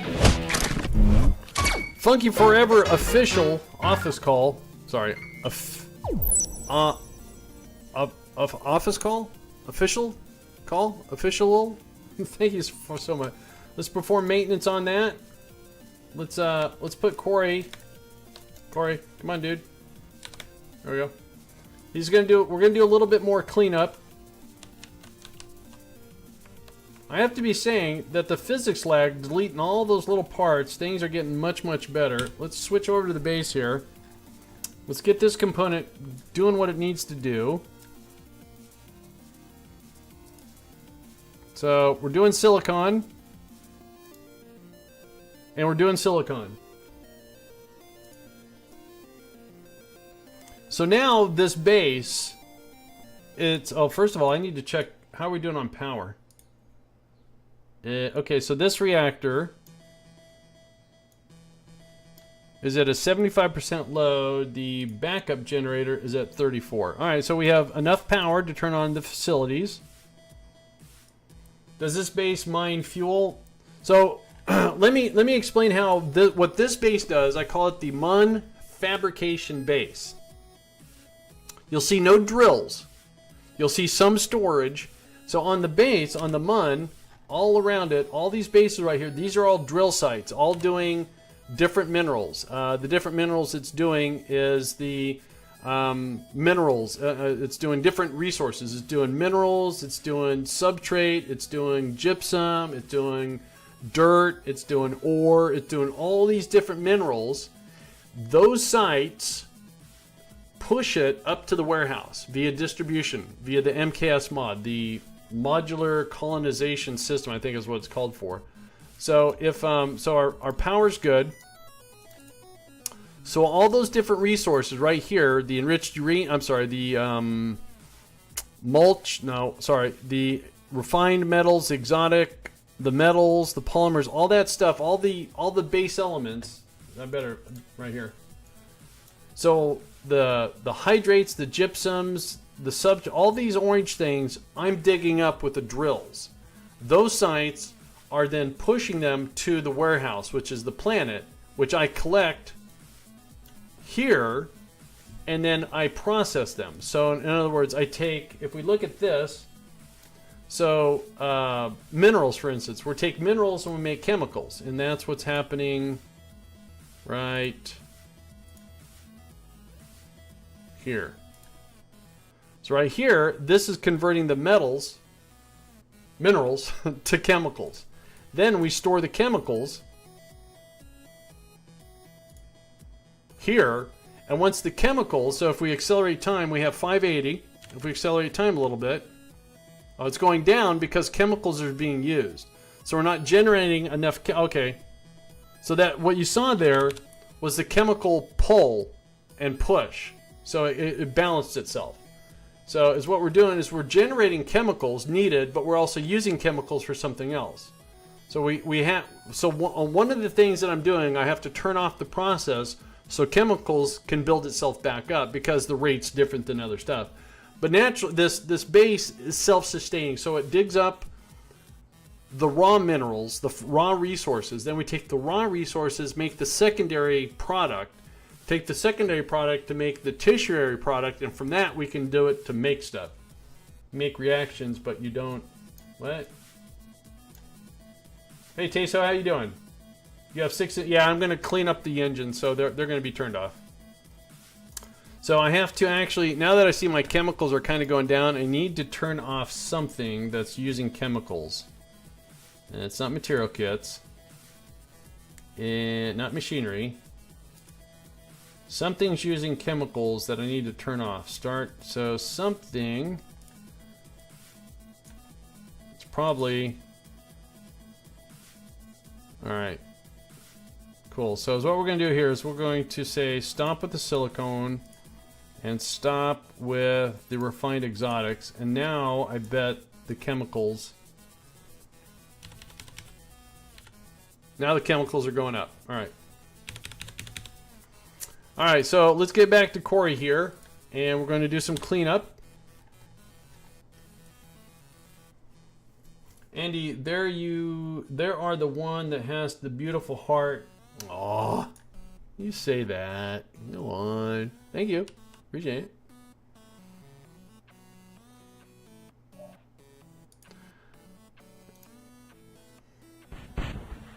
Imagine moving the resources from each site, not using real. Yeah, I know that would be a very long and involved process.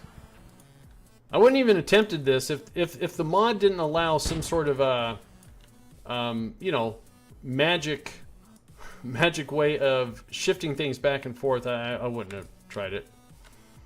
So again, what we're doing is we're taking off some parts. Oh, by the way, let's take a look at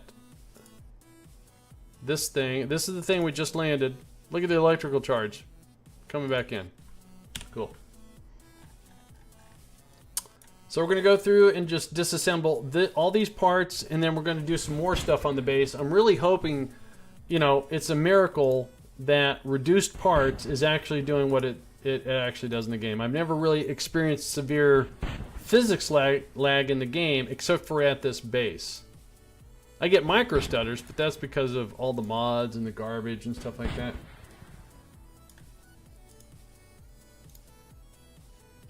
I mean, not only is there a planetary warehouse, there's also a local warehouse. Okay. So you don't have to have everything connected. If you have warehouse enabled containers, they can still do push and pulls and stuff like that.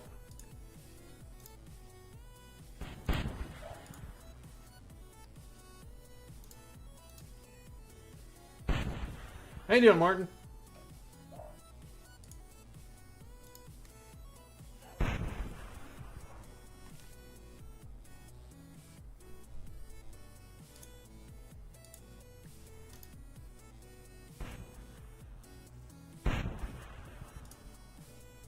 So, very tedious, I know, extremely tedious, but it's going to help the performance when I have to do things here, like move dudes around.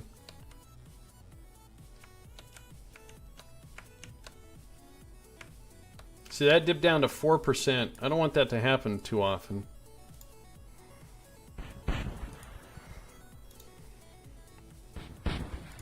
So there's 3 things that I need this base to do. No, 4 things actually. I need the base, the whole facility, the whole infrastructure, to produce material kits, machinery, and supplies, and be able to allow me to do rocket launches from the Mun. Because it's those 3 things that I need to ship to kind of kickstart the Duna before I start dropping Kerbals off there. Would you not try to decouple the tanks and build like a claw ship to remove them? Oh, for the whole reusability? That takes a lot of work. And since I have this... The thing about it is I actually want to leave the fuel tanks. And I think if we check this, can he check? No. The way that the base is set up and the way a certain mod works is these fuel tanks get refilled, and I use them for when I land craft to get to refuel. So if I switch over to the base, this fuel tank should be filled again. See, the fuel tanks got filled. So let me explain that. So all these fuel tanks that landed, I didn't refuel them. It got refilled automatically. So one of the drill sites digs up ore and converts the ore to liquid fuel and oxidizer, and again pushes that to the warehouse. Then here I have liquid fuel and oxidizer. So when something gets connected to this base, you'll notice this pump level is at 8 and the pump is on. So each time something connects, it has a fuel tank and is low. By default, the pump levels are 0, and that pumps fuel into the fuel tanks. Now the reason why I do that is that I have another mod called ground construction. So when I make something that needs fuel, I need local fuel to refuel it, because the ground construction doesn't see the distributed fuel. So I have all these fuel tanks to fill up a large rocket or several rockets, and then once those tanks get emptied, MKS refuels the mod. Or I'm sorry, the other mod refuels the tanks. Alright, see you later, Funky. Have a good one. So that's why I want to leave the fuel tanks. Are we? Oh no, we still have some more.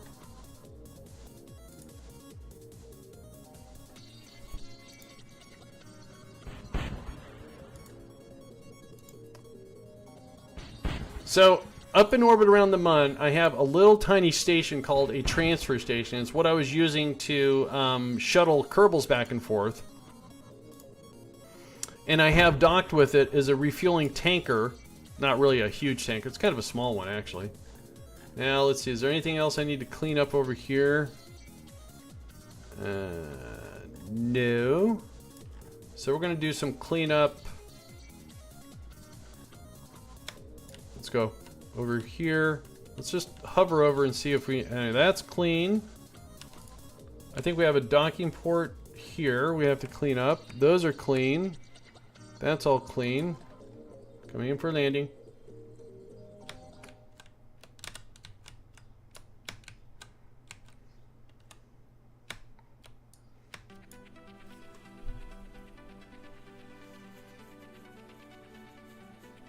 I was just thinking of part count, how handy as hell.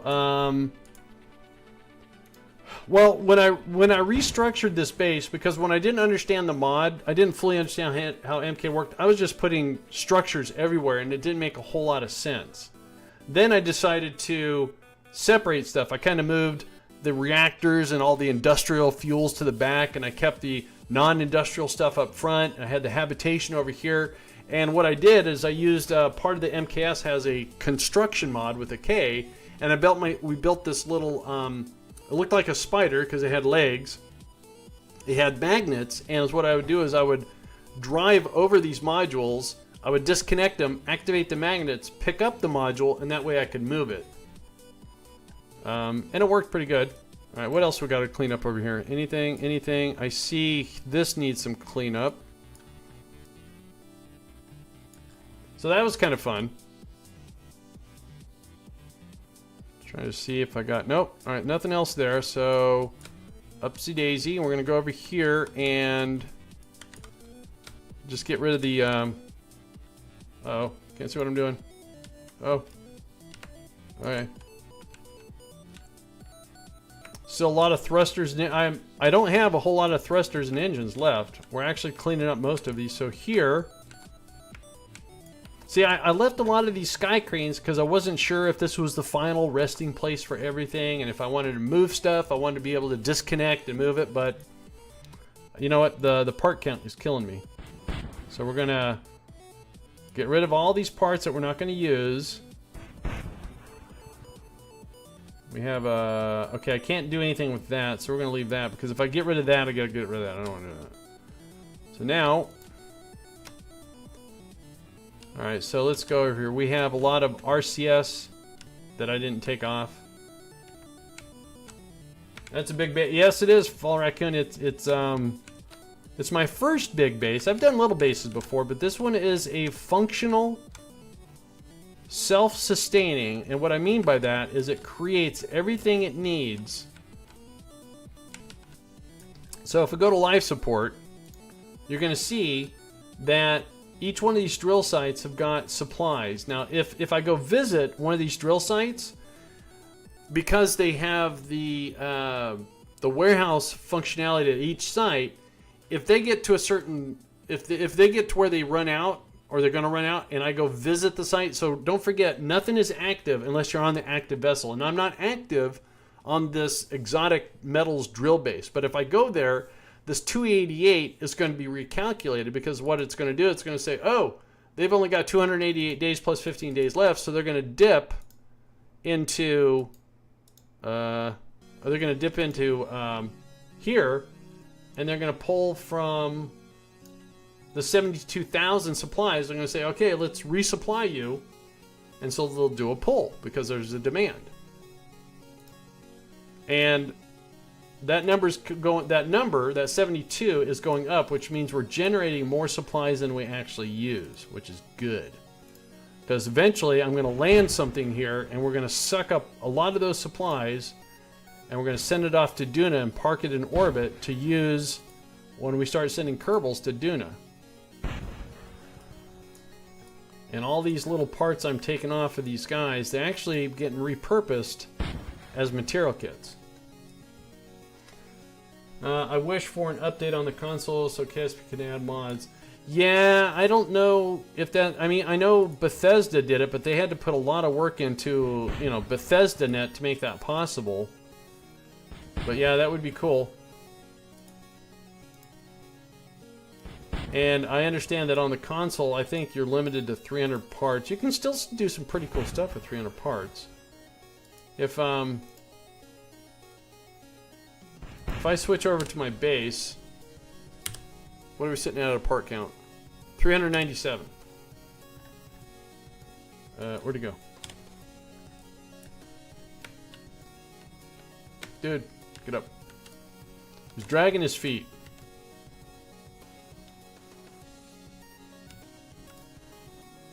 So again, the reason why I'm doing all this disassembly, this number right here, I would like it to stay above 40. And as it keeps dipping like that, if it dips down to the teens, that means I get a stop motion animation show here. By the way, what are material kits for? That is a great question. Again, in the stock game, you have one resource called ore, and you take ore and you can convert it into liquid fuel, oxidizer, and monopropellant. Now, material kits is a byproduct, not a byproduct, it's an item that's produced through a series of conversions. Basically, material kits can be used to make other things, like rockets. So I can actually, waiting for my right mouse click, I can actually build a rocket on the Mun and launch from the Mun, and I use material kits. You can't do that in the stock game. I do that from a mod called Ground Construction. Ground Construction, if you make something in your editor, your SPH or your VAB, there's something called a do-it-yourself kit. All right, folks, there's a thing called a do-it-yourself kits that if you get it close to what do they call it? A construction workshop. And MKS has got construction workshops built into them. So I can't see it because I'm on him. If I go back to the base. So right here is a construction window. If I open this up, if I had a do-it-yourself kit, I would see it listed and I would say deploy. After it would deploy, then I would say construct. Based upon the complexity of the craft, it would cost so many material kits, it would take so long to make. Once those conditions are met, then that craft would be created where that kit was. And then you could also transfer your resources like your fuel, electrical, you can even recrew it. So material kits are a way of, they're kits that have materials that allow you to make stuff. Now, the creating of something doesn't happen like an erector kit. It's just kind of magical. You have this kit, when you deploy it, it stretches out to the approximate width and height of whatever you have, and then through the process of the mod Ground Construction, you'll see a big puff of smoke, and then your craft will show up. It is cool. It's really, really cool. So this colonization career that I've taken on, I'm sure most people have seen the movie Martian, right? With you got Mark Watney on Mars, he gets stranded. Well, if you watch the movie, I didn't read the book. When they did this landing, they sent a lot of stuff ahead of time, right? You had the Mars Ascent vehicle was there, all the habitation stuff was there, and basically when the crew got there on the Hermes, you never seen it? Great movie to watch. The long-term vessel that the crew rode out to Mars, was called the Hermes. So when the crew arrived, they would then get into a Mars descent vehicle, land where their site is, and then they basically would unpack their habitation. They'd do what they need to do, and when it's time to go back to the Hermes, they would ride back in the Mars ascent vehicle, the MAV. They would dock, and they'd come back to Earth. So I am going to send the crew not on one big vessel. They're going to go on separate vessels that are going to be part of the base. And they'll land, and then they'll kind of assemble a miniature version of this, because I'm not going to do the big thing on the Duna. I'm just going to do a small version. There's also a TV series called Mars. I think it was on A&E or History. And they gave me the idea because when they landed on Mars, they had some problems.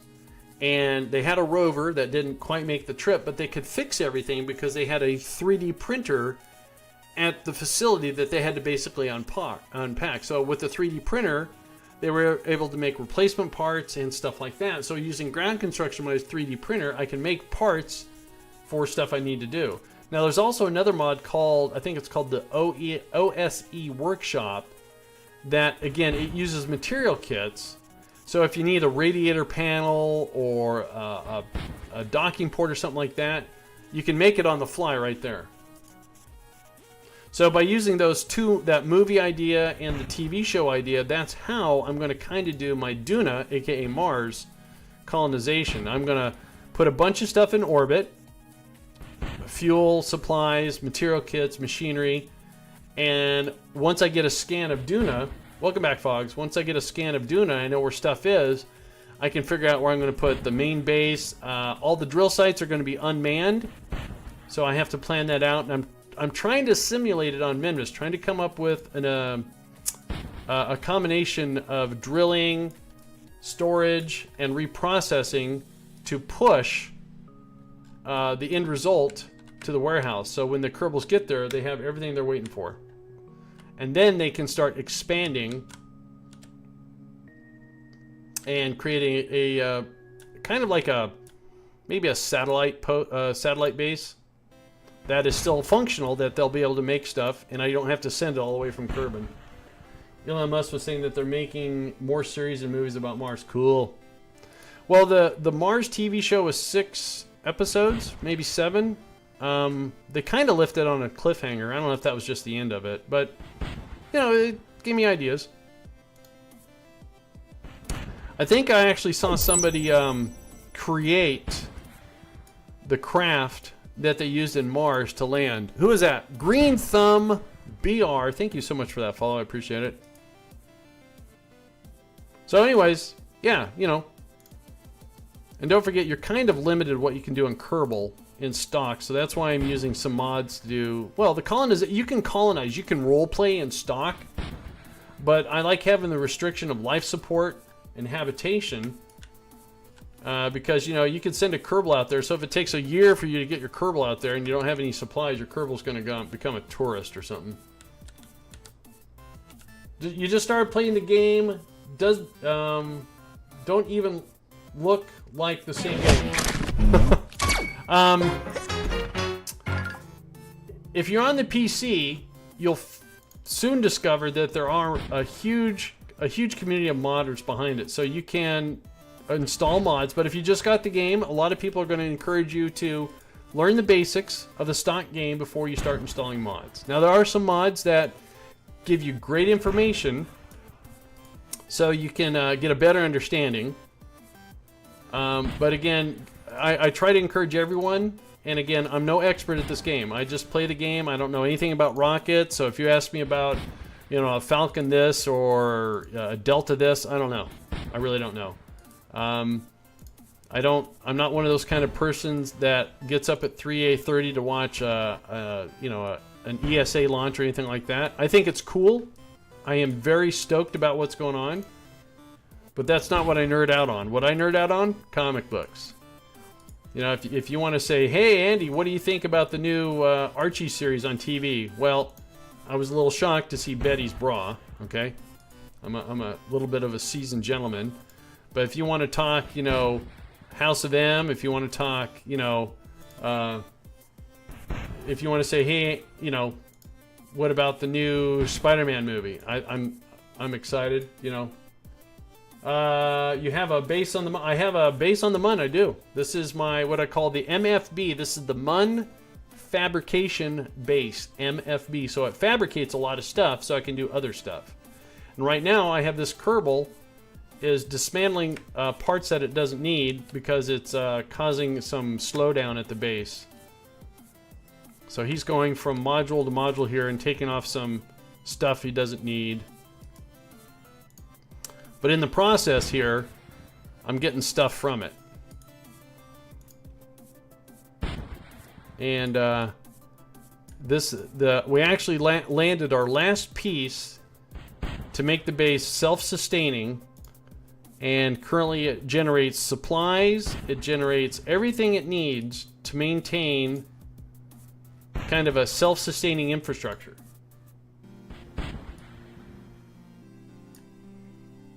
And then once we get the sustainability up and we can start packing up some of the excess, we're going to ship it off to another planet and we're going to colonize that planet next. But it's going to be done a little bit differently. Alright, so now I think we just have I think we just have to clean up this one, and I think we're done.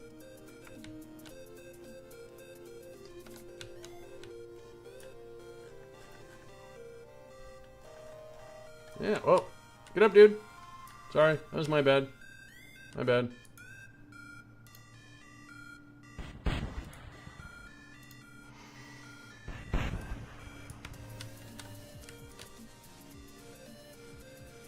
You finished the training? Very cool. You know, a lot of people that buy the game understand some of the elements. Now, when I first got the game, I didn't know what an apo was, an apoapsy. I didn't know what a periapsy was. I mean, you know what yaw and pitch and roll is, but, you know, fly planes, not rockets. I feel so far to reaching this point, this column to the right side of screen, yeah, where the little dotted line is, the yellow, everything above is stock, everything down below are mods. I also have, this stuff is a mod too. Kerbal Engineer. This is a toolbar, so I have quick access to some icons.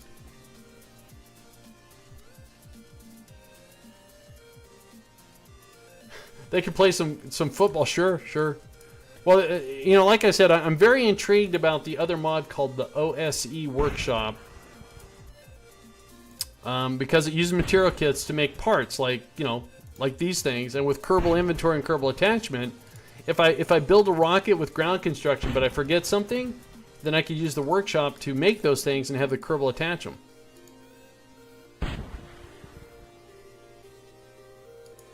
But they have a whole HAB section over there with games and access to the internet. They're going to be fine.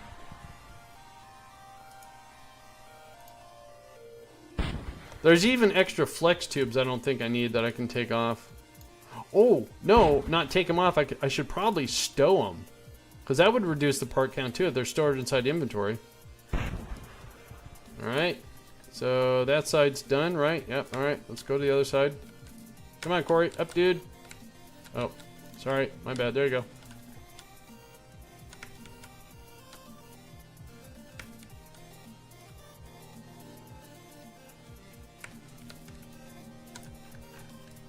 So this did take me a little bit longer than I had planned. Plus, I had 3 botched landings today. Plus, we did that extra Minmus thing. We got some crew trained for. We got some more level 2 Kerbals for our up and coming missions. Because believe it or not, if you play a career game, the level of your Kerbal does help their performance on certain things. Scientists can get more science. Engineers can repair wheels, repack chutes. Your pilots get better SAS, I guess functionality would be the better way of saying it. So I'm going to test something out here as soon as I'm done with this. A lot of dust. Good thing we have a filter on this thing. How's he doing on... Alright. So now, I think... That's all the extra pieces. Now, if I got anything extra hanging off, like if I decide to add something, I'm gonna leave these here. But like, I noticed I had an extra one here. I don't think I'm gonna add anything here. So what I could do is take my Kerbal, dude. And I have some extra storage modules there too. Hey, what's up, Sim? So is what I could do here. Whoa, dude. All right. Sim, what's up with the follow? Weren't you already following? So we're gonna get our part out and we're gonna remove this part. And then we're gonna go put it in storage. Because I think if something's in inventory, it's not counted. I thought it was? Alright, well, welcome. Thanks a lot for the follow there, Sim. Appreciate it very much. So we're going to put this in storage. We're going to put him back in the airlock. And, again, I think the base is done. I just want to check and make sure the power is working right. And again, we should be generating material kits. Let's get to the inventory. Drag this over there. Just made a search in Google on mods. So yeah, it's right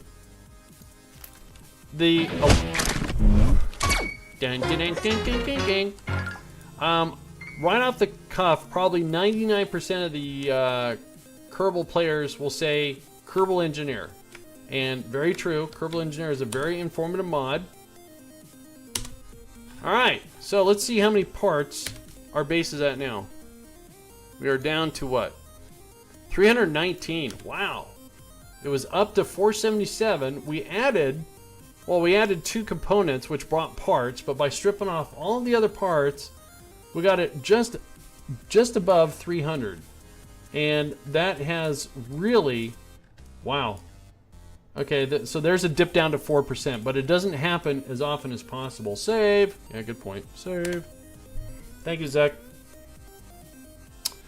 Kerbal Engineer is a very important mod because it gives you information that the stock game doesn't show you. So when you're building rockets, you're doing stuff, you have all this information broken down for you, whether you're doing the math yourself. Okay, so I want to check sure. So first of all, this is doing what? That's doing agroponics, so that's doing our supplies, and this one also is doing the same thing. Good. So this is doing what? This is doing fertilizer. We need fertilizer from gypsum. So gypsum is our fertilizer. We take fertilizer and mulch, and we make supplies. So that's good. This takes substrate and makes polymers, which we need for material kits. Same here. This takes minerals, makes chemicals, and this one takes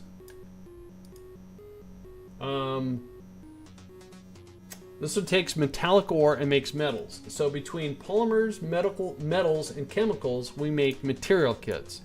Our material kits is being made right here, and this is on now. Now we're making material kits. So the process of machinery being made, because you need machinery, we also need specialized parts. So specialized parts comes from these two, exotics and silicon.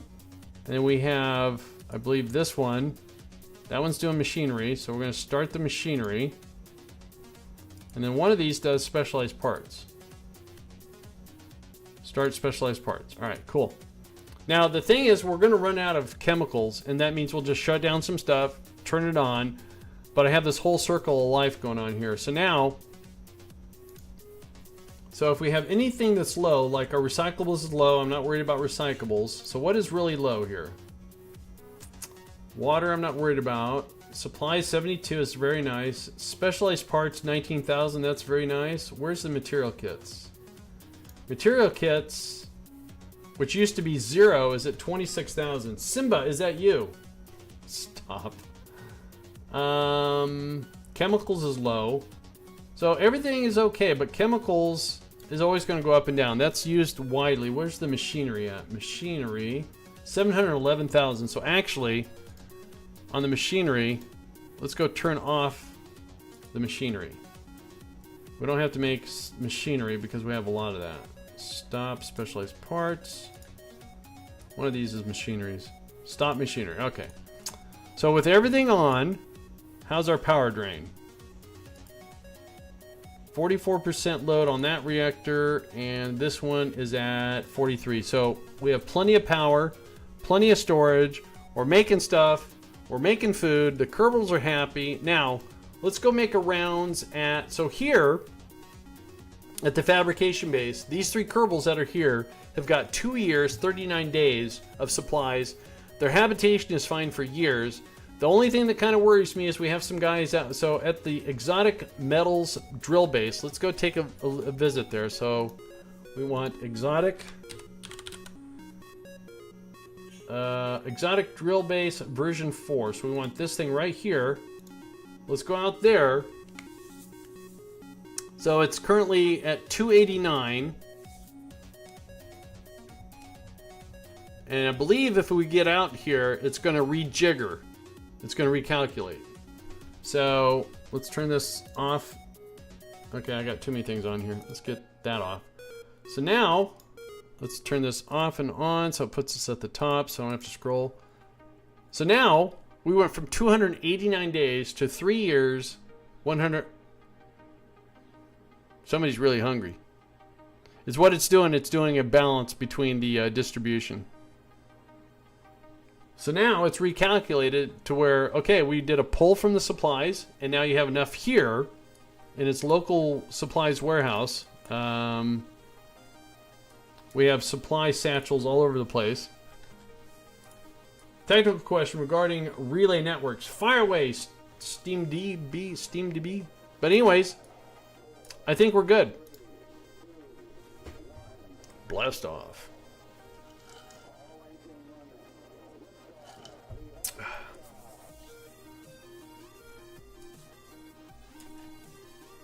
And again, same thing would happen as if I would go here and visit this guy. Even if it gets down low and it says they turn into a tourist, the moment you go back there and the mod recalculates, they'll get the food back, their habitation will be restored, and they'll go back to being whatever they were. So now that the Mun Base is up and operational again, yay.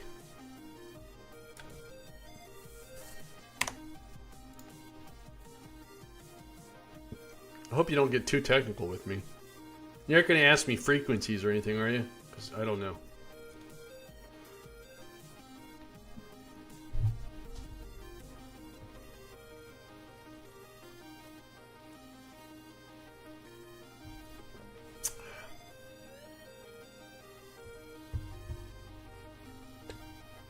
Alright, so we've got the Mun Base up and running. We did a training mission. We have a couple things here. Alright, Fox, no problem. Pathfinder is in 96. That's in 97. That's in 96. That's April of 96, and that's December. So, it looks like we have to put the Mir-Priroda back on the Mir space station. Now, since I have cleaned up my OBS, I no longer... Oh, wait, is that it? Alright, that's not it, but I can put something there, I think. Do.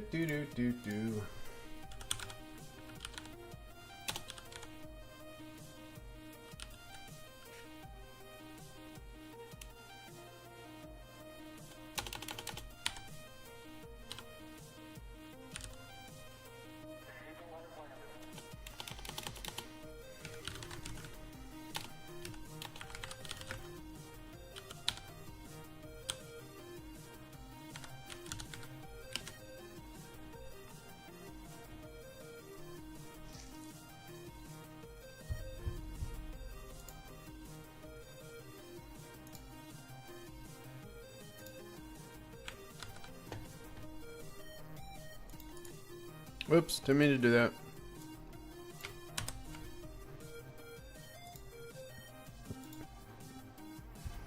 So, what we're going to be doing on this is the one that's in orange. So we're going to accept this. And I think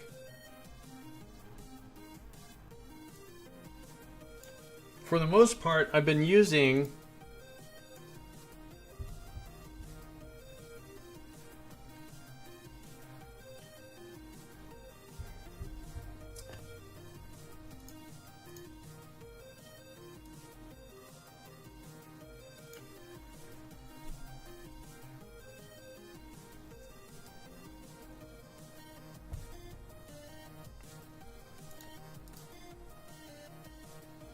so we should have a Mir space station in here somewhere.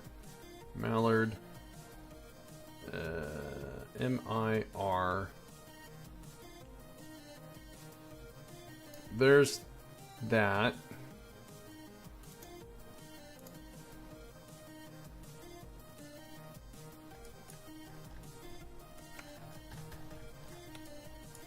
Yep. So that's got all the components on it except for the last one we're going to make. And it's what I've been doing is for a base, I've been using one of these because this stays the same. They're all pretty much the same at the connection part. So we're going to do the same thing. We're going to grab this. Put it right here.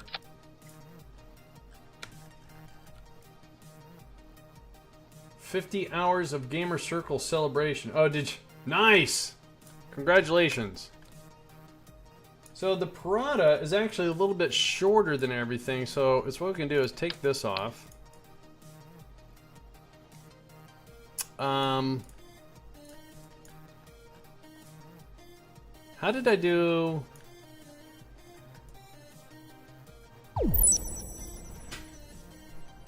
How do you pronounce that? Bomarutu? Bomarutu, thank you so much for that follow. I do appreciate that. I really do. Let's see here.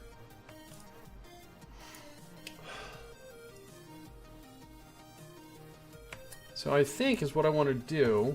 If we're going to do something a little different here. Actually, let me have this back for a sec. Put it back. Let me grab this. Get rid of that.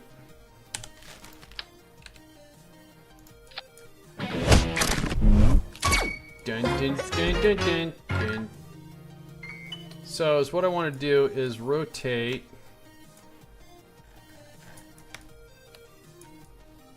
Take this off.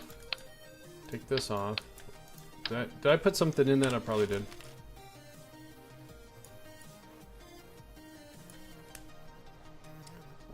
So what I'm thinking is to make it look like that. We actually have a stock antenna. Oh, it's under science. There it is. That we can attach.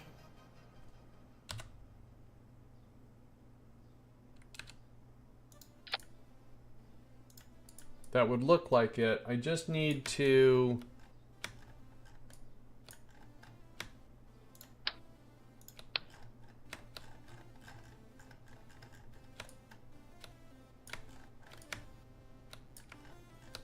there we go. I need to figure out a way of making. I was thinking about using one of these, but it gets a little bit too small too fast. So I would like to use this. I was thinking about this to this. And then putting this like that. It's still a little bit too short and we have too much of a taper going on here. So what can I do? What can I do? Parts, parts, parts, parts, parts.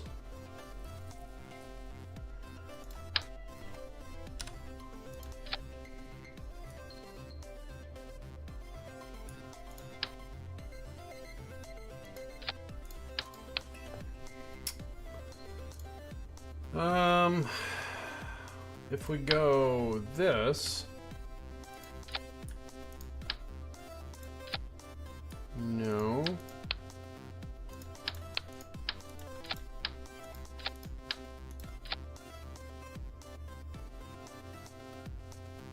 And then what we have over here, excuse me, is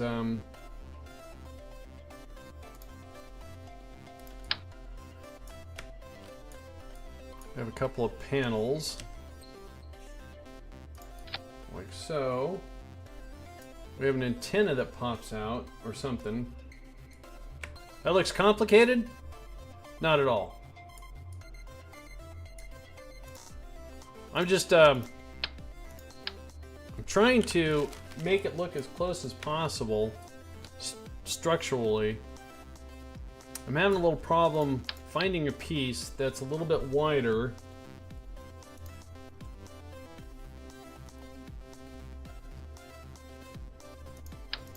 I just need to go a little bit taller.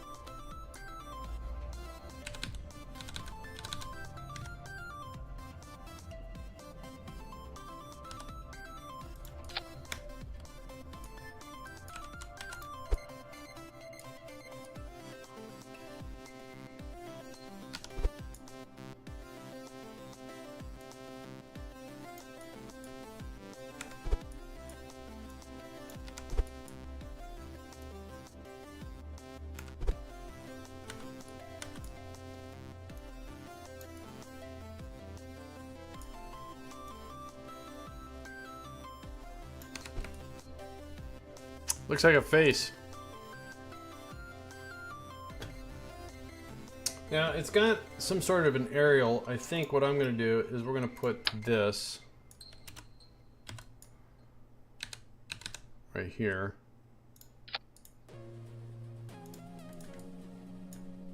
That works. That was totally wicked! Ozzy in space with a host. Thank you, Oz. Appreciate that very much. Ozzy in space. Another fellow rocket jockey. Oz, you're still a rocket jockey. I know you belong to the dog pack. You're still a rocket jockey too, aren't you? By the way, dude. Dude. Thanks. Mr. GC. How you doing, Oz?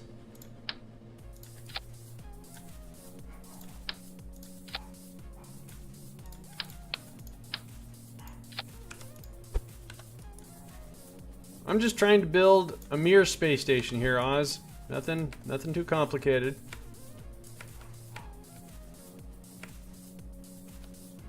Using stock parts, though.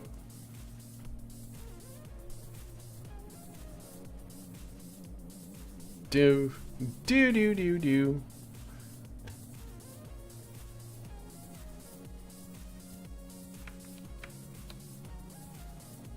Again, Ozzy in space, fellow streamer. Yeah, still rocket jockey. You can be part of mini groups. Yeah, I know that. I just didn't know if you were. Because I know other people quit for whatever reason. Sounds like drama to me, but wanted to make sure.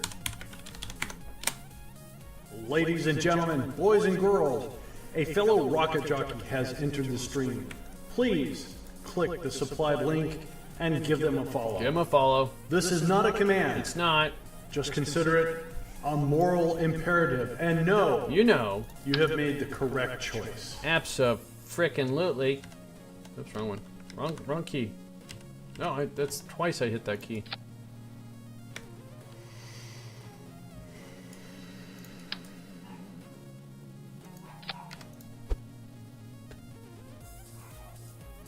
So how you doing, Oz? Did I ever send you an invite? I don't think I did, Oz. Otherwise, I would have been all over that. And do I have to, you know, scratch like a doogie?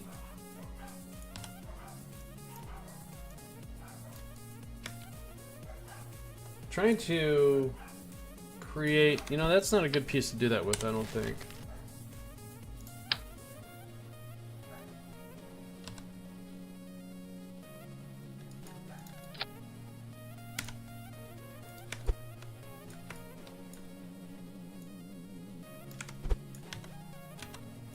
Oh. That works.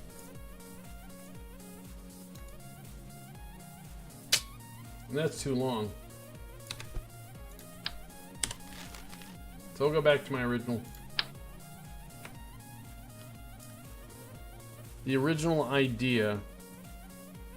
I don't know if it's a good idea. I'm just trying to create the top of this thing that I see in the picture.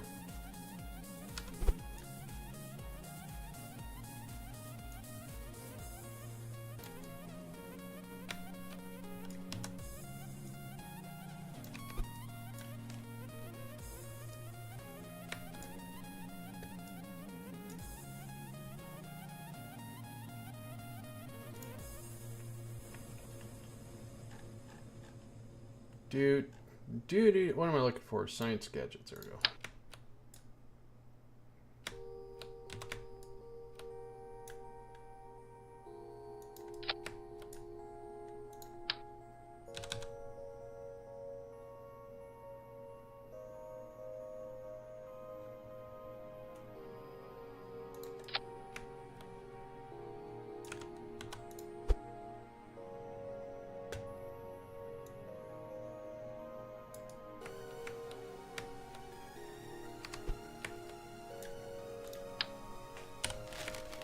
Alright, so I've got the basic look.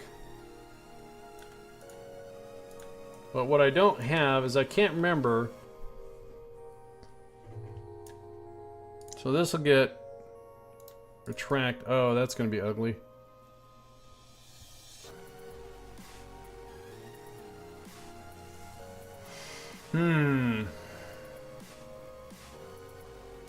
That's going to be ugly.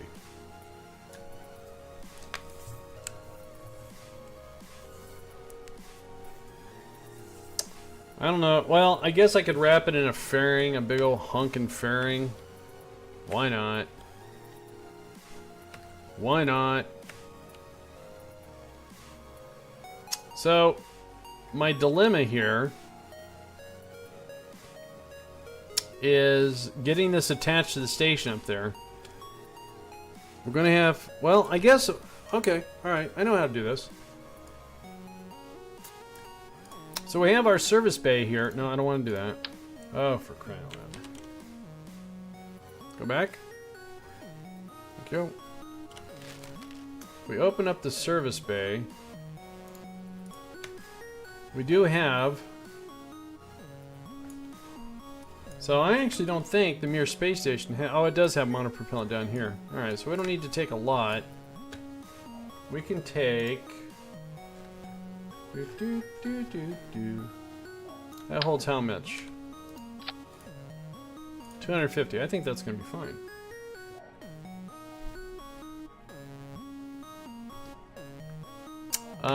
Do we have batteries down? We have a guidance chip.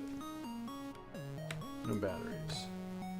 Let's go ahead and grab some batteries.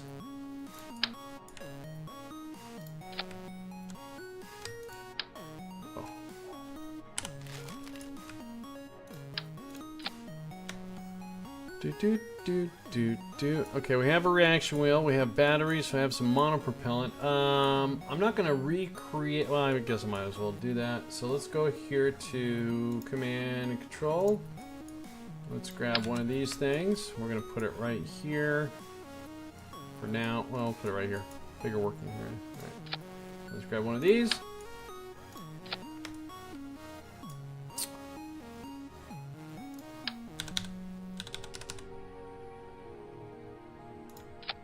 Why is that backwards?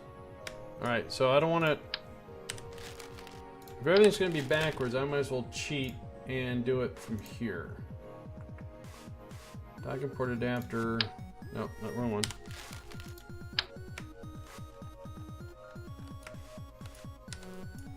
So I'm just getting this so I can grab this to use here. And then we're going to get rid of this. Alright.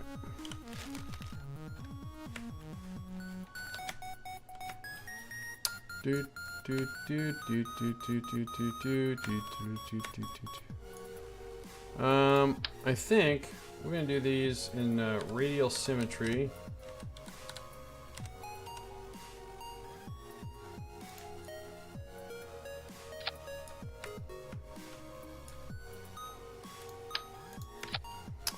Alright, so let's see here. Let's pull this out of the ground.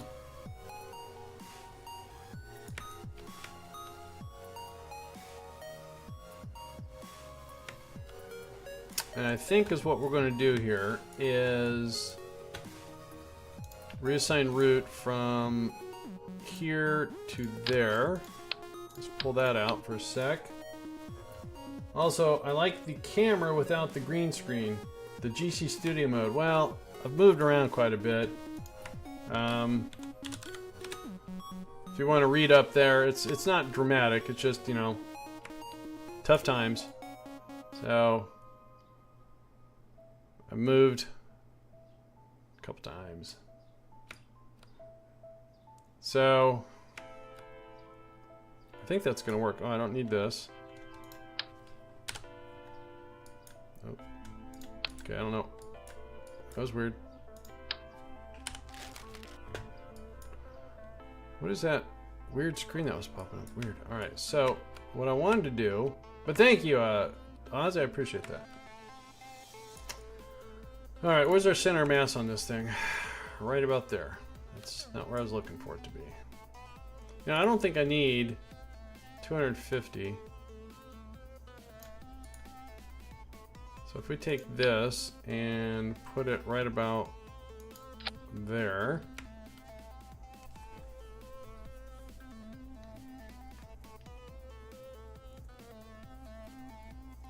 That should work.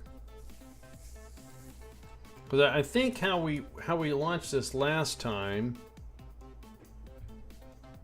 Karuma, I got my first ore detection satellite in orbit. Cool, cool, very cool. If you're talking about the M700, this guy right here. Pay attention to, it should say that you need at least 150, and usually putting them into polar orbits helps. I don't think it has to be in a polar orbit, but circular. Yeah, sweet, nice job. Minimum altitude. Very cool.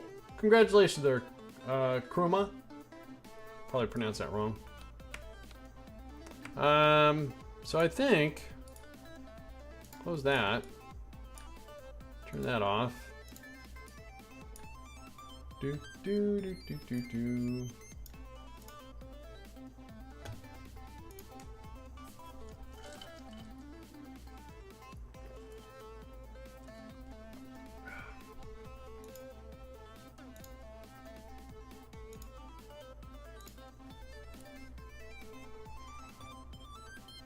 I'm checking a reference. Bear with me for a sec here.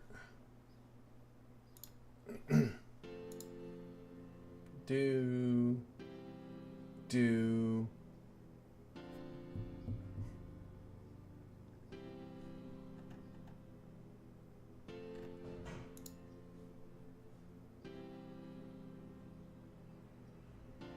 First time I sent the scanner, into orbit, I underestimated the electrical charge. Oh yeah, when it does the transmission, it does suck a lot of electrical. It sure does. All right, so let's go ahead and put this back. Let's go ahead and save. So we have all the pieces. I don't need that.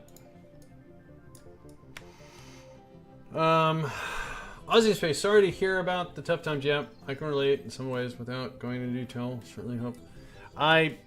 Me too. I just have to persevere and be optimistic, you know? But thanks, Ozzy. I do appreciate that, man. I mean, streamers are people. You know, they have problems. Oh, good stretch. Oh, man, that was a good one. I think I popped something. Maybe not a good thing.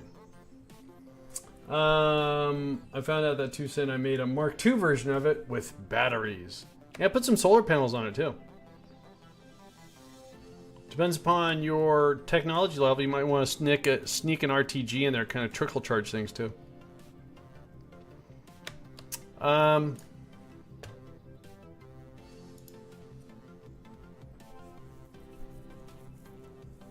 Weird. So I need to go see how I launch this. I think is what I did is I put a little tiny, what I call a space tug.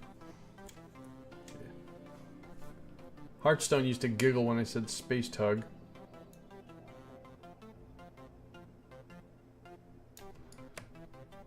And so we have our probe core. We have some battery.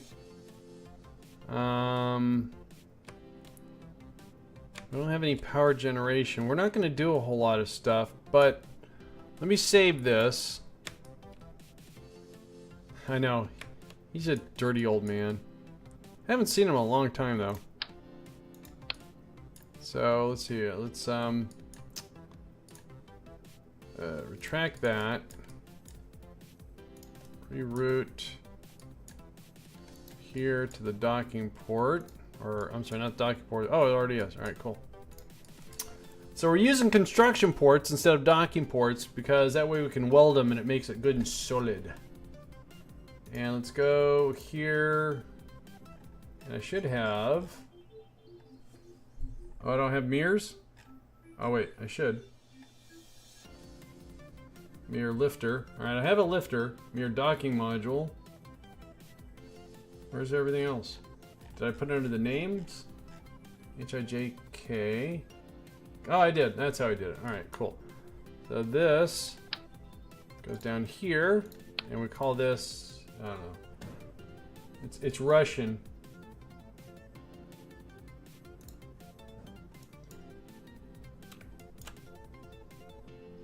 Trying to manipulate a web page here. There we go. P-R-I-R-O-D-A. Priroda. No, I said wrong. All right, then let's put it back. Do another save. Let's go back over to the VAB. And so what was the last thing we did? The Spectre? So let's go find the Spectre. Let's see how I launch this bad boy. So if I search spec, no, it's spec. All right.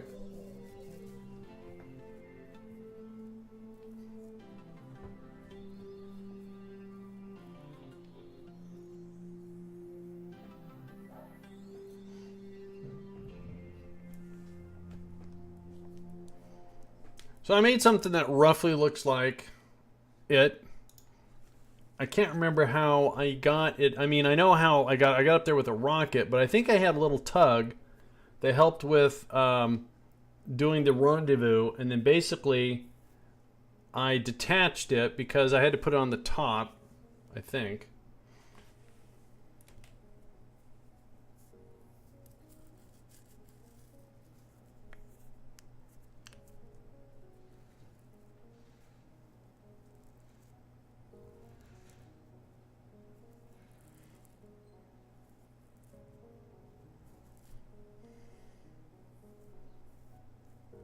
Hey there, Jay. How you doing? Yeah, I'm working on it. We finished wrapping up the Mun Base. Got it all nice and nailed down for self-sustainability with all the MKS mod. I'm trying to figure out how I launched the Spectre, so it's been a week. It's been a few weeks. I lost my my momentum on this. I finally wanted to get back to it and finish it. SP, that's shuttle. I learned my alphabet.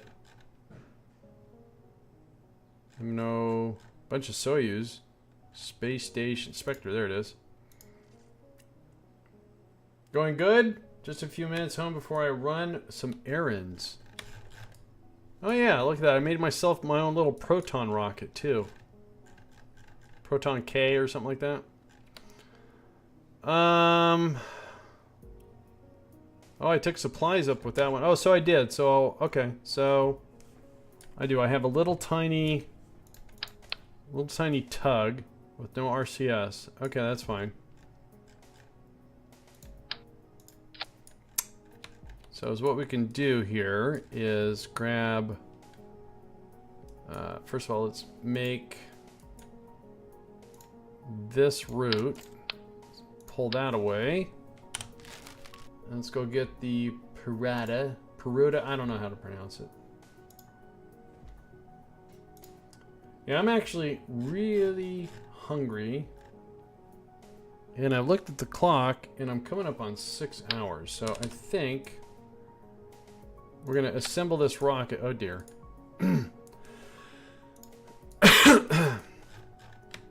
Make sure this rocket is gonna do what we want it to do. So again, this is kind of our little, so we have power. That's gonna do some power generation.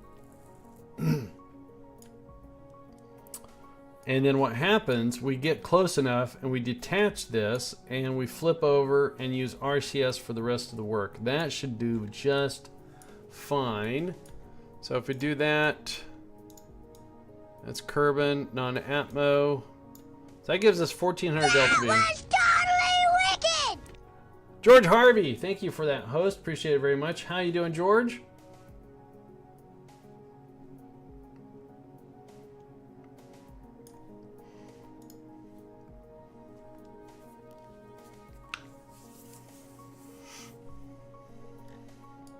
So we got 1400 Delta V. That's going to work out just fine. That, I don't know what to do about this sticking out in the middle of nowhere like that. I mean, if I put a docking port, but then I have to, I don't have any Kerbals up there. I'll just put a big fat fairing around it. That's what I'll do. Big fat fairing. All right, so let's double check. So this stage is the same as that stage. That's weird. I think that was an emergency tug just in case I ran out of fuel. All right. So then this stage is designed to get it up to orbit. Yeah. Cool. That's going to work. Well, okay, let's do this ridiculously large fairing. Oh, this is going to be ugly. This is going to be the most hideous fairing.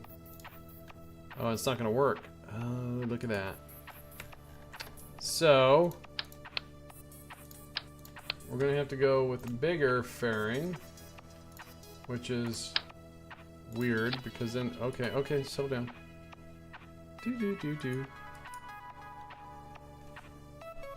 I'm building a mothership.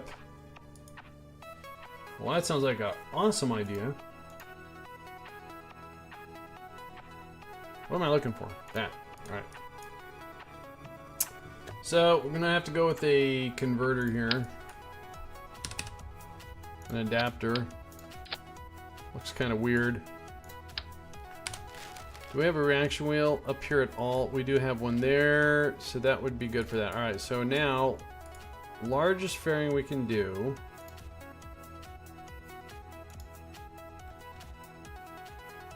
There's got to be a better way of doing that. Can you deploy? Oh, I don't know. That's a good idea. I think it's gonna... Yeah, because this part right here pretty much sticks out. Oh, you're right. It actually sticks out less. Oh, great idea. Well, does that mean I could have used a smaller ferry? I never thought about that. Good idea. See, Chad is smart. Oh, no, no, stop, stop, stop, stop. No, I don't want to do that. Go away. Oh, for crying out loud. Alright, would you stop with this thing? Okay, that's bizarre.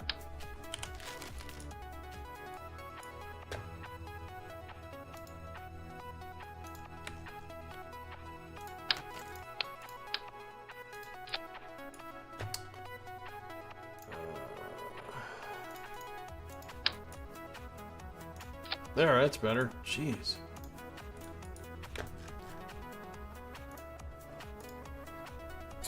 George has got the beginnings of a big old honkin' rocket. Check that out. Cool, George. Nice. Build a fairing. Okay, that one still won't fit over, so we do have to use this one.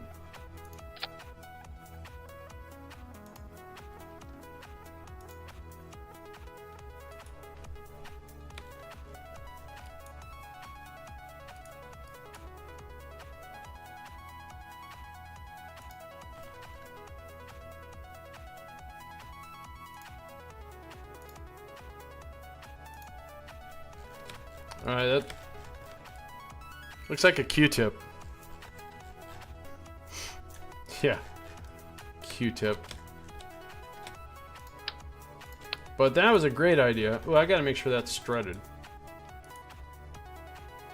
Cool.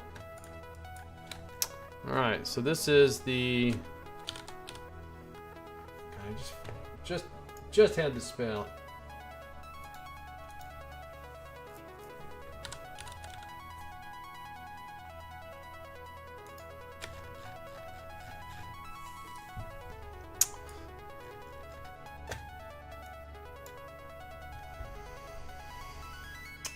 Alright, so I think, again, we have our orbit delta V.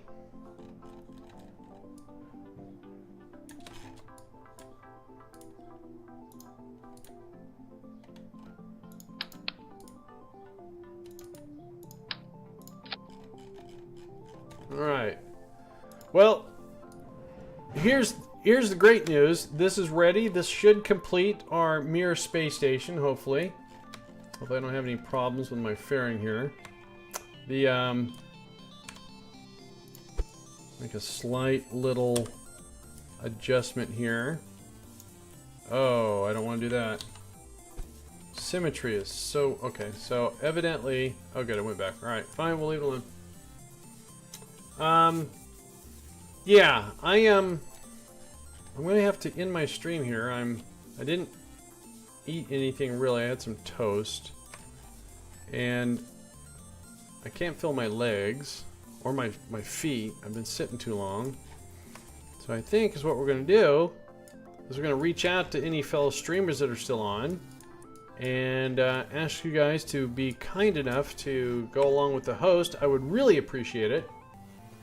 And again, I want to thank everyone that came out today. I really appreciate the hosts, the follows, everything. Really means a lot to me. And the first thing we're going to do tomorrow is we're going to launch this and complete the Mir station. I ran out of time. Unfortunately, I had 2 botched landings and that took up too much time. Gamer Circle, I did something great. I had an idea of making a beacon at the KSC, what's that? So I put a rover core, a tower with solar panels, 2 decouplers with wheels. I got a beacon. You got a beacon. Nice. Very cool. We got to follow. Is that a Twitch follow? I got to figure out why I'm getting that. But I hope. That would be a follow.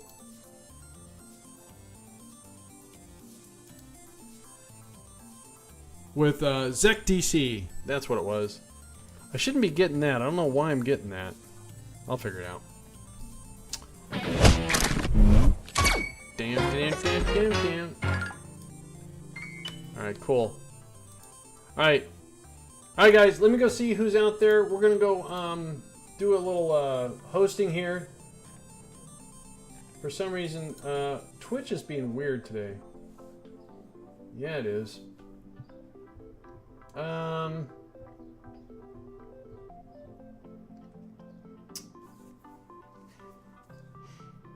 So, who is that? Got another follow coming in. That's Elliot Merck. Thank you, Elliot. Let's I don't see anyone I know doing some Kerbal out there. I don't think, unless Twitch is being weird. It is. It's giving me purple across the screen. I think they're having some problems.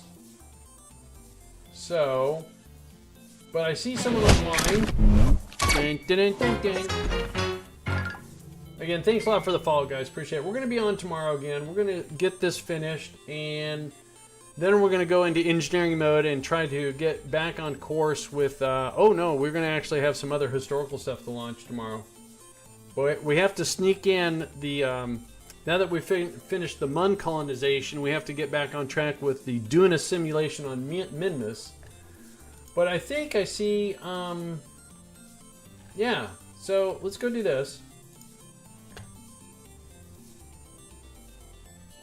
We have Ezzy is playing some